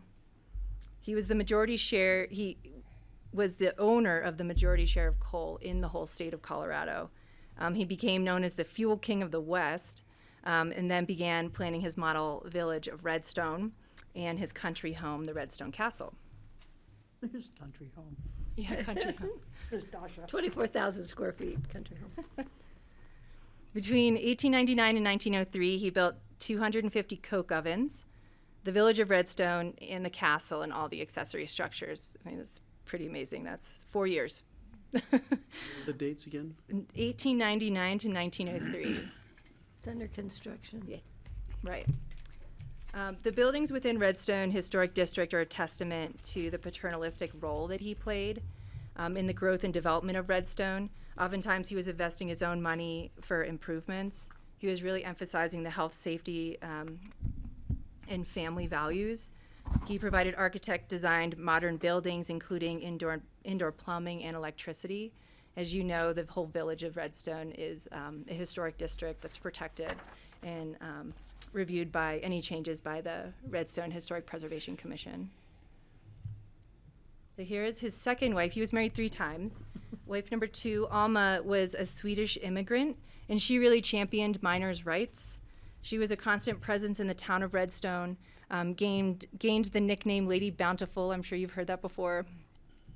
And I put her in here not just for her role in the village, but she also decorated the interiors of the castle during her travels abroad and within the States. So a lot of the fixtures and things that are protected under the conservation easement she selected.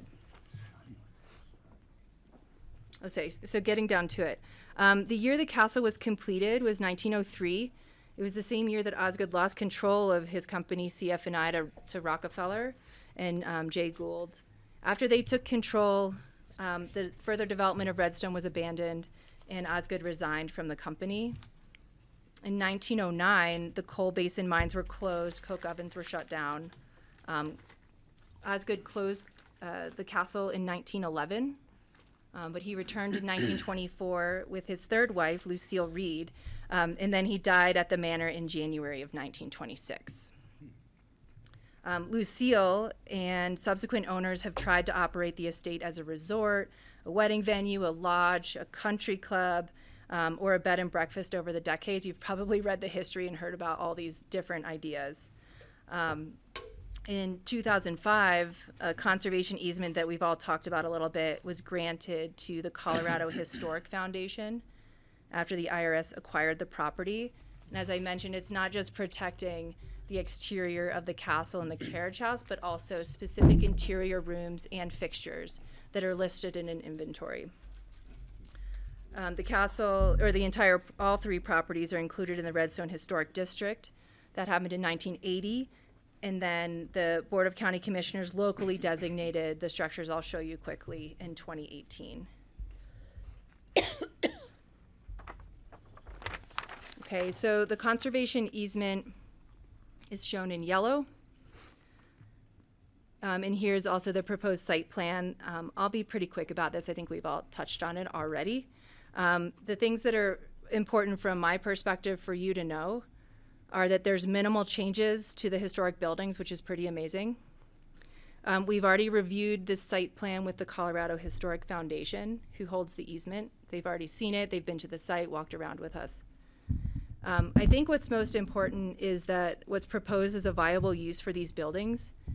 And what that means, at least from a preservation perspective, is there's constant maintenance and upkeep. That'll actually protect the buildings the most going into the future if someone's always on site fixing things as they come up. The property has struggled with a sustainable income producing use over the past few decades.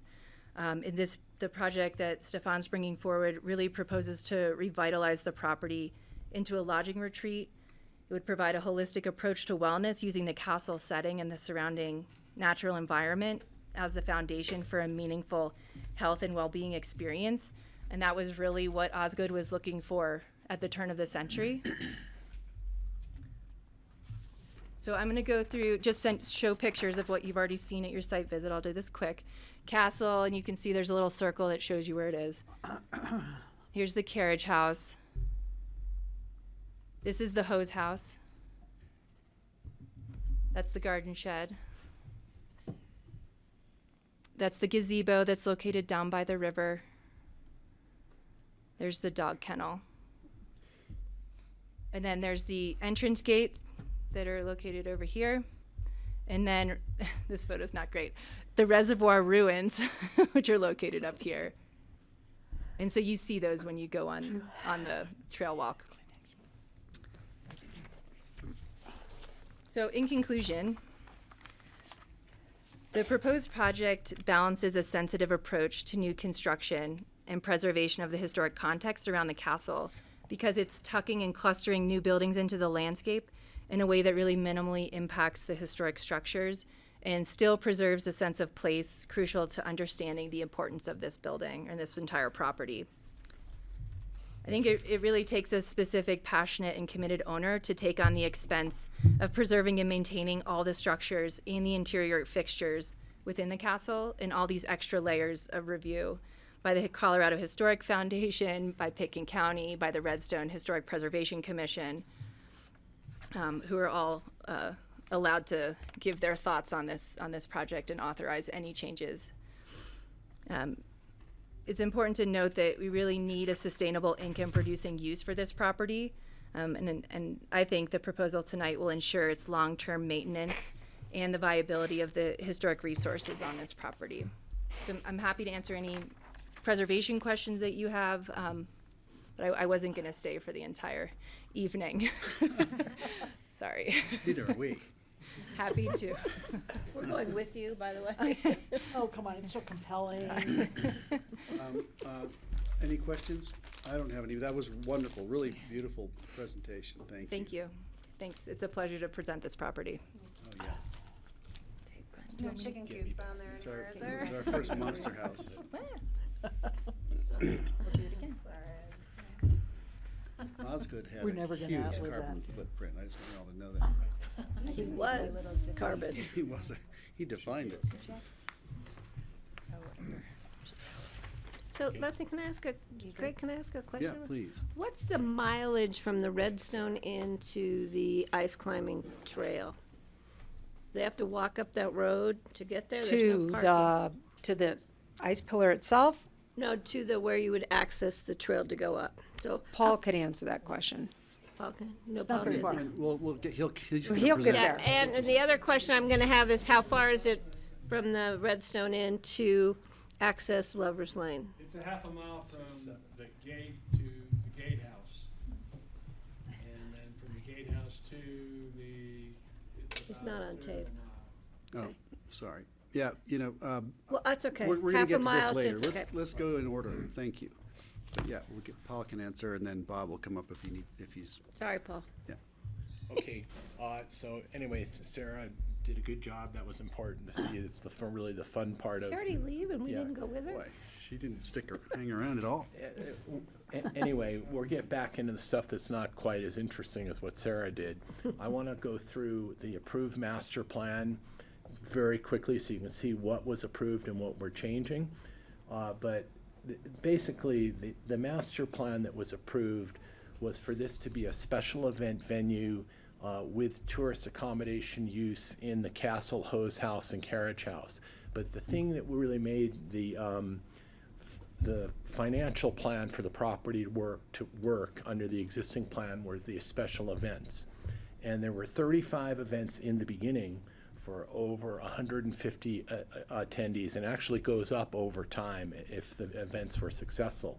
There were 70 events per year for 20 to 99 attendees. There was no annual limit on events with less than 20 attendees, and there was a maximum of 4 events per week. Boy, that word is spelled wrong. 24 public tours per year were the minimum that had to occur. In the approved master plan, there were 35 special events per year for 150 people and a requirement for public tours. There were 33 tourist accommodation units, 10 guest rooms in the castle, 2 guest rooms in the carriage house, 1 guest room in the hose house, 8 guest rooms in the 4 cottages, and 12 rooms in the 4 cabins. And if you look at this slide, it shows the approved activity envelopes. There's an activity envelope that encompassed this area around Alma's Loop, and the plan was to put 4 cottages with 8 bedrooms inside this envelope. This envelope encompasses the castle. There really were no improvements proposed there except for the place where the special events and wedding ceremonies would be in this location. There's an activity envelope around the carriage house and an activity envelope around the barns, dog kennel, garages, And then to the north of that, this activity envelope encompassed the ski slope. Here's the bottom of the T-bar, the top would be up here, and within this area here, in this activity envelope, is where the 4 3-bedroom cabins were going to be. And the plan called for a site plan review to occur at some point in the future for the cabins and the cottages. So here you've got the amended master plan. The proposal is for this to be a tourist accommodations facility with 20 tourist accommodation units, but the difference is the units are going to be just in the cabins and cottages. There'll be no tourist accommodations in the hose house, carriage house, or castle. So there's a reduction in the number of tourist accommodation units. We view these as there'll be a key, like for the cabins, there'll be 3 keys for 3 separate bedrooms, no cooking facilities, which is a little different than the approved master plan. The wellness retreat will be, functions will be in the castle, the carriage house, and in the hydrotherapy center. The barn is going to be converted to a hydrotherapy center. The garages are going to be converted to a commercial kitchen and employee lounge. The idea is that the food will be prepared in the commercial kitchen and then taken over to the castle where the dining room will be, and it'll be prepped there to be served to the guests in the tourist accommodation facility. There's going to be a new greenhouse that would be built on the barn parcel, and that greenhouse will be used to grow fruits and vegetables for guests staying in the tourist accommodation facility. We're proposing 16 2-bedroom employee units. There'll be 2 8-unit structures that will be on the barn parcel to the north of the barn. The wellness center, we had to define what a wellness center is. This is a definition that's evolved through the process. And you can read that, and we'll probably revisit that when we get to the ordinance and the adoption of the code amendment.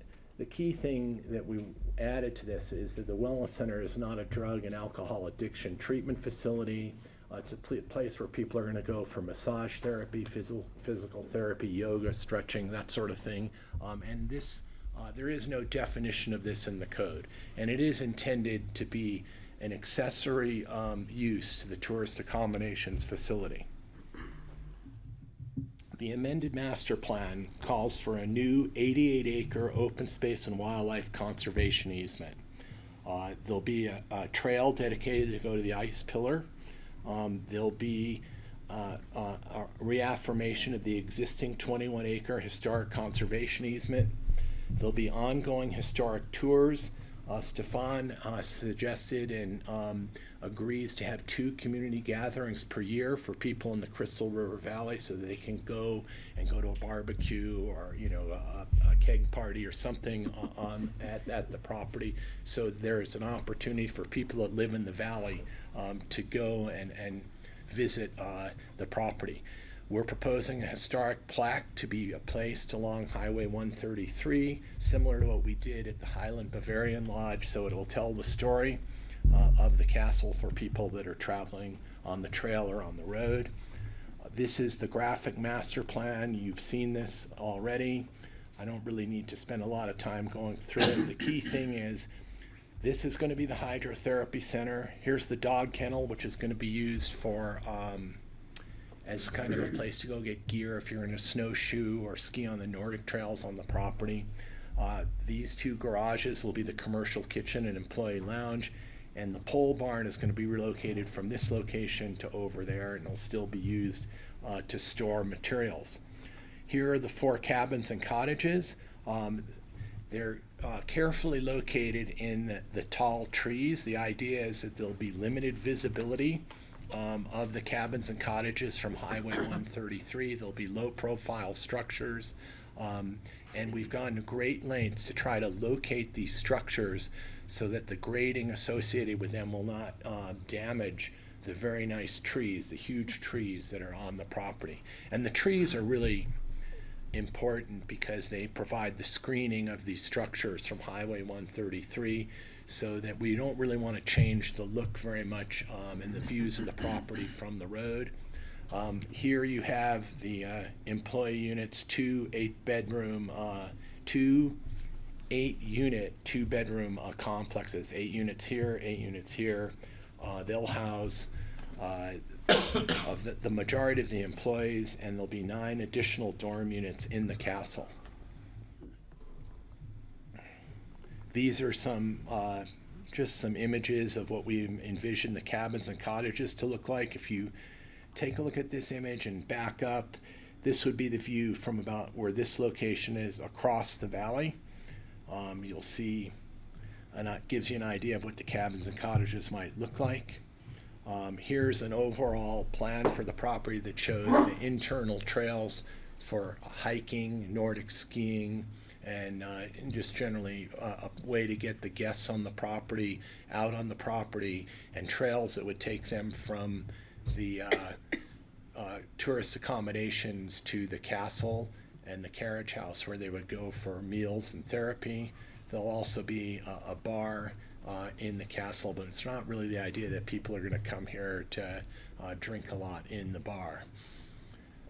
Here, this slide shows the existing conservation easements in the area, and it's pretty impressive because this is a historic conservation easement that encompasses the carriage house and castle.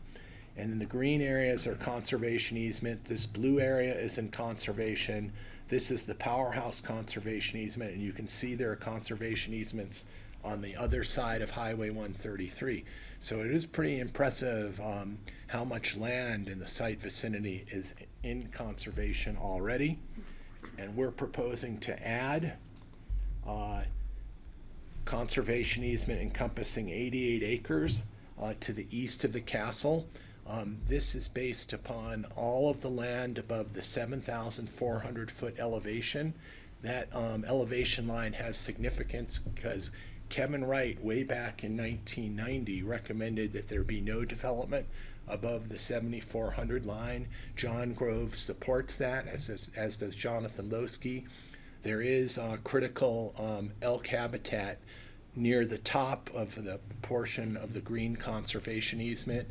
You get some calving going on up there. So essentially all of the lands that are steep to the east of the castle and carriage house and the T-bar slope will be placed in a conservation easement.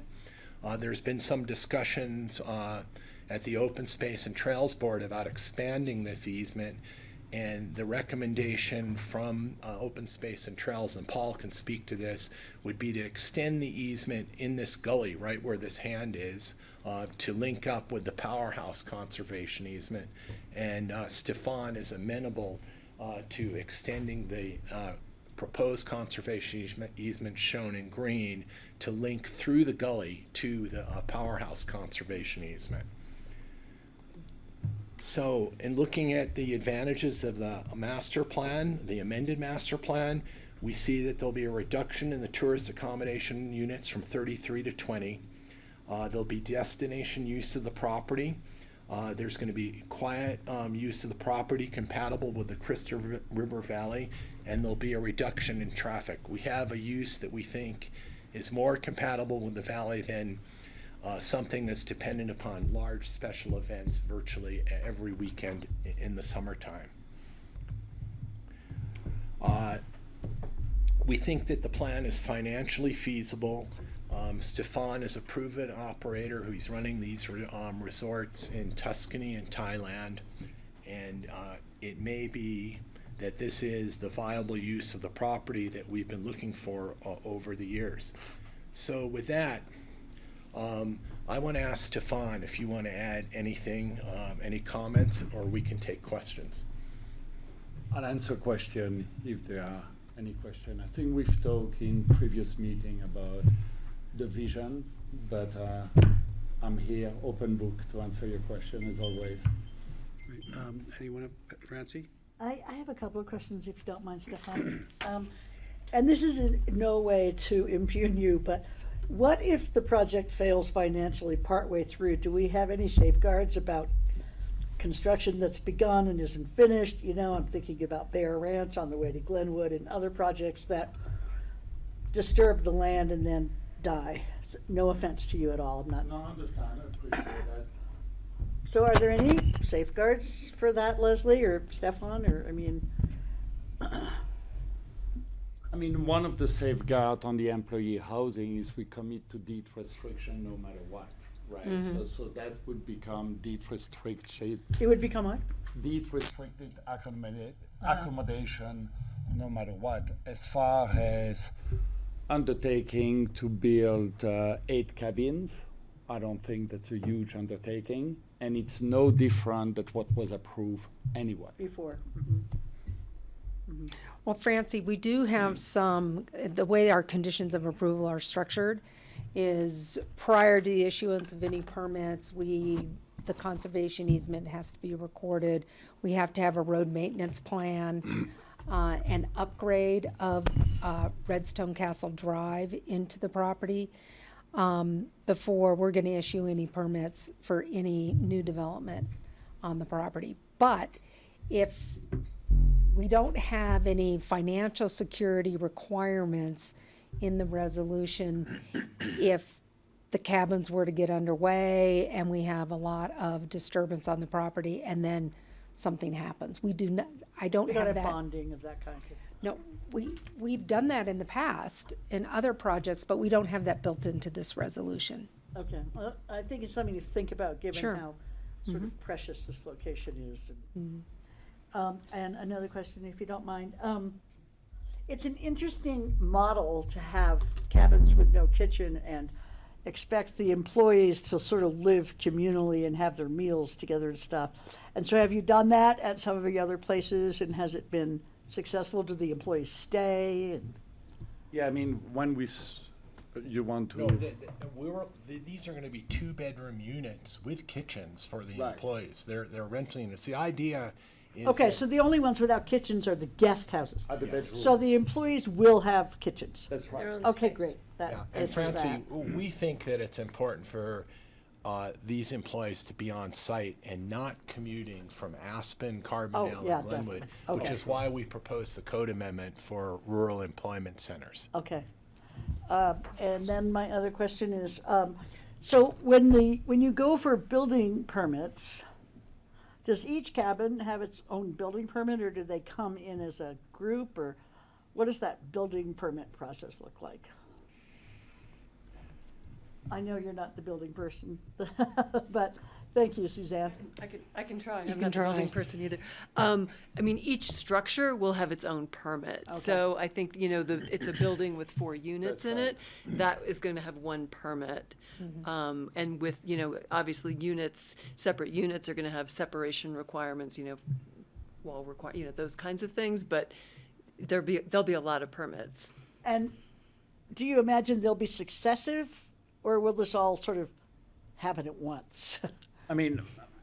We may submit the permit submission in sequence, but the idea is to build everything in one go. Okay.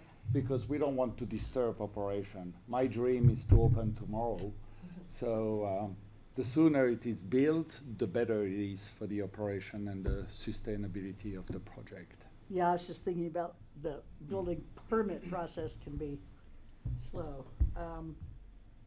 And then the code text, this is my last question, thank you. The code text amendments, will they be applicable for future applications, or will they just be for this? Well, the Wellness Center, we're adding the Wellness Center to the code only for Village Lodge Preservation Zone District. The code amendments that relate to the on-site employee housing, that is generic to the code. So somebody else could apply through a GMQS exemption and whatever other approvals that they're doing to build on-site employee housing. So it will carry over for other applications, Yes. that part of it? Yes. Okay, thank you. Yeah. I have some questions about that. Go ahead, Kelly. Yes, I am. Related to that, is the exemption still necessary if they're mitigating at 100%? Well, it's a section of the code that allows us to develop housing exempt from growth management. Right. Yeah. Okay. So I guess regarding that,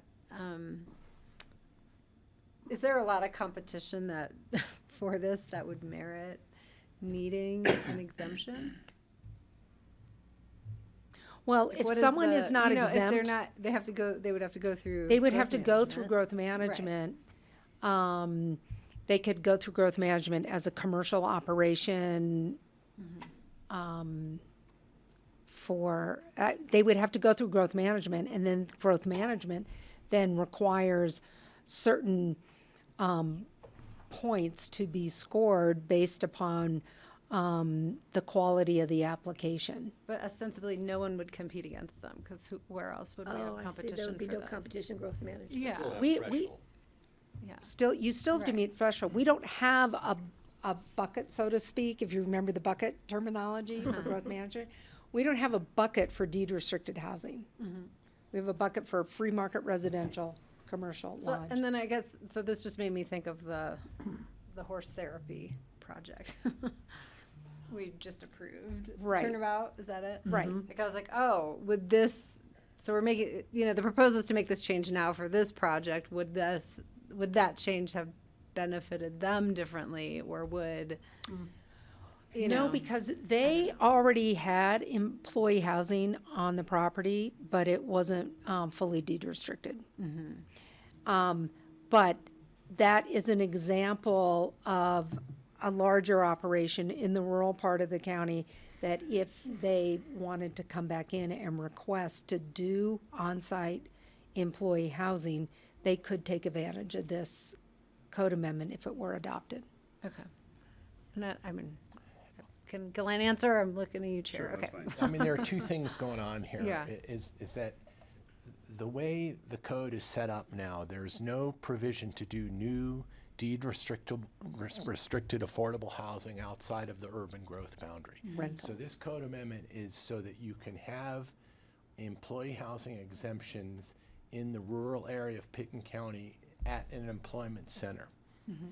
And the other thing that you need to consider is that the code says that when you develop a project, you pay the employee housing exaction fee. There are exaction fees. There is a section in that part of the code that says that there are some options to defray the cost of affordable housing, and one of those options would be to do on-site affordable housing. Right, and we need to approve that through special. Yeah, so you would review, have to right? approve That's part that. of So the it's not like this is resolution. going to happen all over the county, because you would have to approve the option to defray the employee housing impact fee. Right. And what this code amendment does is it allows a person to seek on-site affordable housing at your discretion in rural employment center areas.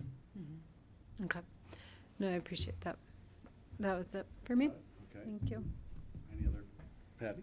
Yeah, the trees, we're around the 4 cabins. Those are, I'm glad to hear that you're gonna be, Glenn and I talked about that when we were on the site visit. They are substantial ponderosa pines that are gorgeous. And I'm hoping that every effort will be made to, of course, avoid having to damage those or remove them, but help to sustain them. Because besides the scenic impact, that just the natural impact for the environment up there with those trees is pretty incredible. Leslie? is looking Yeah, at me. so the applicant did a tree survey based upon the location of the infrastructure in the cabins in that area. Where they're situated. Right, and they anticipated that 4 to 6 specimen trees will be lost, but they also developed some mitigation techniques that are going to be part of their revegetation plan attached to the activity envelope and site plan.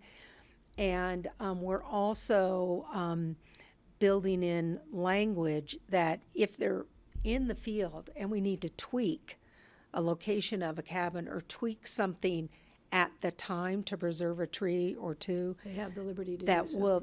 we're not going to make them come back through a whole amendment to the activity envelope and site plan to do that. Too bad we can't mill those trees and use the lumber on site, because it'd be beautiful. Okay, so I appreciate that. The traffic, explain to me the guests, how guests will get there, and are they going to be coming and going? Are they going to be there and you're pretty much staying there unless there's a shuttle service if you want to go into town or go to the hot springs in Glenwood, or I'm just trying to, because I really want to minimize traffic because of the road and the neighbors between the inn and your facility. So the idea is everybody check in on more or less at the same time. So whether they drive there or they take aviation to Rifle or Aspen, and then they're being shuttled to the property. But the idea is you come to Redstone, and that's going to be your retreat for the next 5 to 7 days. So if you stay 2 weeks, 14 days.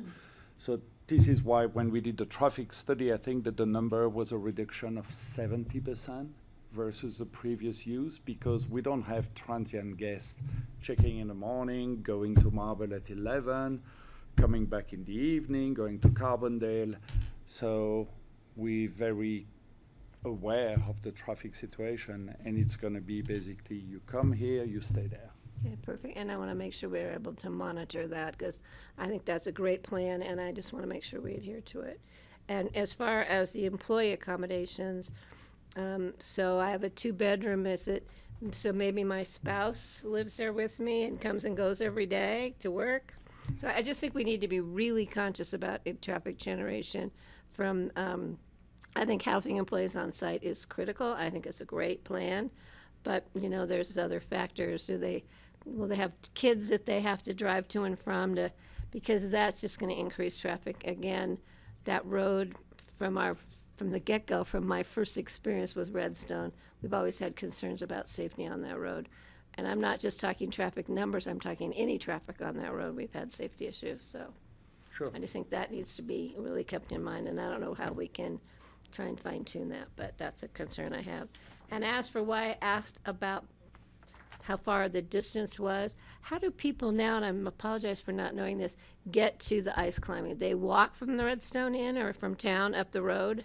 So actually, I just went to the ice pillar this weekend. If you see my black eye, that's It was a good experience, huh? That's right, because you can't really speak about something unless you know what you talk about. So the way people do it right now, they basically walk through to the road, and then they take the road which is next to Bob's Right, Bob's property, house.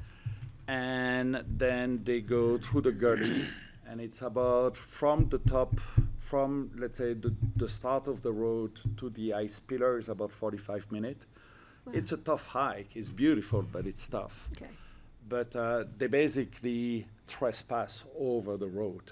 So, but they don't drive and park on the road somewhere, that's not, They usually park at the in town somewhere? and yeah come at out. the Okay. Redstone Inn. And then what's the distance from the inn to where you'd get to the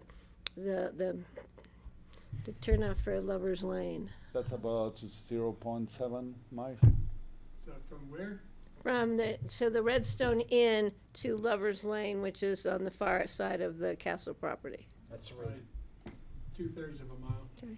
Because, you know, I don't know if there's any opportunity or any talk about maybe allowing some pedestrian, because, you know, it's such a great spot. I know this is because of the privacy issue.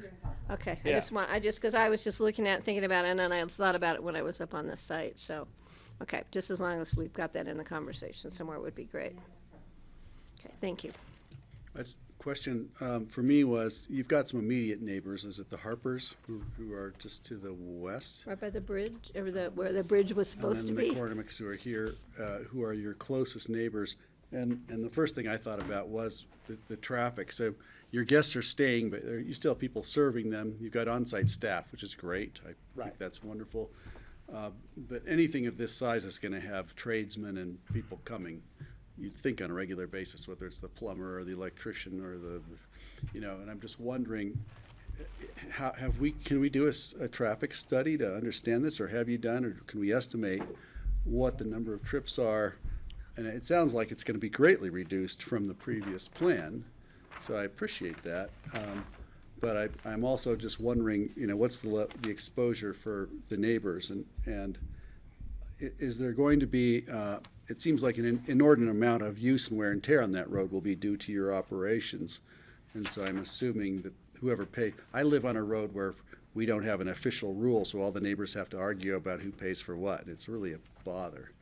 And so I'm hoping you've got that sorted out. So I think it's one of the conditions of approval anyway is to come with a road management plan. Yeah. I did have chat with Bob. He told me that Sopris Engineering made some recommendation in the past, correct? They have in the past, yeah. Yeah. So we aware, at the end of the day, we don't want degradation of the access road to the property, right? So we did a traffic study. I think that was attached to the proposal to P&Z. And once we've got approval, we can work on the road improvement. I need to say it is not our road. We have a right-of-way over the road, Okay. so.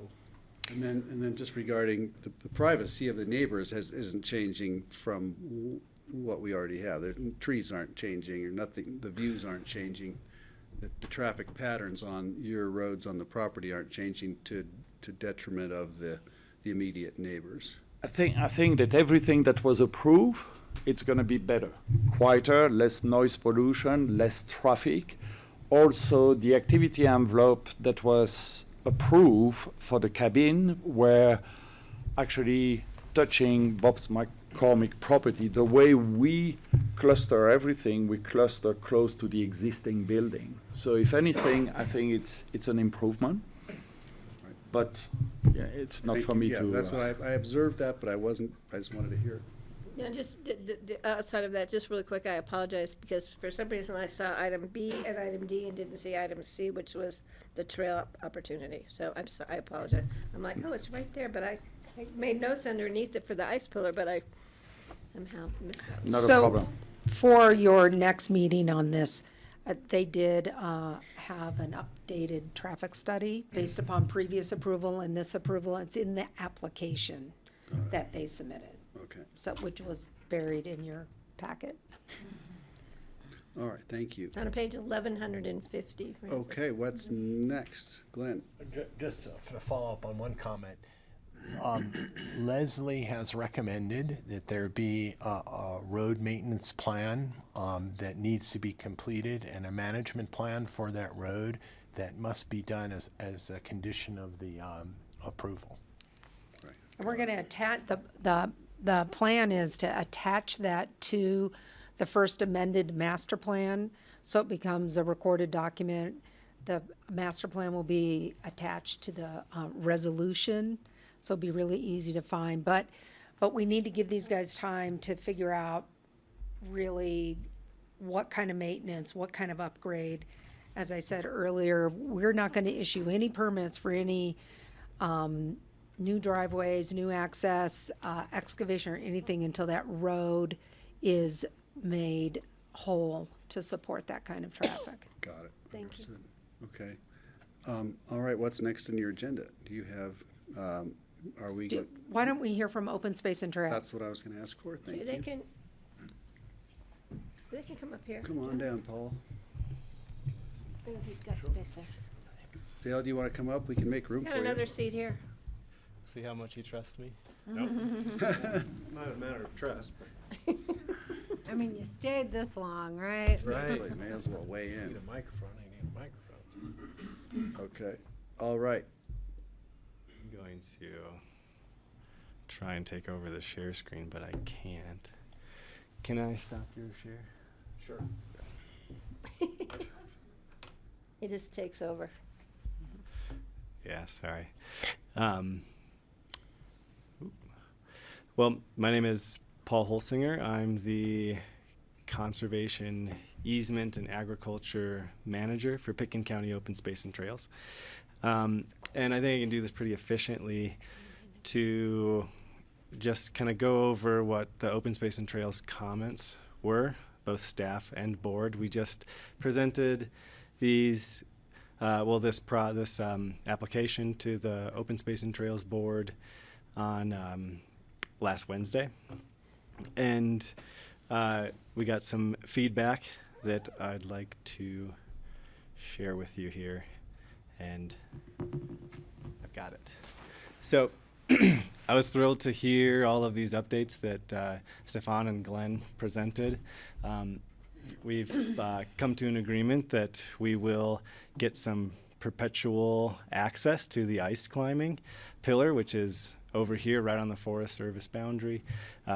This piece is owned by Open Space and Trails. This is the Sawmill Hill Conservation Easement owned by Bob McCormick, and this blue hash is going to be hopefully a new conservation easement. But this ice climbing has been a priority for Open Space and Trails for a very long time. The pillar is a really popular place to go ice climbing. Right now we have the easement along the road through Bob McCormick's property, Bob and Debbie's place, and it allows access from November 15th to April 15th, and now we can finally close that up and make it legal. But people do trespass, so happy to hear that. The second piece is the conservation easement area. This line that's going down here, that's that 7,400-foot elevation. The original comments from Open Space staff was to conserve all of the land adjacent on Parcel A and Parcel B, including this hole, which is the Alma's Loop. It kind of goes through that way. I was happy to hear that the applicants are open to connecting their conservation plan to the river so we can get some real connection for wildlife and help that out. The Open Space and Trails Board recommended, well, they were in favor of conserving the land above the 7,400, but they also said that they would like to see some sort of connection to the river. From what I heard today, it sounds like we're going to make that happen. Through the gully. Through the gully here, which is, right here. And then that final piece that we've kind of been tiptoeing around is that Lover's Lane. Originally Open Space and Trails staff recommended or made the comment that we would like to have a public access trail that affords the general public visual access to the castle, which sits right here. And we've been carrying that comment forward throughout from 2016 on as this master plan has been introduced. We presented that to the Open Space and Trails Board. The board was split. We had 4 board members. We had 2 for it, 2 against it. And so we said we would present that and tell them this was staff's recommendation and say no more. So if you have any questions. Question overall, about that, yeah. It just goes to a view of the castle, then it's just one note. It's not a loop. It's just out to the edge of the looks like the property line basically, and then and stops. And there would be a sign or a fence or a gate or a bench. A bench and something that would. Yeah. Okay. Mm-hmm. Right now, this is the existing driveway for these 3 parcels, private parcels, and then Lover's Lane continues on. The driveway continues up this way. Lover's Lane keeps going down along this way. We made the comment to have a termination here because that was where you could get a view of the castle. The other part I wanted to ask regarding views and access is I've heard there's an idea to put a sign on 133, and I can't remember if there's a pullout, or is there an actual place to pull off and stop and look at the castle, or do you have to drive by and read the sign as you're driving by at 60 miles an hour? How does that work? There are some large pullouts. I don't know how visually accessible the castle is from those spots, but we can look at that. Yeah, I wanted to ask about that because I saw it listed. The other thing I was concerned or wondering about is, how big an imposition would it be on the castle itself and the operation to have that access for, I guess, a limited number of visitors, or just the door is open and anybody, but also what would that do to the neighbors? If it's on their access road and going right by their homes, what imposition, what sort of impact would it have on them? For pedestrians. Whether it's pedestrian, I guess you're not driving, it's all pedestrian, right? It would be pedestrian, yes. No bicycles, just pedestrians. The concept is just a viewing portal to see the castle. This was something that was put in the 1993 Redstone Master Plan, the idea being if the castle was developed into a commercial use, that there would be a public trail from the village out to the castle and back, and we're just continuing that concept in this comment. Got it. Patty? Yeah, and I understand there's, I would imagine, privacy issues for the operations. And I know there's some trails that I use here in the city that are pretty close to people's property, and people, there's signage, please keep your voices down and please keep, and I don't think they have an issue. I don't think people breach that. But I think there would need to be something in place that if there were X amount of episodes that people trespassed or whatever, that trail could be pulled. But I just would like to continue the conversation, as Dale said, and see if there's just a partial, so people, because now that people won't be able to do all the tours like they have, because it's such an exceptional parcel, all of it. There's tours. What? Yeah. There's tours. Yeah, but not as many as we used to have in the past. No, it's the exact same number. Oh, it is. Yeah. So we're not changing the number of public tours. The public sector still has access. Totally. Without, okay, thanks for that. And the trail today does not exist. It's not like we're taking a trail No, I away. noticed it only where the intersection of so they'd have to take the road to the trail. And think about security issues, about privacy issue. I don't see a lot of benefit versus a lot of potentially disturbing aspect to operation. And this is what we say.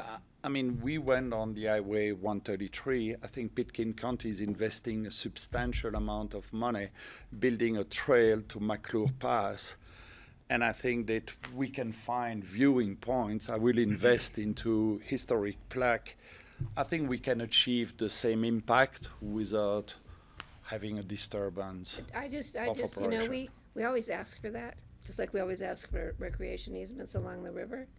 And that doesn't apply here, I don't think that does it. I always try. But yeah, I just think just to have the conversation, because, I think it's a great amenity, but I also think that there's, we have to always think of the public sector. So, so I think the conversation will continue and we'll come up with something that works for both sides. Thanks, Patty. Okay. Thank you. I don't have any other questions right now. Greg? Sir. I just Steve, thank realized you. can't see me I off my can now. Thank you for yelling, though. I appreciate it. I was going to suggest the same thing that Stefan did about the trail on the other side of the river along the highway. I think there will be terrific views of the manor house from there, and that would be a really good place to, like he said, have a bench there and really highlight, have it a rest stop along the trail that people could stop and get a really nice view looking down to the river and then up through the meadow going up to the manor house. And I would not be in favor of putting a kind of a public trail going by the private houses along the lower driveway. Having a trail going by them, I think, would be very unnecessary and intrusive to them. And it could end up being a distraction to the people at the wellness center, also having people going there and then wandering off, trying to get a closer view. They come across the meadow. I could just see that being not a good scenario, and I would keep the people on the other side of the highway looking at it. Thanks, Steve. That's if we get to build that trail. And point of clarification, the proposed route of the McClure Pass Trail is on the west side of Highway 133, so while there are places along the highway, between the highway and the river, we're not proposing to put pedestrians out of Redstone on that side of the highway with It's that. across the river and across the highway. Okay, so it's not on the riverside, it's on the Let's west side of the just highway. See what we can come up with. Right, okay. All right, Leslie, what's next? You ready for public comment? Then I am too. Thanks, gentlemen. Oh, Kelly, yeah, And sorry. maybe we can cover this during second reading, but I am interested in understanding a little bit of the drainage issues and mitigation built into the res related to all that. Yeah, there's a lot to that section that I glossed over. Yeah. And that, you know, and I know it's been a long day and we do have a Right. second reading, maybe Right. that's. But we will. Great idea. And maybe, do you think it would be helpful if we had our planning engineer here who worked really hard on this part Yeah. of the application? Yeah, I'll make sure Josh is here. Because we might have some specific Great technical suggestion. questions. Okay, And by the way, that meeting, Greg, isn't that meeting just all Redstone Council? We're not scheduling anything else that day? I don't even know what day it is right It's now. the 10th. I was just The kidding. 10th. You're not gonna be here, are you? I'll be here. I'll be here. Okay, we're gonna Over open up time. to public comment. We've got, if we have viewers online and in the room, I would like to invite them to come up. It's 3 minutes each. You have to identify yourself. If you're online, raise your hand with a *9. See, Joe Wells is still online. Excuse me. Still listening. He always is. He's just, maybe that's just a default. Perennial. Yeah. I think he tape records it or something. I don't know. So I don't The see any AI in hands up. Is there attendance. anyone in the room who'd like to make a comment about the application before us? If so, raise your hand and then please come on up in the far back.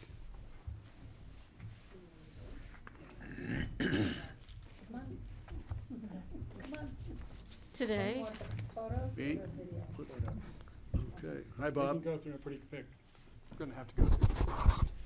So I just want to tell you, Bob sent me photos, and I'm going to share them as he speaks. okay. Great. Thank you. Hi, Bob. Welcome. Hey. Well, Start with your it's going to name be quick, just for but our I'm just record. going to just say that Bob McCormick, I moved into the gatehouse 50 years ago this week. Wow. Congrats. And I drove 20 hours to get here before a big storm. And so Now you we get to probably drive- will be leaving to get home before a big storm. So we probably won't be here for the rest of this, but You can get a room at the Jerome or the St. Regis. yeah. St. Regis. You know, we know Anyway, people. Oop. Yeah, I think your mic is. No, it's right that button. It's cold. Push. It's like As long as the red 68 light's on. degrees. Okay, there it is. Right. I'm gonna keep talking. I'm going to So adjust this the- is the road in front of our house here, and you know, for us, right now, the road is the biggest issue. Of course, it's it's always going to be an issue. We want it to be as good as possible. The last approvals you made were with the Carvers, and quite frankly, we gave up some stuff with the Carvers to try to work in some more turnouts. Debbie and I've conserved 70 acres around our property. But we love the castle. We love the Cleveland Manor estate. We've paid heavily to try to preserve what we have there. And the road is an issue. The road we wanted to be pedestrian friendly. And the way it's set up now and what was approved and what Yancey and Sopris Engineering did was to widen the road, was to take out the borrow ditches and have the drainage go to the road. But what's happened is because of that, the road is almost, whenever it rains or when there's snow there, it's now always wet and always muddy. And it is impossible to walk on our road anymore. So we're hoping that, and I've talked to Open Space, and I didn't really get along with the Carvers very well, but our new neighbors, we really like a lot. And we want to work with them and I've talked to the open space people. We need to adjust the easement to go through the property to make the road as good as possible. It's never going to be a great road through there with 30 feet and what we have to deal with, but it could be a lot better. Could you go through some of the slides there, just so people get an idea? That next turnout's down, if you go back to that, but backing up that section right there in the middle of the wintertime, it's about 200 feet of backing up.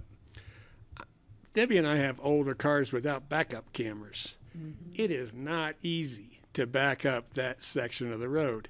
And there's no place to put the snow because of the conservation easement and the narrowness of the road. So we need to be able to work something out that makes sense.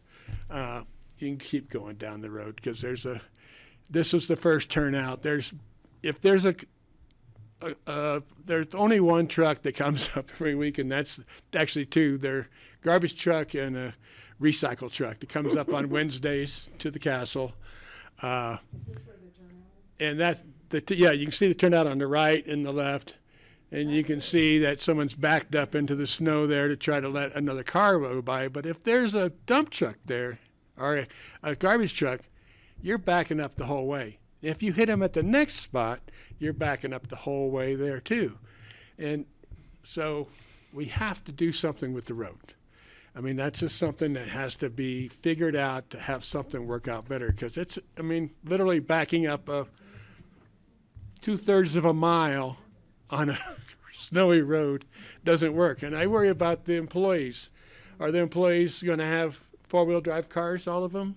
Because that's what this road takes to back up a hillside road. But you can go down farther and get a better idea. That's one of the pullouts there. Not really big enough for a truck, even a dually in a car. So if there's a dually there, you're backing up a quarter mile. And so this right here, if we can is it possible to blow that up a little bit?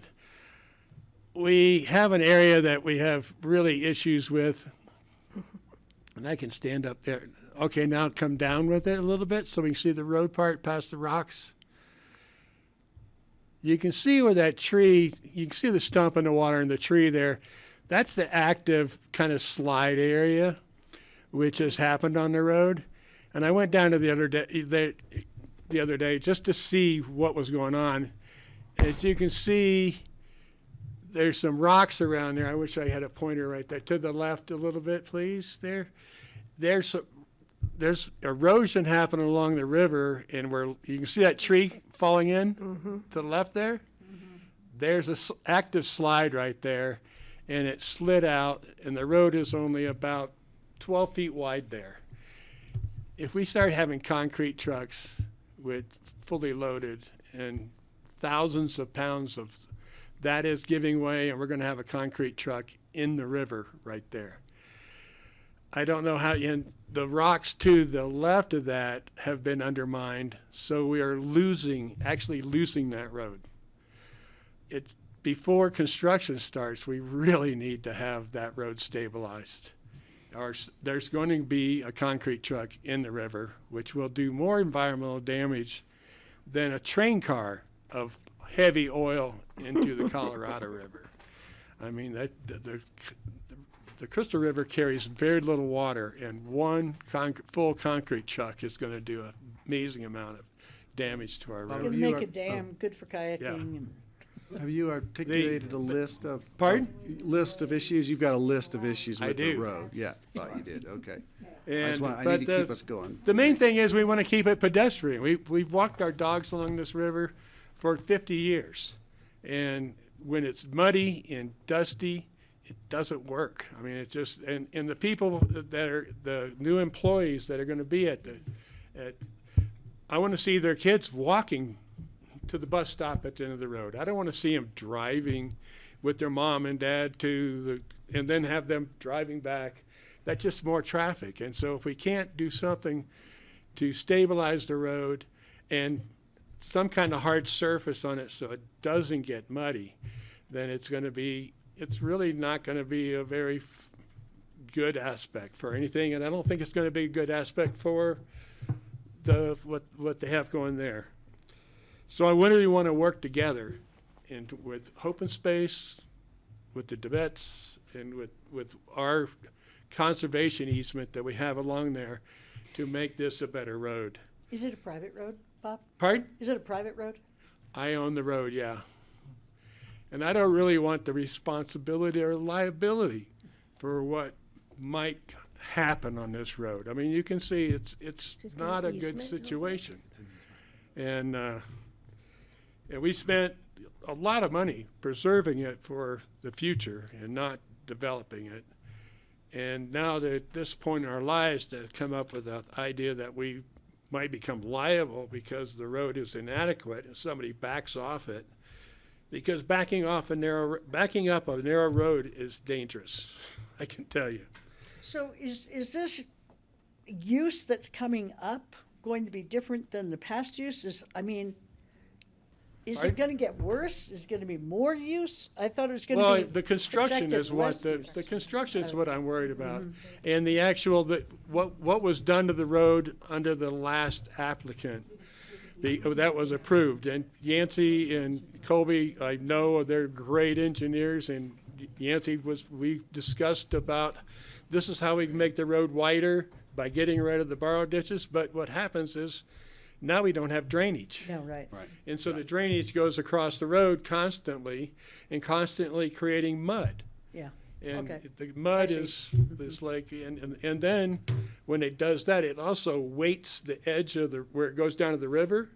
And so this past year, we just had a big Collapse. slide that slid out. Yeah. So that now the road's only about 12 feet wide there, and it is unstable. Yeah. So I've got more behind you, Bob, so I'm going to hurry you along. Okay. But The only other concern for right now, and there's a list of stuff. you'll I can't have go through it all. opportunities, yeah. But I'm sure we can work out a whole bunch of this. My other concern is the employee housing and I can say that from experience that all the employees that I've met of Stefan have been delightful. They have a really good taste in employees, I have to say. But I worry about if something happens in the future and it's not on-site employee housing anymore, which I totally support. There's not something going on at the end, and it is employee housing, and there's no transportation. Now we're going to have 16 units up there that are going to be supplying housing for Carbondale or Basalt or Aspen, and now they're going the other way. So I think there needs to be something written into the things so that if it doesn't become on site, that there's some kind of shuttles or some kind of things to connect the employee housing with Rafta and Carbondale. Because if not, then we're going to have, we're just becoming an employee housing project for Aspen, and we're putting hundreds of vehicle trips on Highway 133 and on this road of people coming and going all the time. Right, thank you. I appreciate that. Thanks for sharing Thanks, that Bob. with us. Thank you. Okay, other public comment in the room. I see, Rick, why don't you come up? And then I see Mike Wagner is waiting also from Carbondale.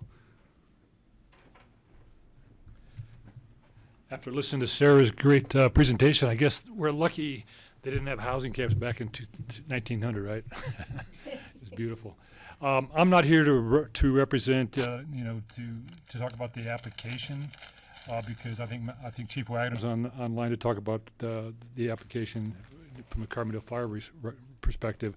But I am here to talk about the applicants, which is Stefan, and the quality of his of what I think he's going to do out there.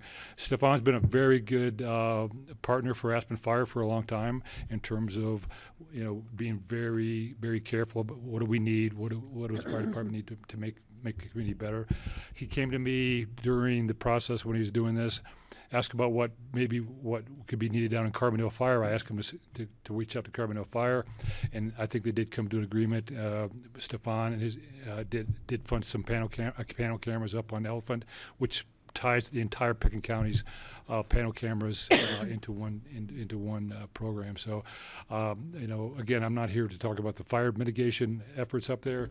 I think Chief Wagner can do that, but I just want to tell you my experience with Stefan and his company since he's been here has been really, really exquisite, and I would trust him to do whatever he says he's going to do. I believe he's going to get that done. So, I would encourage you. Again, not from my perspective, my fire district, but from that community to support this program. Thanks, Rick. Thanks for coming in. Thanks for Thanks taking for your all time your to come in. patience staying with us for the afternoon. Thank you. He liked it. He enjoyed it. Luckily, there wasn't a fire. He was working, I could tell.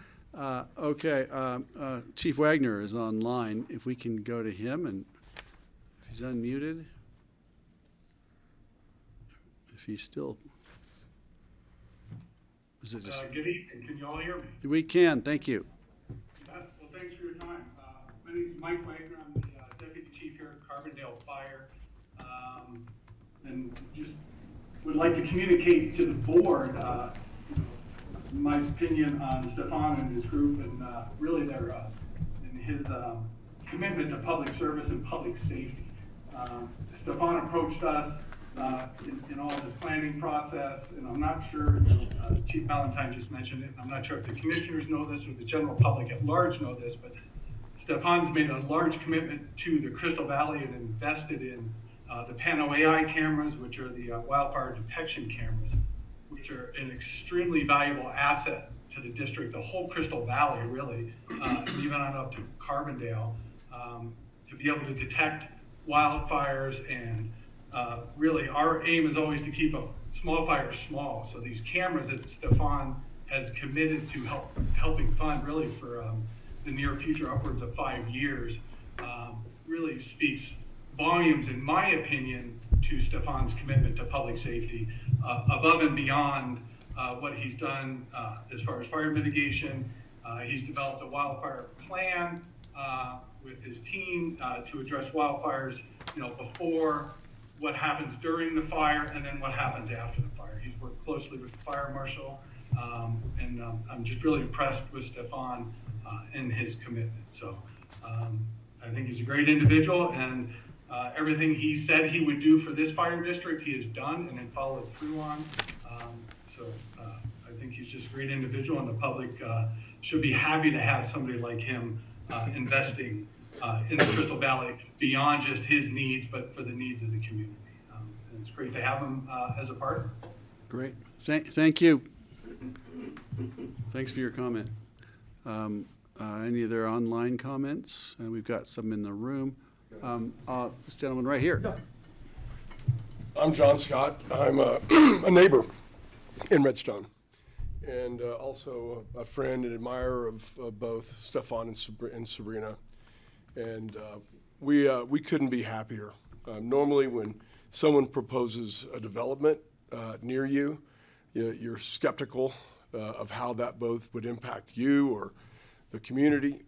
And we are thrilled to have somebody, or the people that are have such high integrity, capability, and sensitivity to the area. And so we welcome them into our neighborhood and with their plans, because it is such a treasure. And in the wrong hands, it could fall in disrepair, and that would be tragic. And so we're in full support of them and this application. That's it. Great. Great, Thanks. thank you. Thanks, John. So nice for you. Thanks for coming down. Yeah, we really appreciate it. it. Okay, another one. Come on up. Hi, I'm Alan Johnson. I'm coming from a little different perspective here. One was to address Bob, that there's a lot of information that's transpired in the last 4 hours here. And Bob brings up some very good points. I don't know all the intricacies of the property that well, but I'm very confident that Stefan, it's in his best interest, will make sure that it's more than safe, because it only impacts himself, his clients, and everybody else. But the biggest point reason I'm actually here today is to speak about Aspen, and like Kelly and I were speaking about it a little bit. Right now, Aspen's incredible at entertainment, having fun, partying, hotels and whatnot. But where they're lacking and they need more of is the wellness programs. And there really aren't enough here. And mental health is a big, big issue. And it's only getting larger. And having outlets like this are so important to have in the area. And so I think that the quicker that projects like this, they can get supported to help mental health and wellness and people actually taking care of themselves is very important for everybody around. So that's one of the reasons that I hopefully you guys can all support this issue. Thanks. Great. Thanks very much. Thanks, Alan. Appreciate it. Okay, anybody else in the room? We do. Hi. Nice seeing you guys. She's raising her hand very petitely over there. Did I? I'm not petite. With me, but you have thank to you. wave like a, I just want to say. sorry, start with your name. Oh, it's Lisa Wagner, and I live in Redstone. I have a bed and breakfast and spa there. And going through the packet for the castle and for Stefan, what he is proposing is very thoughtful. It's very community-minded. I think for Redstone, I think it's going to bring. It's so nice to have the castle back where somebody really loves it and really wants to bring it to a business again and a vibrancy for Redstone. And Stefan is very community-minded, and I think it's a plus for our community. So, thank you. Thanks, Lisa. Yeah, Lisa? That brings me to a question. I don't see any other hands up. If anyone else would like to speak, please let me know. Wave at me. I'm nearsighted this time of day. Alan made an interesting point regarding wellness programs, and I'm under the impression that this is going to be the sort of place that you're probably not going to get a lot of local neighbors coming to it. This is a high-end luxury resort, as I assume your other places are. Is that right? I don't see this as a walk-in sort of place or even a local, affordable, place to go to a wellness retreat, but I could be wrong. Would you mind just describing it for us? Yeah, I mean, it's fair to say that it's going to be a pretty elevated experience. But having said that, I think that the community at large is pretty elevated as well. And what it will do, it will basically raise, and mental health issue or electronic addiction or not knowing how to be happy it's a problem that touches everyone. It does not discriminate based on your background or your ability to afford to get an experience or not, but it will also raise awareness and create, I call it the DNA of what Redstone could be in the future, which is let's go back to the source, let's disconnect, let's clean our mind, body, and soul. And yes, the castle might be elevated, but if the whole of Redstone resonate with those values, I am sure we can work out, or somebody else going to work out, a different entry point for promoting the same values. So it's a starting point. It's a for-profit enterprise, so we know that we can link the clients that we have already in our hotel here and start introducing them to wellness. We've seen that in many other communities. And just to give you a little story, in Bangkok, we started with super elevated as well. Now we create wellness program and we have like a sub-brand, like a different brand. Sub-brand sounds awful, right? But it's like a different brand where we go into the middle-class villages. And people like to connect. So it's a starting point, but it will be an elevated experience. Okay, thank you. All right, that's appreciate that. I don't see any other hands up, and I don't know if anyone else is online. Let's just check. I think Steve's looking for his unmute. Oh, Steve, do you want to weigh in? Bringing it back to the board. Steve, did you have a question, or are you just, we were just trying He's to? smiling at us. No, I'm just paying close attention to Right, what thank you. everybody's comments are. Okay. You know, I've been to the property many times over the decades, and I'm very familiar with this plan. I guess I appreciate Bob McCormick's photographs of the road to remind us of the road. And I always keep thinking back to where there used to be a bridge across the Crystal River to lead right up to the castle. I don't know, it's probably from could have been from 100 years ago, but you can still see the remnants of the bridge abutment there. And it's a difficult place to put a bridge, and it would impact the neighbors in a different way, but putting a bridge somewhere over directly from 133 to the castle property still could be a solution to some of the traffic issues. And maybe that should be looked at, or have Stefan look at it with his staff people and see if there's anything that could be made to happen there. That could solve a lot of the problems along the McCormick's Road. I mean, on the subject of the bridge, I was told before I bought this property that you guys had hours of conversation over the bridge. And I think that one of the main issue with the bridge is that you have a state highway that is 50 miles or 55 miles per hour. That would require acceleration, deceleration. I mean, talking to CDOT or just imagining doing this. So I was told that that bridge was long gone. I would hope we are not having the same discussion again, because, unless somebody delivers CDOT with acceleration, deceleration lane, or changing the speed on the highway, I don't think I can offer a solution there. Improving the road, I think we know that's doable. That's working together as a community, pleasing Bob and making, like Alan just talked about, making it safe. The last thing I want is my guests in the river. I want them in the river fishing, but not in a shuttle bus.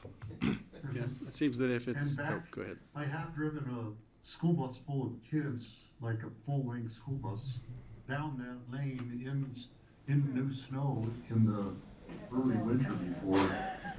It's doable, but I'm really glad I didn't meet somebody coming the other direction, because that would have been a problem. Okay. Thanks, Steve. 5:55. Okay, I think what I would like to see us, what? I want to make sure that you guys don't have any further questions with regard to the historic resources or the historic inventory at this time, because Susanna Reed is here, if you have any questions for her. One quick question. You sure? Yeah, it's really quick. The hose house, Come on down, it's not Suzanne. for, it's not, it's preserved, it's my understanding, and it's not gonna be used for anything. Is that correct? What are we using it? The hose house is part of the conservation easement. Okay. And I haven't heard anything specific about a use for that at this point We in may time. do a bit of meditation, like a meditation temple. It'd be but perfect for that, yeah. It's great structure. It would be a perfect use. Yeah, and I do thank you, Susanna, and thank you for all your work you've done, because it's an amazing property, as we all know. Okay, thank you, Greg. Great, thanks, Suzanne. How Oh, was it resolved related to the, Mike? resolved related to the inventory of furniture and all of So, that? yeah, one of the concerns, and it's really just comes out of this constant transitioning, is that we want to keep track of the things that are actually Osgood era furnishings, and because those things aren't covered by the easements. And so the goal is to create an inventory and to try to, and we've been working on making a list and trying to identify things that are actually significant for the castle, and that's just going to be an ongoing project with Stefan. That's right. When we bought the castle, we had an inventory, but it was a lot of belief to be from And depending on who you talk to, they either say, yeah, but if to be 10 years ago or 100 years ago. So I think we're going to work together and figure out. And if it doesn't have a place with the plan operation, then we'll find a way to preserve it Yeah, somehow. and I think that the desire is to just be able to track those things. If they go into storage, we want to be sure 5 years from now, 10 years from now, they come back out of storage or That's right. they don't get lost. Maybe they can be used in the employee accommodations, because there's some pretty cool stuff You have a there. question? Yeah, so that's an ongoing little project. And No, I I think mean the stuff that's not historic. I wasn't talking taking the historic Okay. stuff, Leslie. What else have you got for us, Leslie? I have nothing, Okay, nothing else for so you. I'd like to see I us. just have one more comment from the Historical Foundation that they're also concerned when we actually get into the castle and start moving furniture and rearranging things that there's documentation on that as well. We can work Great, thank you for that. Yeah. So I was going to ask the procedural, if you'd like me to look at motions, would you like me to do that? I would love that, great. So Leslie, we need to move the reso to 2 reads? Or we need to? No, I would recommend that you continue the resolution to April 10th. Okay. And then for your ordinance, you're adopting the ordinance on first reading. And setting for second read. Okay, Second so reading Is for that 2 April 10th. motions, or can we do it in 2 one? motions. 2 motions, John? Wait a minute. You're continuing the reso? This Yes. isn't the first reading of the reso? This is, Reso only has 1 read, is that what you're saying? It's a single read? Okay. So I'm going to make a motion to continue the resolution to April the 10th, 2024. Thank you. I'll second. We have a second from Kelly, all in favor? Aye. I'm going to make a motion to approve on first reading the ordinance, set for second reading on April the 10th. I'll second. Second from Kelly. point of clarification. Are you continuing the public hearing? I think we will, yeah, Okay, may as well. just want to make sure. That's Right, generally because what we're- we do because for we're moving second quickly, reading, yeah. right. So I Okay. expect a public hearing at the second. Want me to amend my motion? I don't think you need to, do you? We need make to it make clear. it clear that the public hearing is Okay. still open. I will amend my motion to continue the public hearing, along with the continuation of the ordinance to second read and the reso. I'm going to amend, You're continuing the reso, you're approving the ordinance. We've already approved or continuing right, the okay, reso. continue to second reading on the, Right, public hearing at the second reading of the ordinance. I will second the motion to approve on first reading and set for second reading and continued public hearing on April 10th. Thank you, Kelly. That was a great second. Well done. All in very clear favor? second, thank you. All in favor? Aye. Yes. I saw an aye from Steve. I see an aye from everyone else. We're all holding each other up right now. Okay, you know. aye, we've got ayes. Thank you. Thank you, Stefan, guys. Thank you and for your Glenn, patience. thanks for Thank you hanging all. in Good here. to- Stefan. It's Thank good you to for all see you, coming. Stefan. Nice to hear all the accolades for you. I enjoyed that. And Sabrina, Glenn? Wow, Sabrina? we're half an hour later than I hoped. Okay, thank you. Is there any open discussion on the board, from the No. board? I just wanted to say one thing, if that's okay. Oh, please do. And I just wanted to say that there are 3 performances this weekend by the Aspen Choral Society that I highly recommend. Steve is a baritone in it.